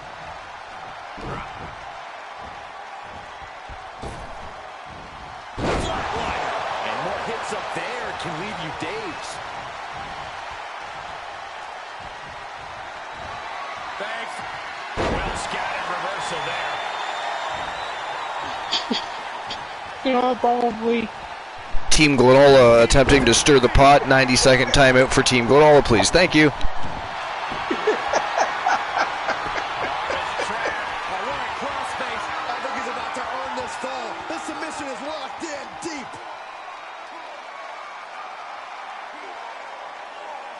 See, you guys just keep stirring the pot. He's gonna keep issuing out. Still was able to produce some considerable damage, though. And because I'm a good mod, I do as I asked. As I'm asked, so keep causing the villainy. I'll keep doing the timeouts. He sneaks a ball there. Stomping away. Trapping the arm. We don't want to have a match, folks. No choice but to tap out. So give me 1 second. I got advertised. So give me a second.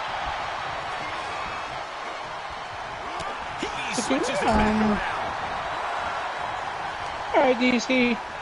Take your time. We'll be here. You're not going anywhere. This is truly awesome. Fist drop. Looking to end it here. This could be it. Alright, here we go. Going for a pinfall. 1, 2. Ooh, kick out at 2.5. Get the shoulder up. Look out. Korean Keyboard throws him out, throws Razor out of the ring. Picks him up. Boom, face first. That's gotta be it. Going for a pinfall attempt. 1, 2. Ooh, kick out at 2 3/4. Holy shit, guys. What the fuck just happened? Wow. Can't quite get him there. Ooh, reversal by Razor. Down with the cut. Hard cut for spin into a cutter. Holy hell, that move was fucking vicious.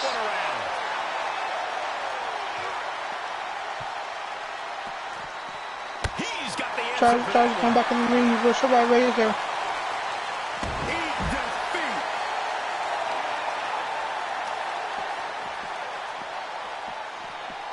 By the way, Korean Keyboard is a little bit hungry. He wants some soul food. The Razor accommodated him. That's using your head. Nice headbutt. What a match. What a match. Welcome back, DC.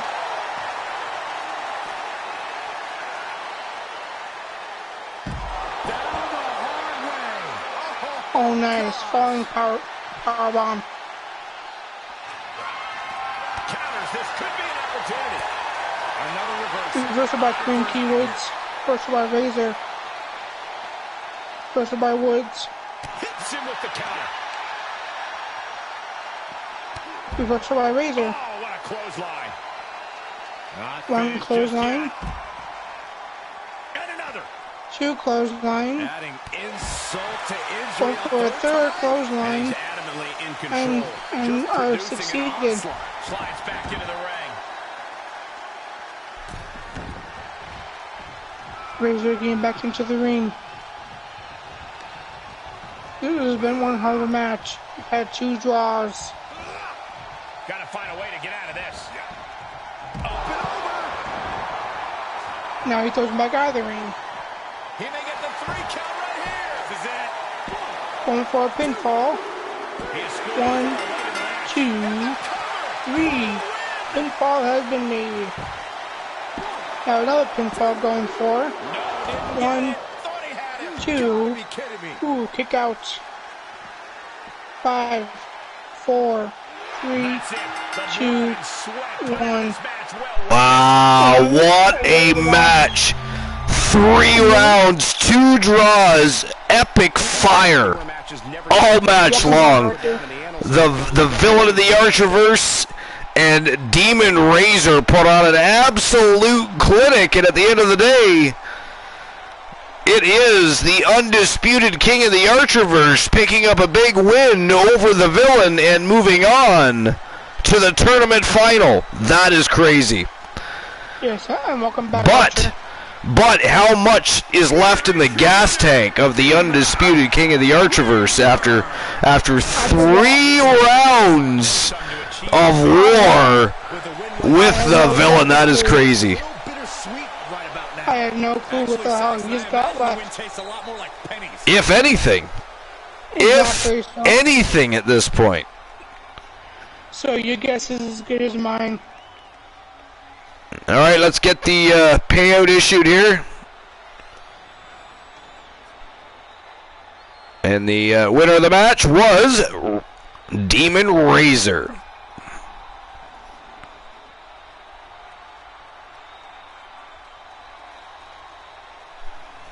Alright, next and final match in the semifinals is next. Good. Now, are you trying to cause? Are you trying to steal the pot some more? All right, before we get that on the go, I'll of course get the championship betting lines open here.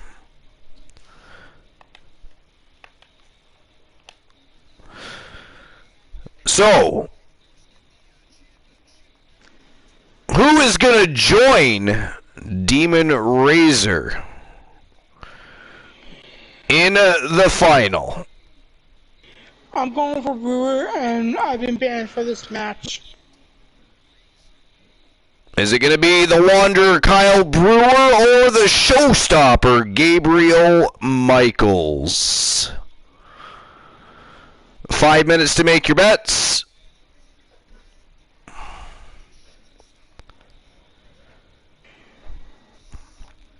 And there we go. Betting lines are open. So, Archer, I will see you to this match because I've been banned. You've been banned from the match? Fantastic. It's about time somebody other than myself was banned from the goddamn matches. I applaud and high five whoever did that. It was Granola. Granola. The great Granola. Oh, by the way, before I leave, he said have a great stream. Before who leaves? Before I leave, Granola said have a great stream. Oh, Glenola's leaving. Oh, okay. Have a good day, Glenola. Thank you for banning Woozy. I appreciate that. That is most excellent, by the way. Appreciate that. All right, ladies and gentlemen, showtime and go time. Final match in the semifinals. TWA International Heavyweight Championship Gold Rush Tournament. Let's go.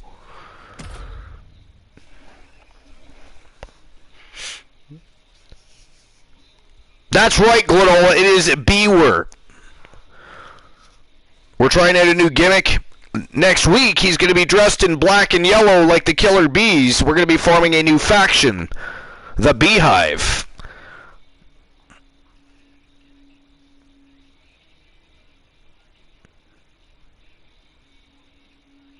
So there, Glenola. How about you buzz off? Ha ha!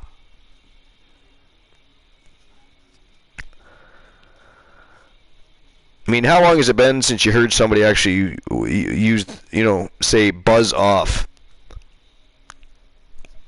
Crazy, right? Ghastly, if you will. Much better to say fuck off, really. Although in this instance, it doesn't need to be that rude, so.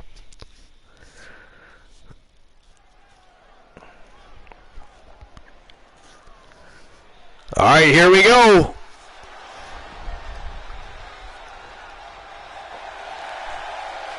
Showstopper Gabriel Michaels from Team Spice Fire Emblem making his way back to the ring. Again, he's a former multiple-time champion.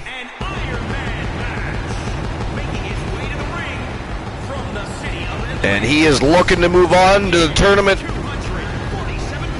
final to fight for the right to face off against the undisputed TWA International Heavyweight Champion. A competitor who does not know the meaning of the word quit. He is ready for battle. But he's got to get through Kyle Brewer to do so. Kyle Brewer also wants to move on to that final. Kyle Brewer campaigning to become a Triple Crown champion here tonight.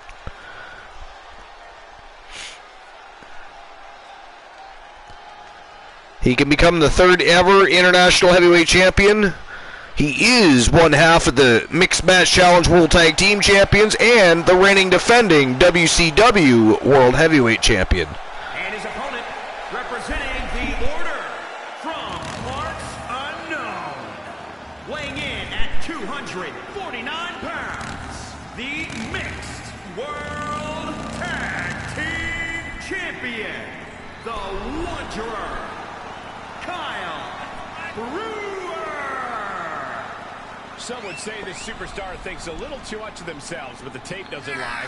This is a serious Here we go. Title. They need to loosen up, have a little fun, heck, maybe even lose a match once in a while. That is horrible advice.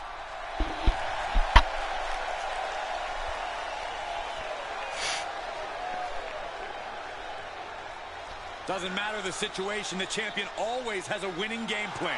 Can you believe that Demon Razor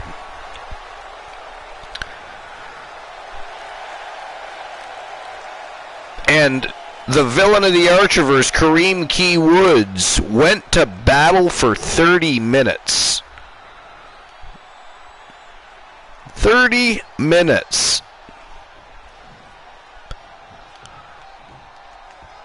All right, here we go.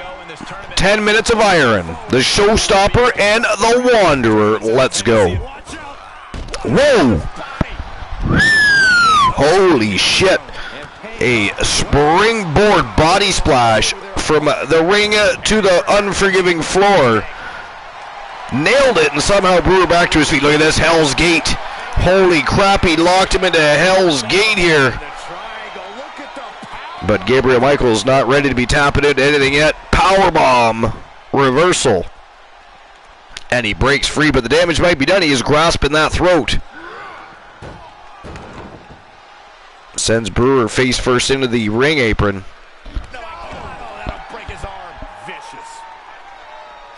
Oh, nice reversal. Kick to the midsection by Brewer. But Michaels quickly back on the attack. Nice duck under there. But again, Michaels. And this time with a Falcon Arrow suplex. And some ground and pound by Gabriel Michaels here. The Wanderer getting a little facial reconstructive surgery there. Compliments of the Showstopper. How do you mentally prepare for something like a Falls Count Anywhere match? Well, you have to be ready to adapt. Wherever your opponent... Whoa, standing shooting star press. And another. This time he meets the knees of Gabriel Michaels, though.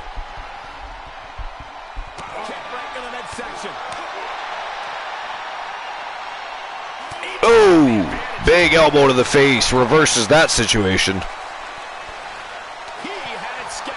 Went for a military press slam, but Michaels breaks out of it. Nice Russian leg sweep.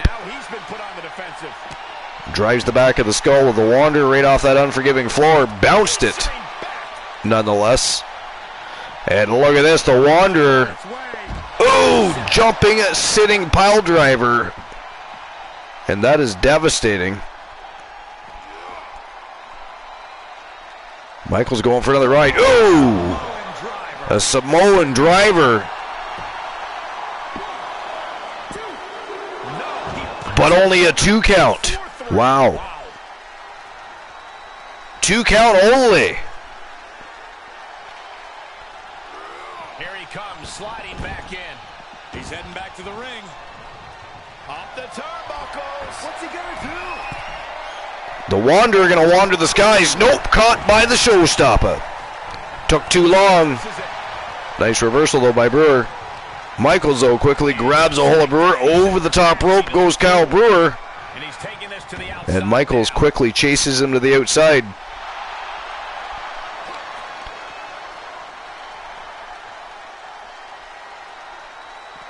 Oh! A vicious attack to the back of the neck of Kyle Brewer. And Michaels bringing it back into the squared circle.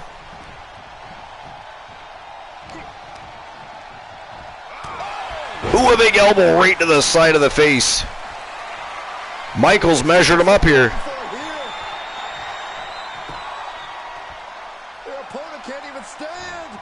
And here we go. No. Oh, but he gets caught by an elbow. Reversed it, but got caught by an elbow. But look at this. Brewer reversing again. But Michaels, with some big elbows to the midsection, breaks free from Kyle Brewer once again. And Brewer... Oh, face breaker. But a 2 count only. How close was that? That was about as close as it could get. 2 count only. That was plan A. Hell's Gate, though, locked in. That is the second time he's been caught in that. Oh, is he going to tap out? If he does, he's going to be down at least a fall. No, Michaels somehow fighting out of the Hell's Gate. And a power bomb breaks him free. But how much damage has been done to the throat of Gabriel Michaels? Because that was the second time he was locked in that move.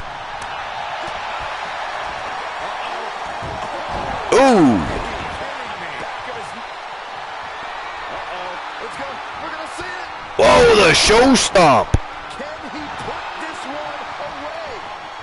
Cover. No, sir. Kyle Brewer kicks out. Unreal to kick out there.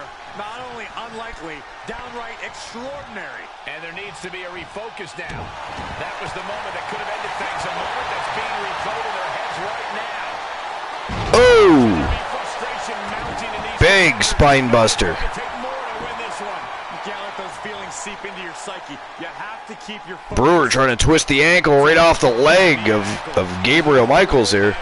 I was pumped when I saw this match on tonight's card, but so far this Falls Count Anywhere match has exceeded all of my expectations. Over the top rope goes Gabriel Michaels. And Brewer looking to take advantage. 2 count only though. See a kick out there.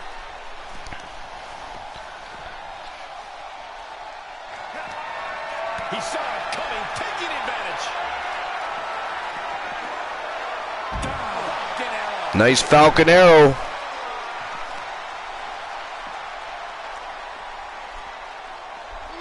Under the ropes now. Michaels bringing it back into the squared circle.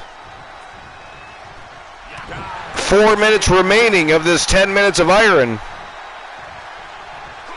Caught him. Uh-oh, wait a minute. Oh, pedigree. He's getting up, but there's danger in front of him. Not done yet though. We know what's next. Here it comes. The show stomp. Academic at this point. Shoulders down. Wow, Brewer kicked out again. Listen to this place. It's electric. And a reversal from the ground, big kick to the face. Oh, he dropped a knee right in the biceps. Damn, that is vicious. And look at this. A head scissors locked on. Drives an elbow right into the forehead. And Brewer now with a little ruthless aggression. Oh, handspring Pele. No, sir. 2 count only. Now, what is this? Wow. Brewer with a people's moonsault. What the hell? Brewer's got jokes tonight. He's taking to the skies. Yo. Oh, he met the knees. He met the knees. Brewer's hurting, though. He is fatigued, but he is on the attack. No, Brewer firing back on all cylinders here. Whoa. Damn. That was crazy right there. Samoan driver. And Brewer covers him up. And a pinfall. Brewer in fine position here. Oh, dragon screw leg whip. And listen to this place. It's deafening in here, Michael. Brewer right now getting the better of Gabriel Michaels, that is for sure. Michaels went for a DDT, but Brewer with some liver shots. Man, oh man, this is a back and forth match. Brewer may have just picked up a pinfall, but it is a back and forth contest. These guys are really taking it to each other.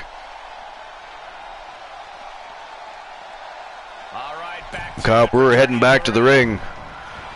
And Michaels quickly following suit. Nice back suplex. And a big jumping knee to the forehead of Kyle Brewer. Less than a minute left of this 10 minutes of iron. Oh, look at this. Whoa. That'll take the air out of your lungs.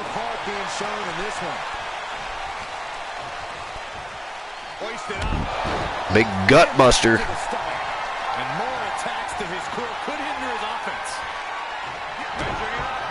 Oh, here we go. Looking for the show stomp. There it is. Busted. Brewer open too with that one. And that is a pinfall for Gabriel Michaels.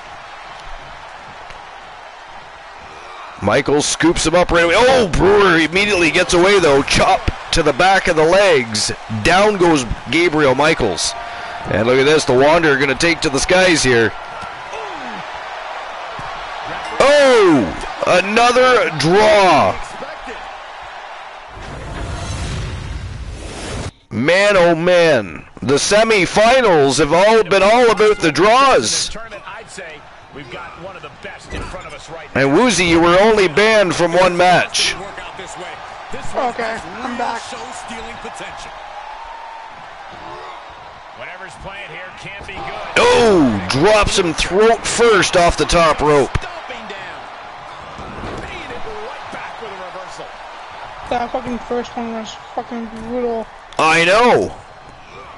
Well, that's one it's a brutal tournament period. Yes, it is. You got fooled again, Byron. And Wander Calvert, he thinks he's Spider-Man. Did you see that?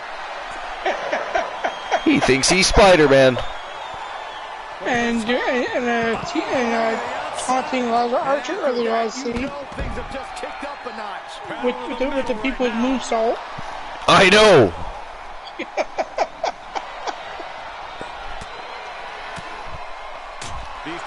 Looked like Kyle Brewer's going to pick up a 1-0 victory, but no, sir.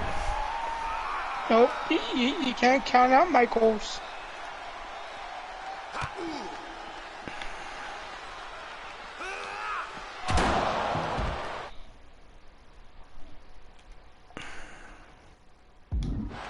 Sorry about that. Accidentally hit the middle button with my well, my hand.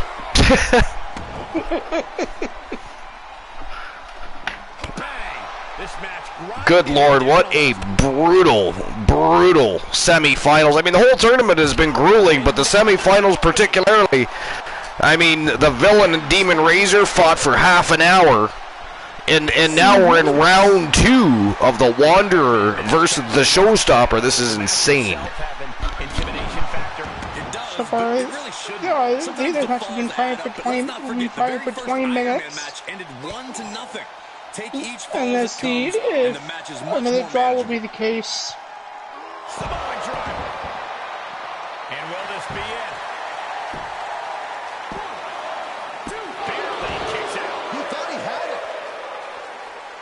Ooh, Michaels kicks out 2.5.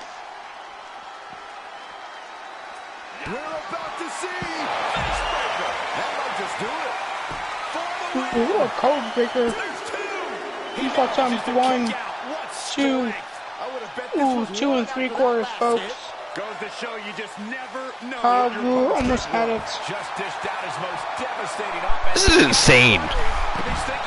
It really is.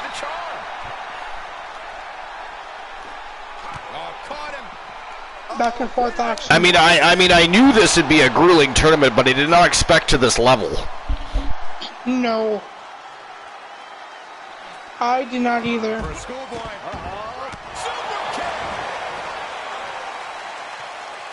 He'll take things into the ring.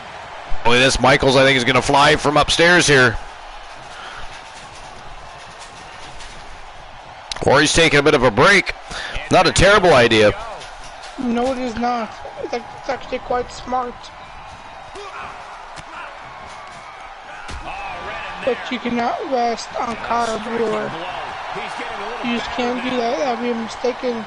Oh, look at this. Oh! A small package driver by Gabriel Michaels. And a show stomp. He's going to be looking for a pinfall here. Will he get it though? Pinfall. No, sir.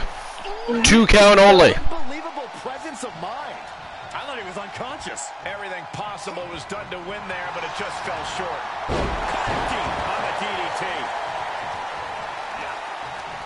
Going right after the neck. Breaker.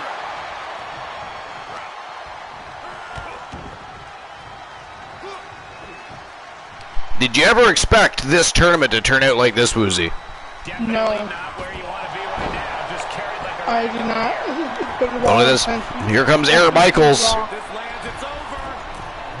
Whoa! For the pin. Damn! Wow. Michaels explodes from the top turnbuckle, but still only a 2 count. Second to stay alive there. It's going to take a lot for Kyle Brewer to be put away. On my post, at the most. Oh! Samoan driver. This is it. Brewer covers him up. No, stops the 2 count only. Wow. human at this point. Yeah. What the fuck is he going to take? Pick your jaw up off the floor. Kyle going up. Knees, that could be the tide turner. Reversal by Michaels. Seen a trampling. I'll tell you, this guy's no competitor here is looking to give. Michaels drag him to the center. This fight. We are just seeing sheer perseverance. Measured him up here. Look, he's going to be going for it. Oh, here we go. I knew it. The show stop, and he nailed it. And he nailed it. Oh, Brewer gets the shoulder up. The kick out there. Wow. That was like 2 3/4 there, Archer. Maneuver be summoned at least one more time. Just a Panda says, dare I say this match is Panda-monium. He's able to sidestep there. Joe Lincoln wants to see, Joe Link wants to see Lincoln versus Brewer. Because the crowd's so loud, you find it for the victory here.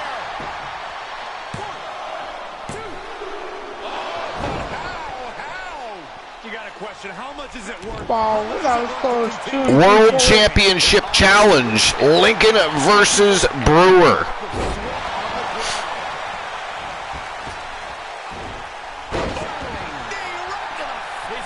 Now, Joe Link, are you proposing that we have that match after the tournament, or are you proposing that we have that match tomorrow night? To get the shoulder up.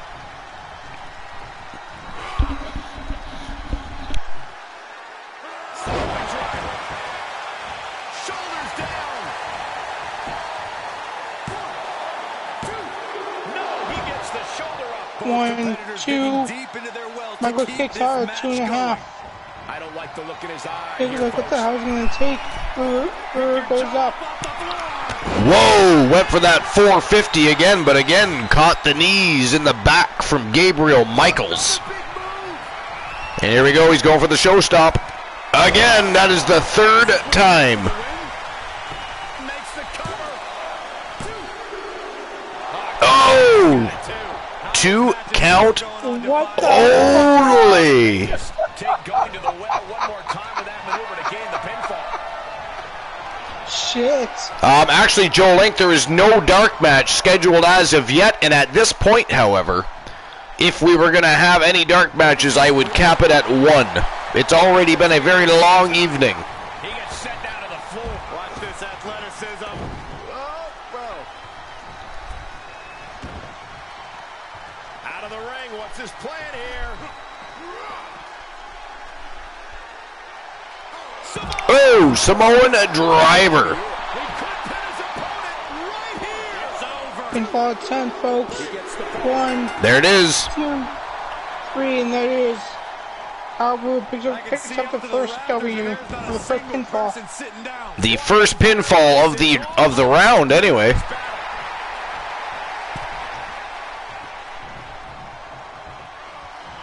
Joe Link says, let's do it as a kickoff match for tomorrow night. All right, let's do it.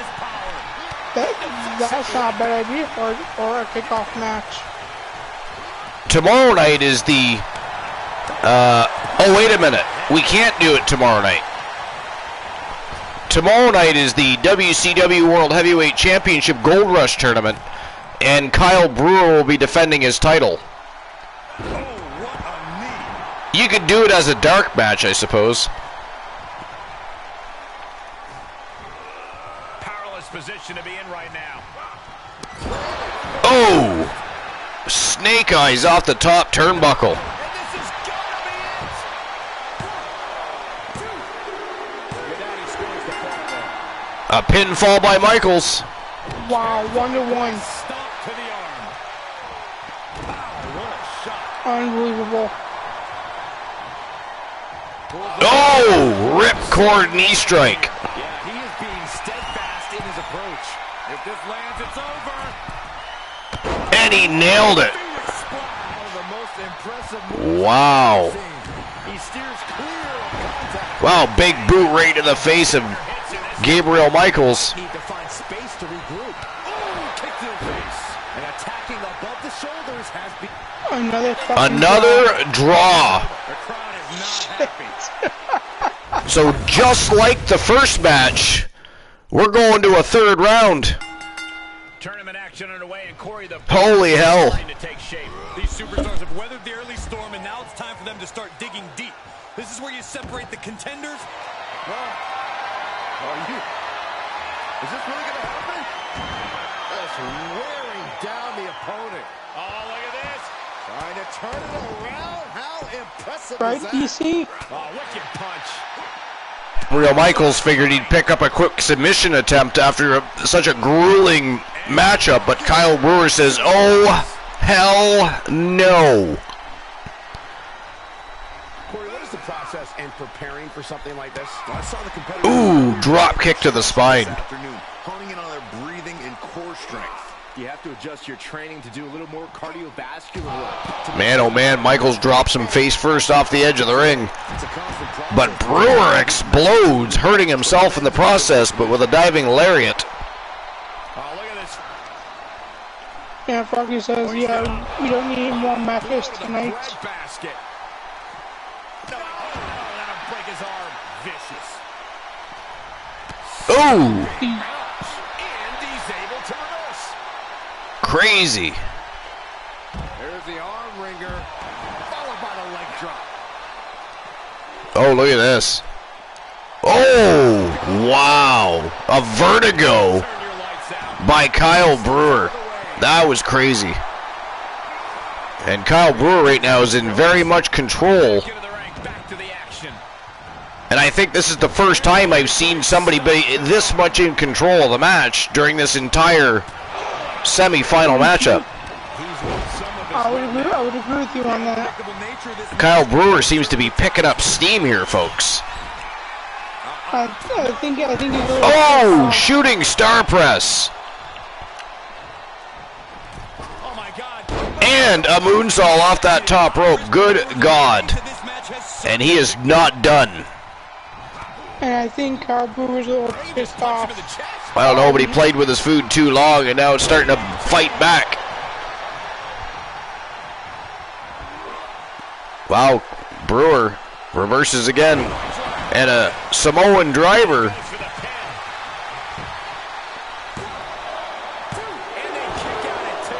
But Michaels kicks out. Man, oh man. He's going for it all.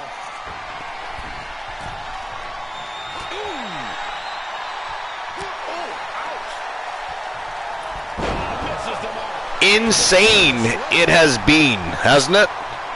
Yes, it has. Good timing with that reversal.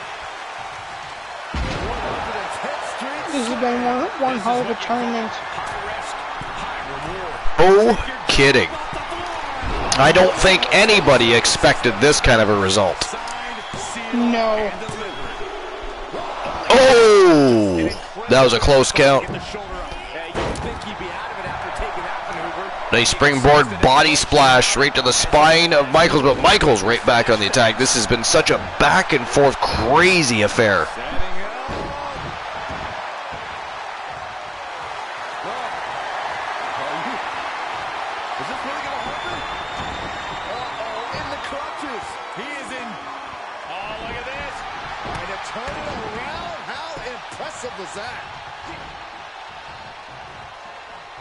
Got him where he wants him. Up and down. Back in arrow. Incredible. Rear chin lock. Some punches to the head by Michaels to Brewer. And Brewer. Whoa! Michaels.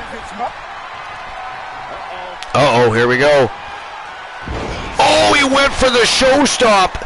The Wanderer reversed and nailed him with a cutter. But look at this, Wanderer couldn't get up there quick enough. Wasted a little too much time, and oh, he got him anyway. No, he didn't. Michaels with a big shot to the midsection on the way down. That was a crazy exchange. Big jumping knee drop to the forehead. And he's just become merciless here. He's got that determined look. Knife edge chops blocked that time by Brewer. Brewer now whipping him hard to the corner. And shoving that boot right into the throat and chin of Michaels, who's now walking him down. Sweeps the leg. Hello, Honeybee. Welcome in. Welcome to episode 203. Yo, Honeybee. Welcome on into episode number 303. This is the final match of the semifinals here at the TWA International Heavyweight Championship Gold Rush Tournament. It's been an absolutely fire match. The first semi-final match was a half an hour long. It is under the rule set of 10 minutes of iron, but it went 3 rounds. And so far, this final match in the semifinals is doing the exact same thing. Two of the very best of the planet today, though, between the showstopper Gabriel Michaels from Team Spice Fire Emblem and, of course, the Wanderer Kyle Brewer from Team Bromer. Both of them looking to move on to the championship final.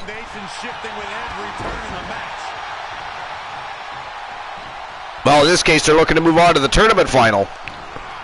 But they would both like to move on to the championship final. Oh, he dumps him right over the top rope. Vicious. But thank you very much for the follow, Honeybee. We appreciate that. I am shaking my head in disbelief over how he managed to get the shoulder up. He's in, under the ropes. He gets back into the ring.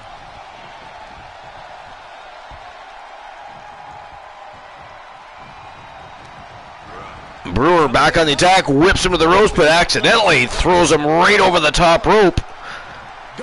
And Michaels is down, and look at Brewer. Whoa! From the top rope to the outside. That was crazy. And Brewer covers him up. Yo, pinfall.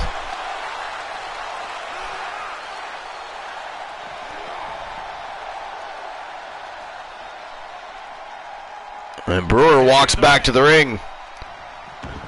He's like, let's go, let's do it in the squared circle. Oh, he meets him with a big right and continues with an onslaught. Michaels rolls out of the way, but look at this. Catches him with a pedigree just like that. Every person in this capacity crowd is on their feet. And with good reason. These superstars are... Well, appreciate the follow anyways, Honeybee. And appreciate you coming back and checking out the show and hanging out with the rest of the army. We appreciate you. Now you are officially following and officially part of the Fam Jam. Whoa! The Wanderer drops him with a swinging DDT right on the floor. Somehow Michael's still in this. Fighting back, tosses the Wanderer down to the floor. I don't know how he does any of this. I don't either.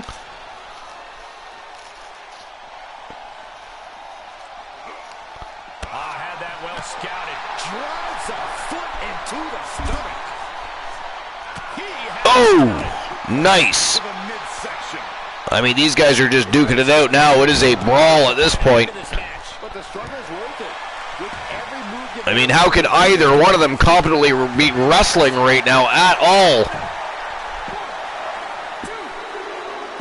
And another pinfall by the Wanderer Kyle Brewer, folks.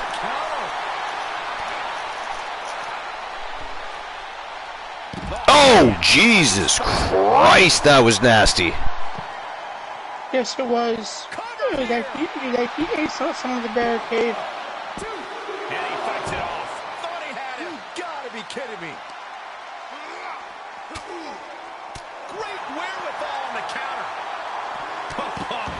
Big boot. And he's finding a way to inflict more damage. And give it up to him. And oh man. Despite the grueling toll this I'm match is calling taking night. I will see you guys all tomorrow. All right, Woozy, have a great night. Thanks for being here. Appreciate you as always.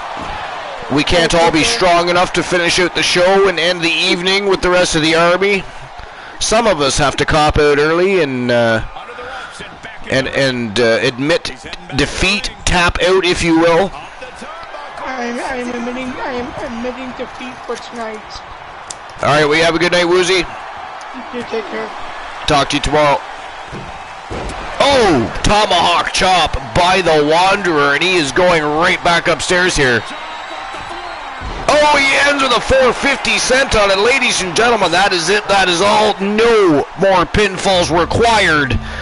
The winner of the match, and moving on to the tournament final from Team Bromer, he is the Wanderer, Kyle Brewer.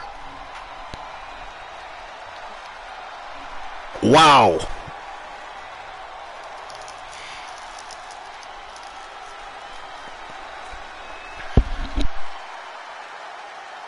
All right, so I'll get the payout issued for that matchup.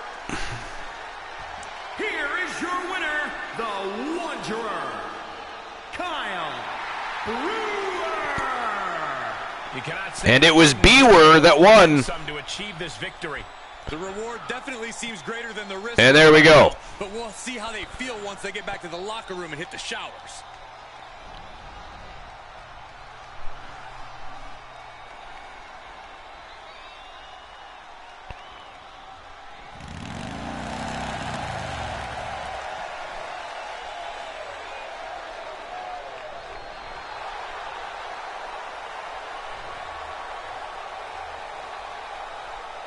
All right, so payout has been issued.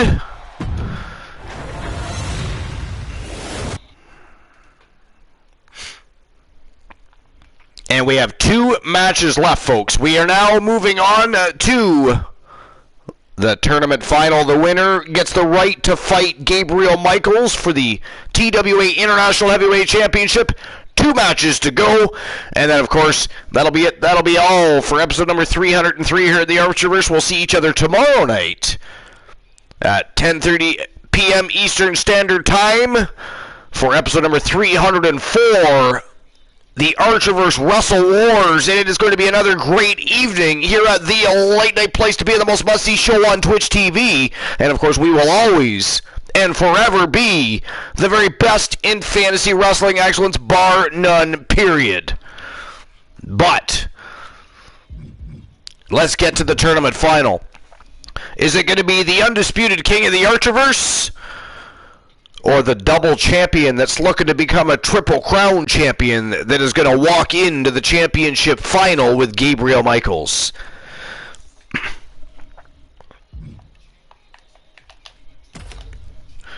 All right.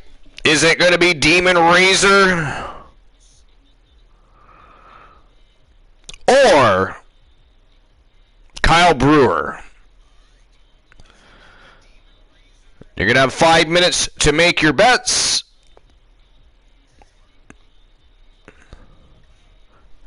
And there we go. Betting lines are open. Put your Archerverse bucks where your mouths are.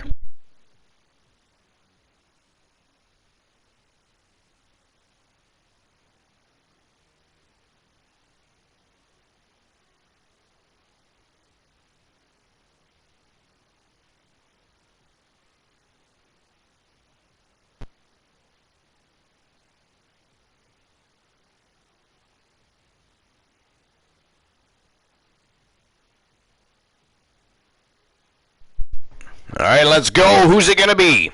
Brewer or Razor? Who's moving on to the championship final, baby?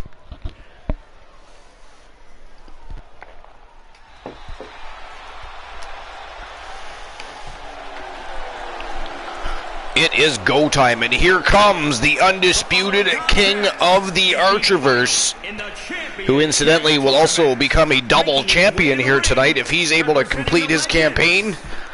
We shall see what happens. But while these guys make their way to the ring, I am going to take a quick bathroom break. So Joe Link, you're in charge of telling some jokes while I'm gone. I'll be right back. We're looking at some of the most intense competitors in all of WWE about to take part in one of the most anticipated matches ever. He said he wants to be the most dominant champ in history, so he will not let up in a non-title situation.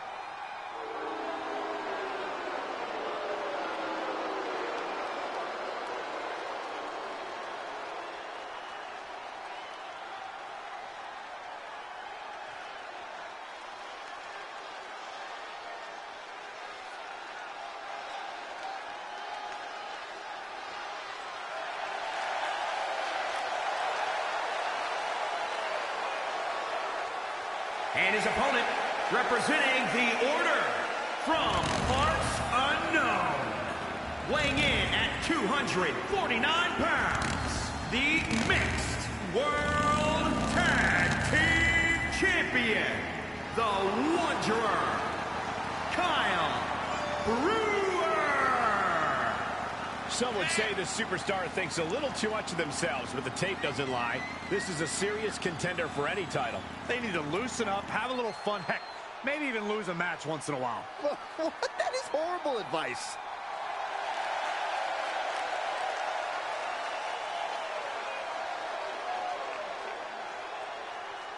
He may not be defending the championship tonight, but his pride is always on the line.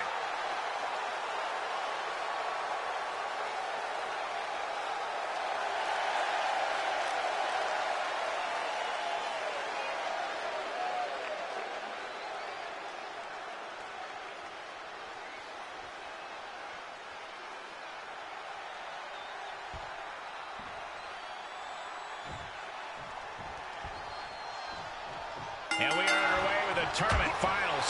These superstars have left it all on the line, and they are one match away from victory.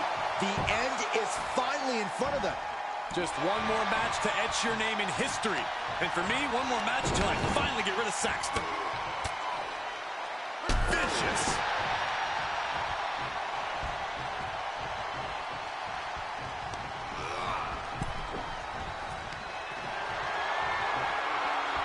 There's not much room up there. DDT face first. Ooh, well-planted knee. Ouch. Clearly waiting for that. Left hook in the mush. Corey, a false count anywhere match can turn an entire arena upside down. How can a superstar put themselves in a position to win? A competitor must put themselves in a position of power, a position of control. Render your opponent immobile and continue the assault. It's all about making use of your surroundings. You can't take anything in the environment for granted.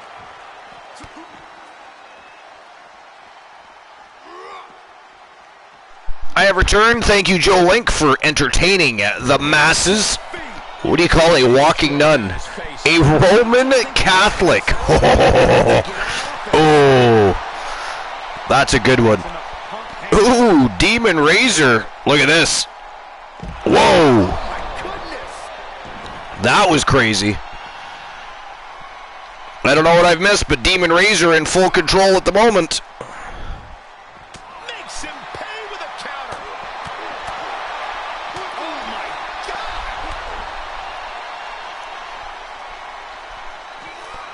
Perhaps thinking about what to do next here. Brewer looking to turn the tides, drops Demon Razor face first on the edge of the ring. Oh, big knee to the midsection. Left hook. And Razor was looking to send Brewer back into the ring, but Brewer slammed on the binders, but back in the ring he goes anyways.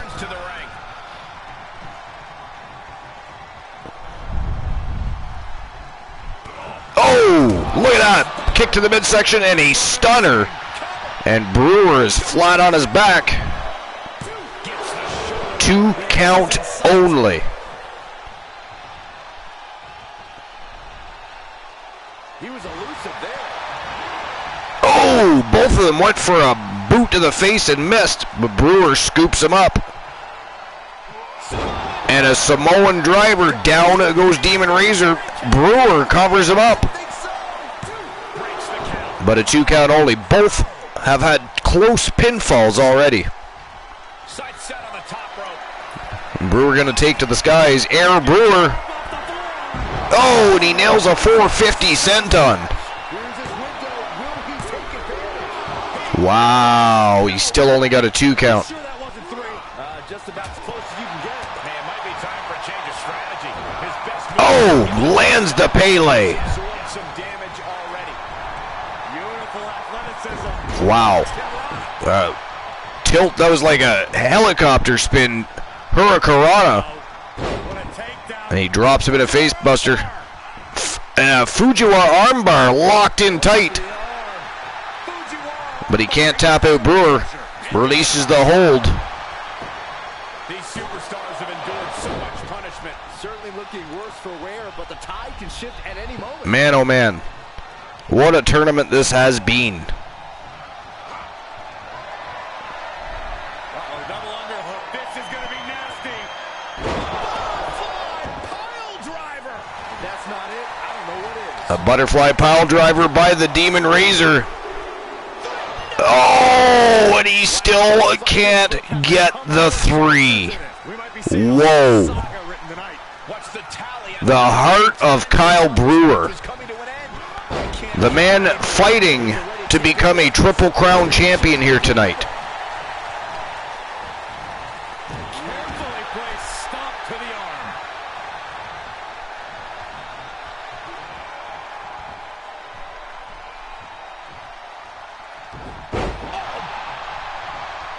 Heel hook. Look at this. Oh, that's so painful. Trying to tear that ankle right off the leg of Demon Razor.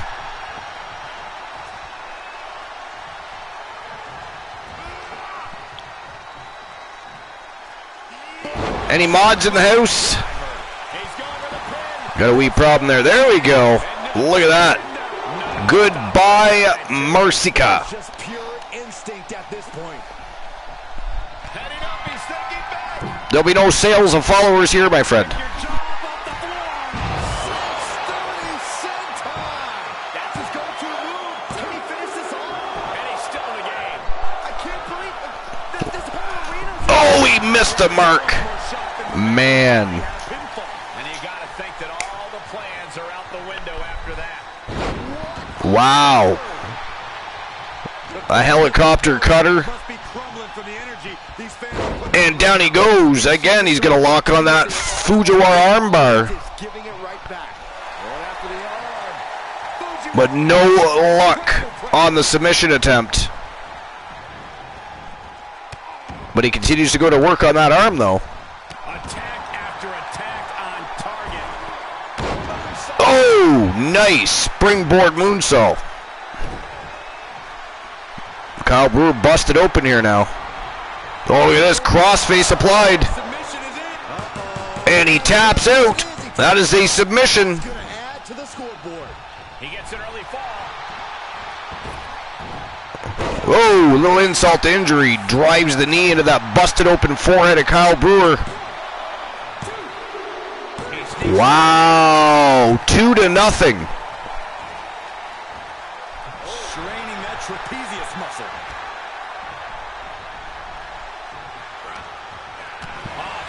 Brewer catches the leg. And look at that. Oh! Big, thunderous spine buster. Left on the clock. I am shocked it took this long for the signs of fatigue to really set in. Wow, look at that big back body drop. Reversal by Demon Razor. But another reversal by Brewer. Kick to the face, and he scoops him up. Whoa! Does he get him here? No, sir. 2 count only. And you can see the frustration all over the face of Demon Razor here. Pick your jaw off the floor. Oh, 450 senton. He nails it. An exclamation mark right there. And that is a pinfall. Stomping away. Whoa, dragon screw leg whip. Big boot to the face. Down goes Demon Razor. Standing, shooting star press.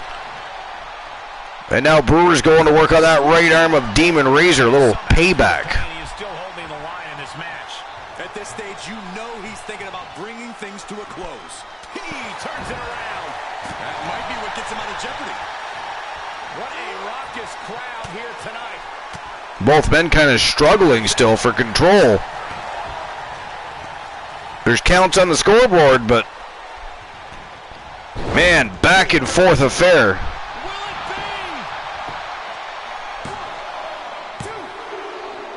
Wow.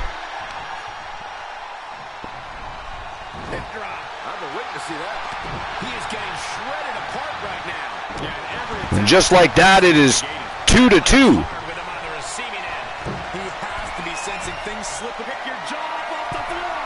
Oh, lands the 450 senton. To end this. 2 count. He gets the late score. And it is 3-2. Ridiculous standing shooting star. 3-2 for Kyle Brewer. Oh, Demon Razor was attempting to get back up and he got nailed. Damn. Oh, look at that. Suplexed him by his head. He suplexed him by his head. Oh, look at this. He's got that crossface locked in again. And he taps out. It is 3-3. No choice but to sacrifice the fall. 40 seconds left. That shoulder targeted there. He thinks he has it. Wow, 4-3, Demon Razor. This is nuts. Oh, he stunned him. He stunned him. Looking for the victory. 5-3, Demon Razor. 15 seconds on the clock. Oh, busted him wide open with that one. And that is it. That is all. But Kyle Brewer wasn't done, apparently. Ladies and gentlemen, the winner of the match, moving on to the championship final. He's from Team Boss Apollo, and he is the reigning, defending, undisputed king of the Archerverse, looking to become a double champion, looking to become only the third person to ever hold the TWA International Heavyweight Championship. Demon Razor, folks. Your winner, Demon Razor. Finally ends it, and all the bloodshed, perhaps worth it now. Talk about resilience. Talk about endurance. Wow. Really, talk about stubbornness. It certainly paid off here tonight, but who knows if that'll be the case next time around.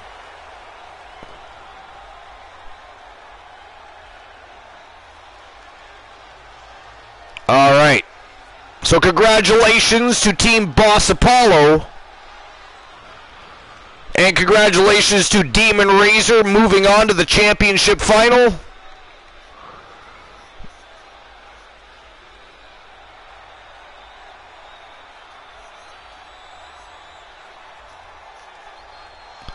I'm just getting the betting lines ready for the championship final matchup.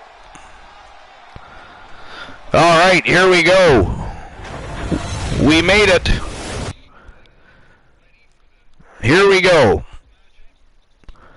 The main event of the evening, the final match of the night, is Demon Razor from Boss Apollo taking on Team Punisher's Gabriel Graves, the reigning, defending TWA International Heavyweight Champion. It is showtime and go time. And I'm going to get the championship betting lines open in just one moment. But let's go. It is time to see who is going to leave as the TWA International Heavyweight Champion, folks. For only the third person ever to hold it. Or perhaps Gabriel Graves retains and remains the second person to hold it. All right, let's go. Betting lines are open. Get your bets in. Who do you think is going to win? And of course, this is our last match of the evening, the main event of episode number 303. What a night it's been. Epic matches all night long. From the triple tag team ladder match for the TWA World Tag Team Championships, with the Coalition fought hard and retained, to the 6 Vixen Villain sub-eliminator for the TWA Women's World Champion. And of course, Angel Terror put on an absolute clinic and took out 5 people to retain her title, to this epic 10 minutes of iron TWA International Championship Gold Rush Tournament. I mean, it has been one hell of a phenomenal evening. We'll of course see each other tomorrow night, 10:30 p.m. Eastern Standard Time, for the episode of the Archiver's Wrestle Wars, where we'll of course have the WCW World Championship Gold Rush Tournament and a whole lot more. It is going to be an epic evening of action.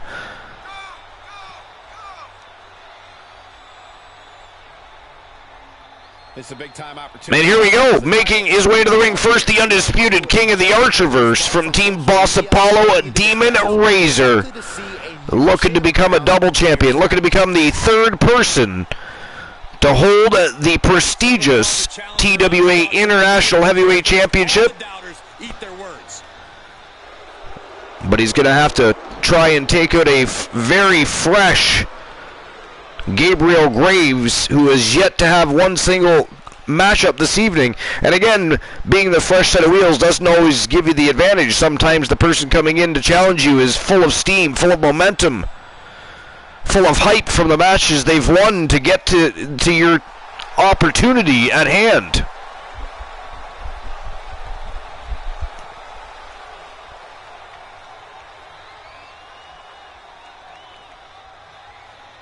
And here we go, from Team Punisher,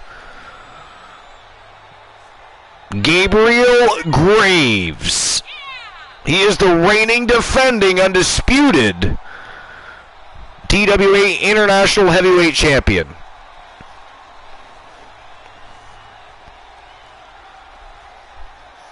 Here we go, gentlemen. Huge title match coming up. And a huge opportunity for the champ to prove to everyone that there truly is none better in all of WWE right now. The pressures of being champion are very real, but this guy is ready for it.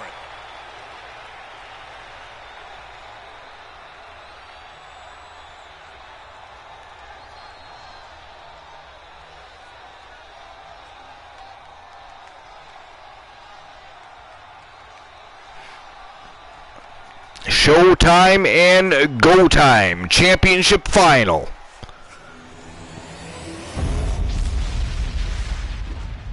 Let's go. Introducing the challenger from the 5th dimension, weighing in at 249 pounds. 10 minutes of iron. Who's going to take it? Razor. And introducing the champion from New York, weighing in at 252 pounds. He is the Wrestling Alliance International Champion, the bad guy, Gabriel. The bad guy.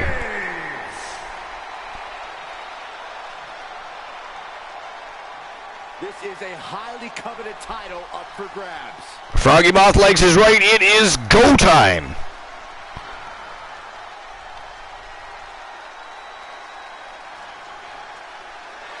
What a great way to end an absolutely fire evening.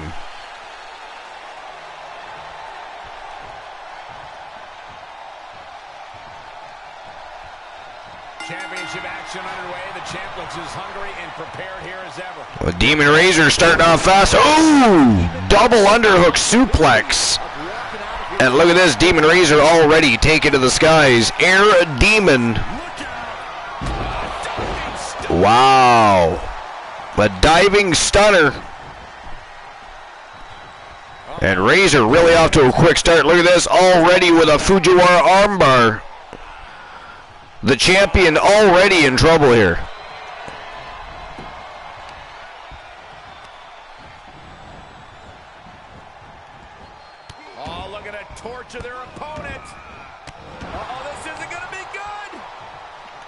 picked him up by the friggin' head and then dropped him right on the back of his head. That was vicious. He switches it back around. What impact. Nice springboard moonsault there. He'll head to the ring.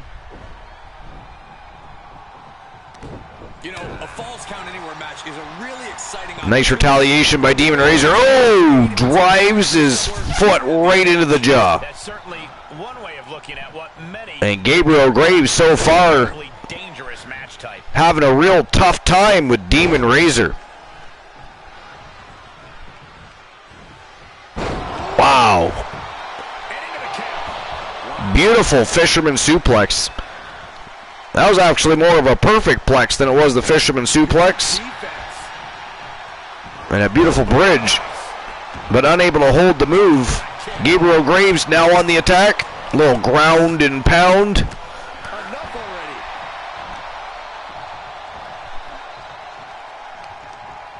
Oh, and a reversal. Whoa! Out of nowhere with a stunner.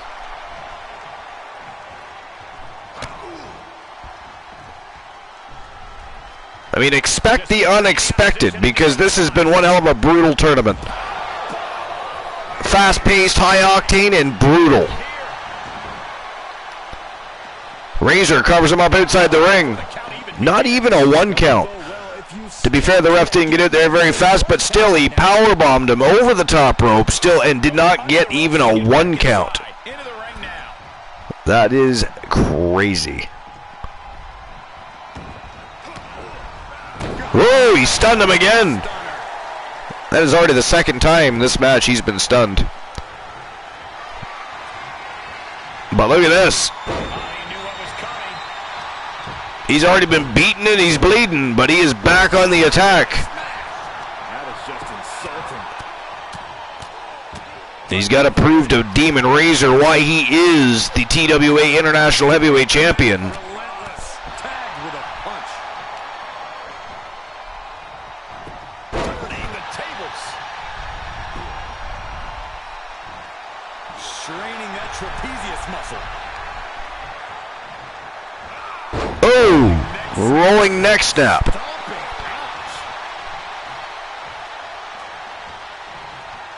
Ouch. Damn. Drove his feet right into the jaw again. Nice springboard moonsault. Headed to the top now. And the Demon going upstairs here. If this lands, it's over. Whoa. That's it. Call the match. Damn. It could be over here. The hang time on that one was ghastly. Is this it? No, it isn't. He kicked out. He kicked out. How does anyone kick out at this point? He eludes the contact.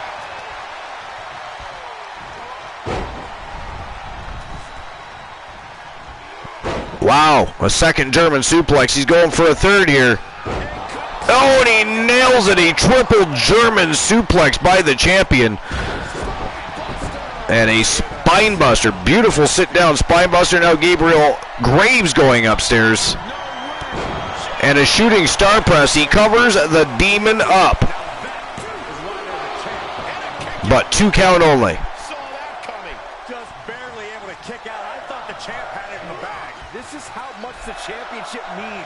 You can see the sweat drip out of the challengers every pore. Oh, Graves dumps Demon Razor over the rope this time. Little payback from earlier.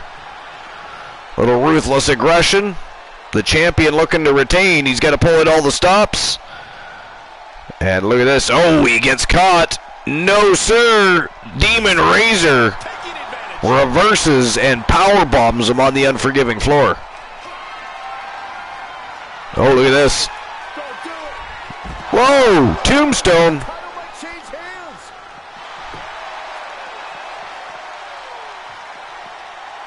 Cover. 1, 2. He kicked out at 2. Guys, Referee ran all the way behind the commentators and onto the other side just here tonight. to drop to count when he could have just dropped and counted. No intentions on losing that title anytime soon. I thought it was over. The W. We all thought it was over, but the referee didn't get there in time. A little more to finally A poor decision by the referee there. critical Ghastly. This is a time to dig deep. Being carried around. Oh, look at this. And again, Gabriel Graves gets power bombed down to the outside. Man, oh man. The champion is in a bad way right now.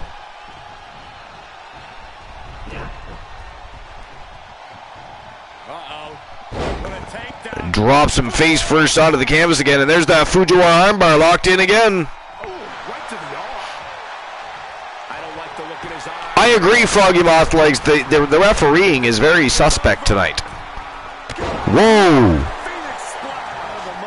A Phoenix Splash by the Demon.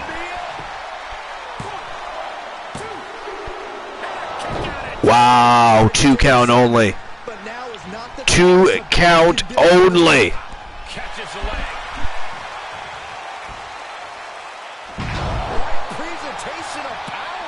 Insane.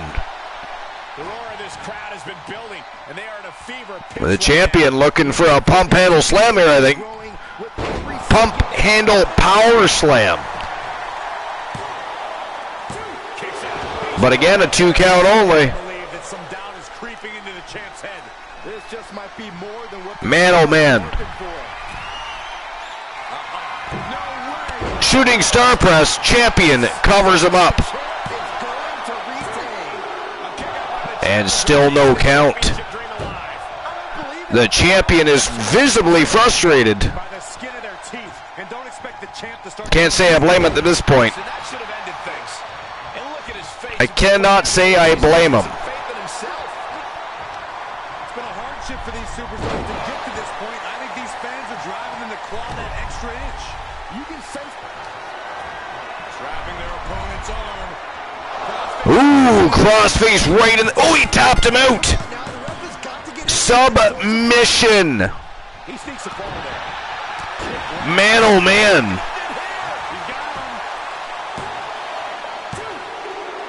Wow. Demon Razor is unleashing. Oh, look at that torture their opponent. Oh, this isn't going to be good. OG to Swaggy. These are streamers, wrestlers that are fighting, but it is 100% simulated.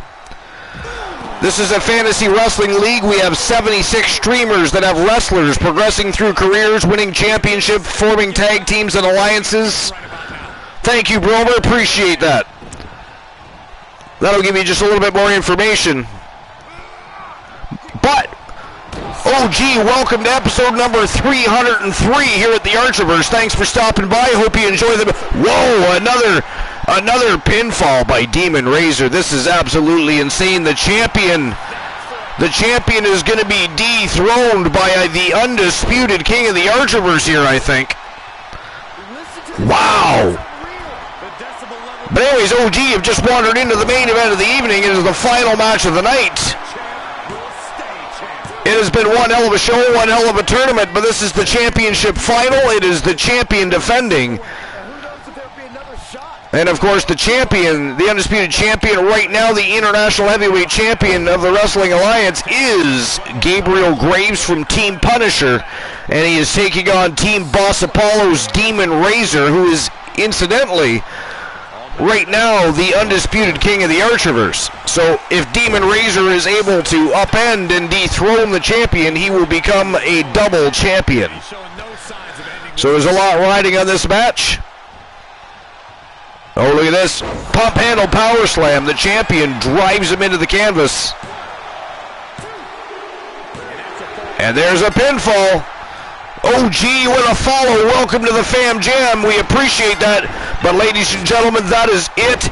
That is all. The winner of the match and new TWA International Heavyweight Champion, and now a double champion, because he is also the undisputed king of the Archiverse, from Team Boss Apollo, Demon Razor.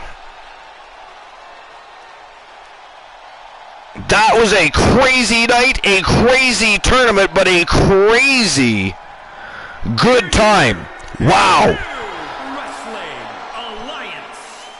But ladies and gentlemen, that is it. That is all for episode number 303 here at the Archiverse. It was a fantastic time. You don't have to go home, but get the fuck out. It is time to go visit the Coolverse. We're going to invade Christian Cool and end our evening on a high note. We'll see you tomorrow night, 10:30 p.m. Eastern Standard Time. The Archiverse Wrestle Wars, the WCW World Heavyweight Championship Gold Rush Tournament, and a whole lot more. We'll see you then. Anybody else that isn't already in this raid, get your ass in this raid. How dare you sit on the sidelines while we are about to invade Christian Cool, the mayor of the Coolverse, captain of Coolville. Get your ass in here. Let's go. It is go time. It is invasion time. That said, peace out. Love you all. You're all fucking awesome. We'll see you tomorrow night. Let's go.